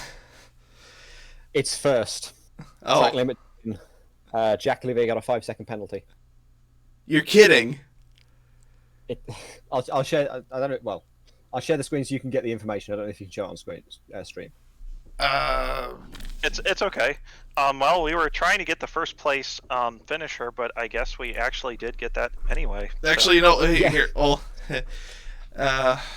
let me see if I can switch screens. Give me a second here. Don't. So you're normally, you know, pretty hyped up after one of these. How are you doing after 2.5 hours with that much drama at the end?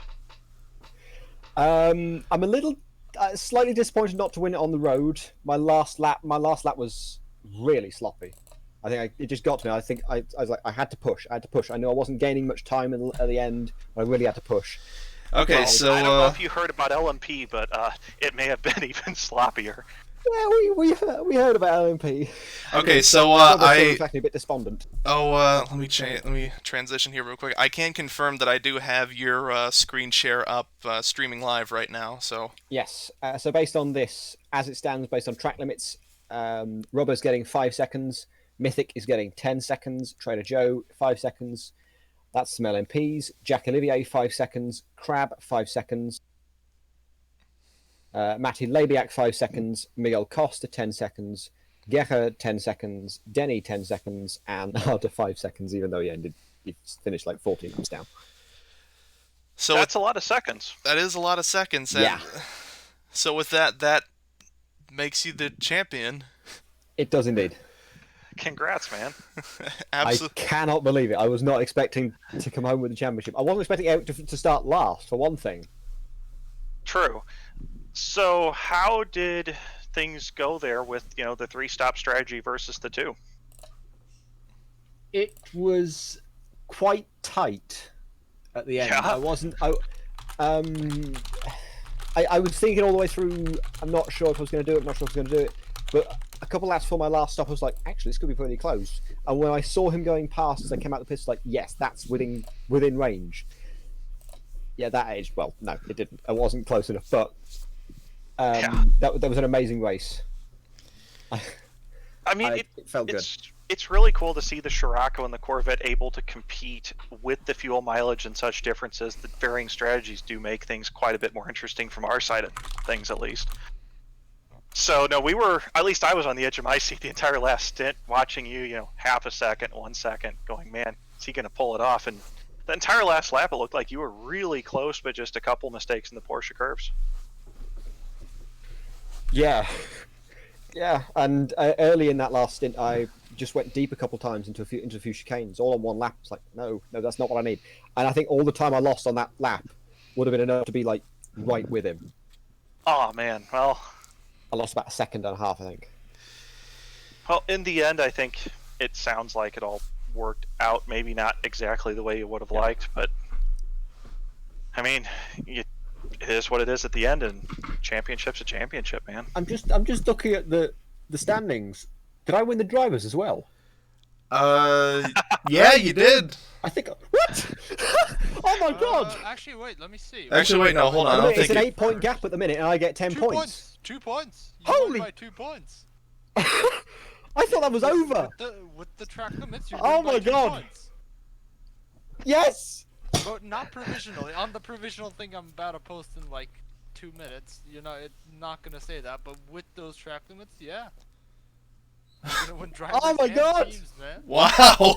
That's me drawing level with Lowy on trophies. Yeah, that would be. That's you and Lowy. Same number of titles. I did not expect to come out of this with the driver's title. Congratulations! Congratulations! 2 fucking points. Wow. 2-point gap. That's amazing. And that's over 222. Or sorry, 32. 232, and it's a 2-point gap. Wow. Decided at the last corner. Oh man. So shall we call you Lewis Hamilton now?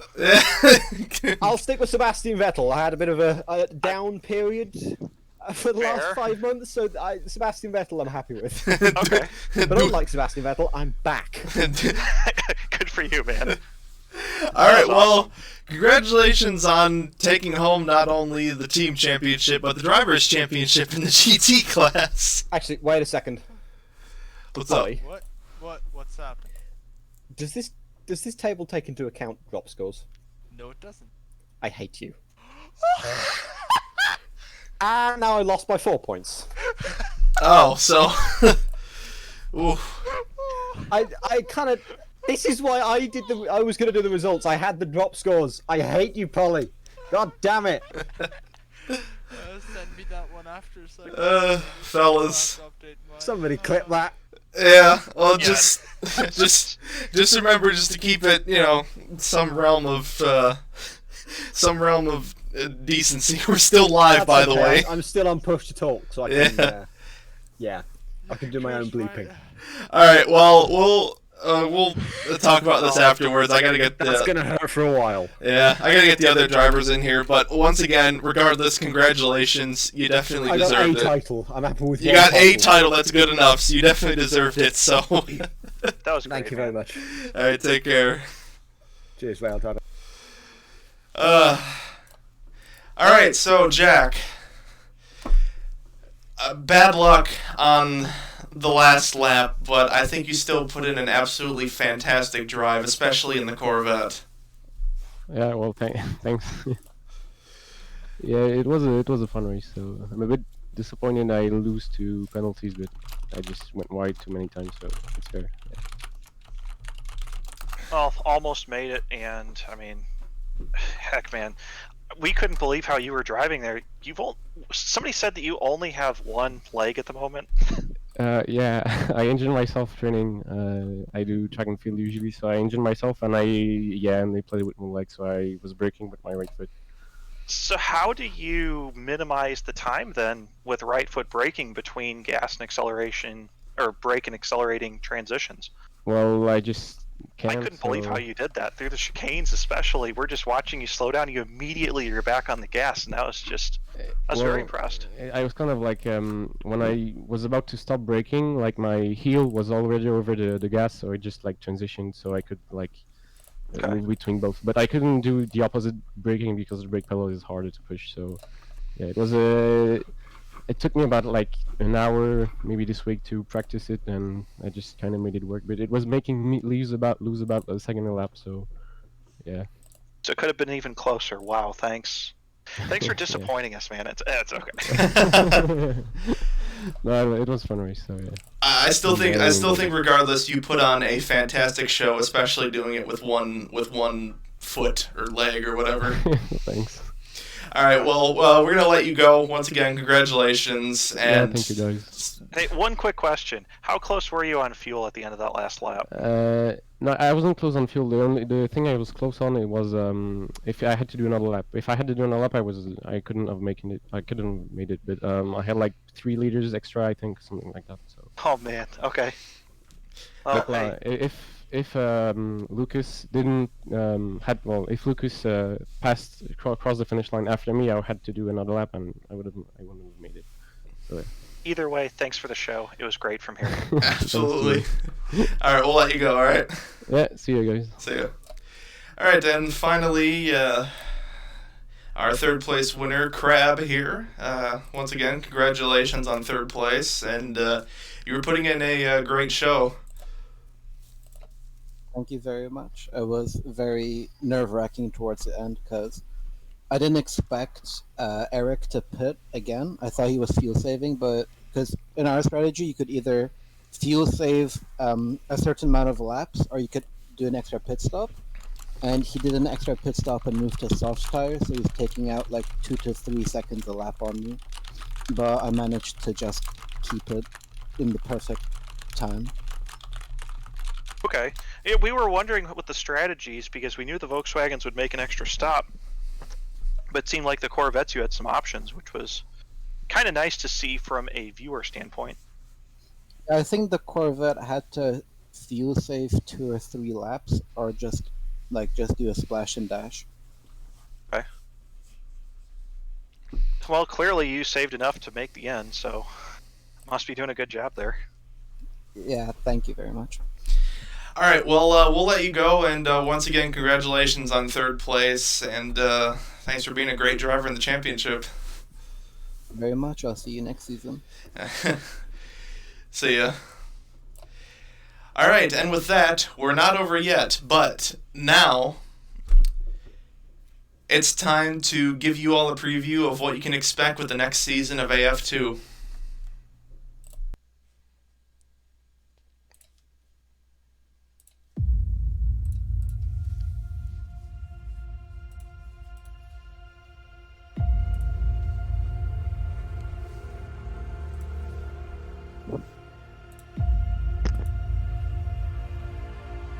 Oh, you already started. Yeah. Okay.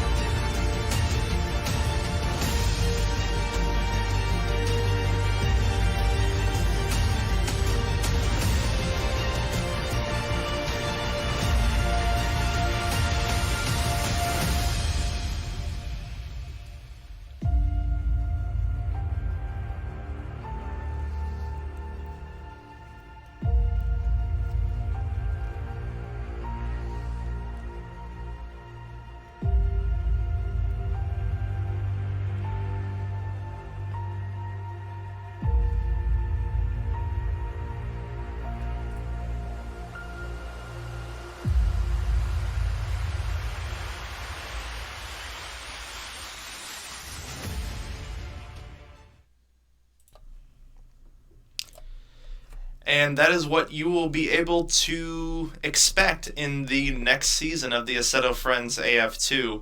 And, hello, Lucas. Hello. Uh, I thought I'd join after the trailer, but I actually don't have anything to say, yeah. Okay. Well, we're just doing our little end here, so... Well, anyways, that is what you can expect with the next season of Assetto Friends AF2 coming up. Until then... Huh? I just said go join it. Yeah, and go join it, too. With that brings us to not only the end of a race, but an end of this season. It's been fantastic to have all of you here. It's been fantastic for us to commentate here, so... For me and Robbie and everyone else at Assetto Friends, thank you very much for watching. Until next time. Until next time.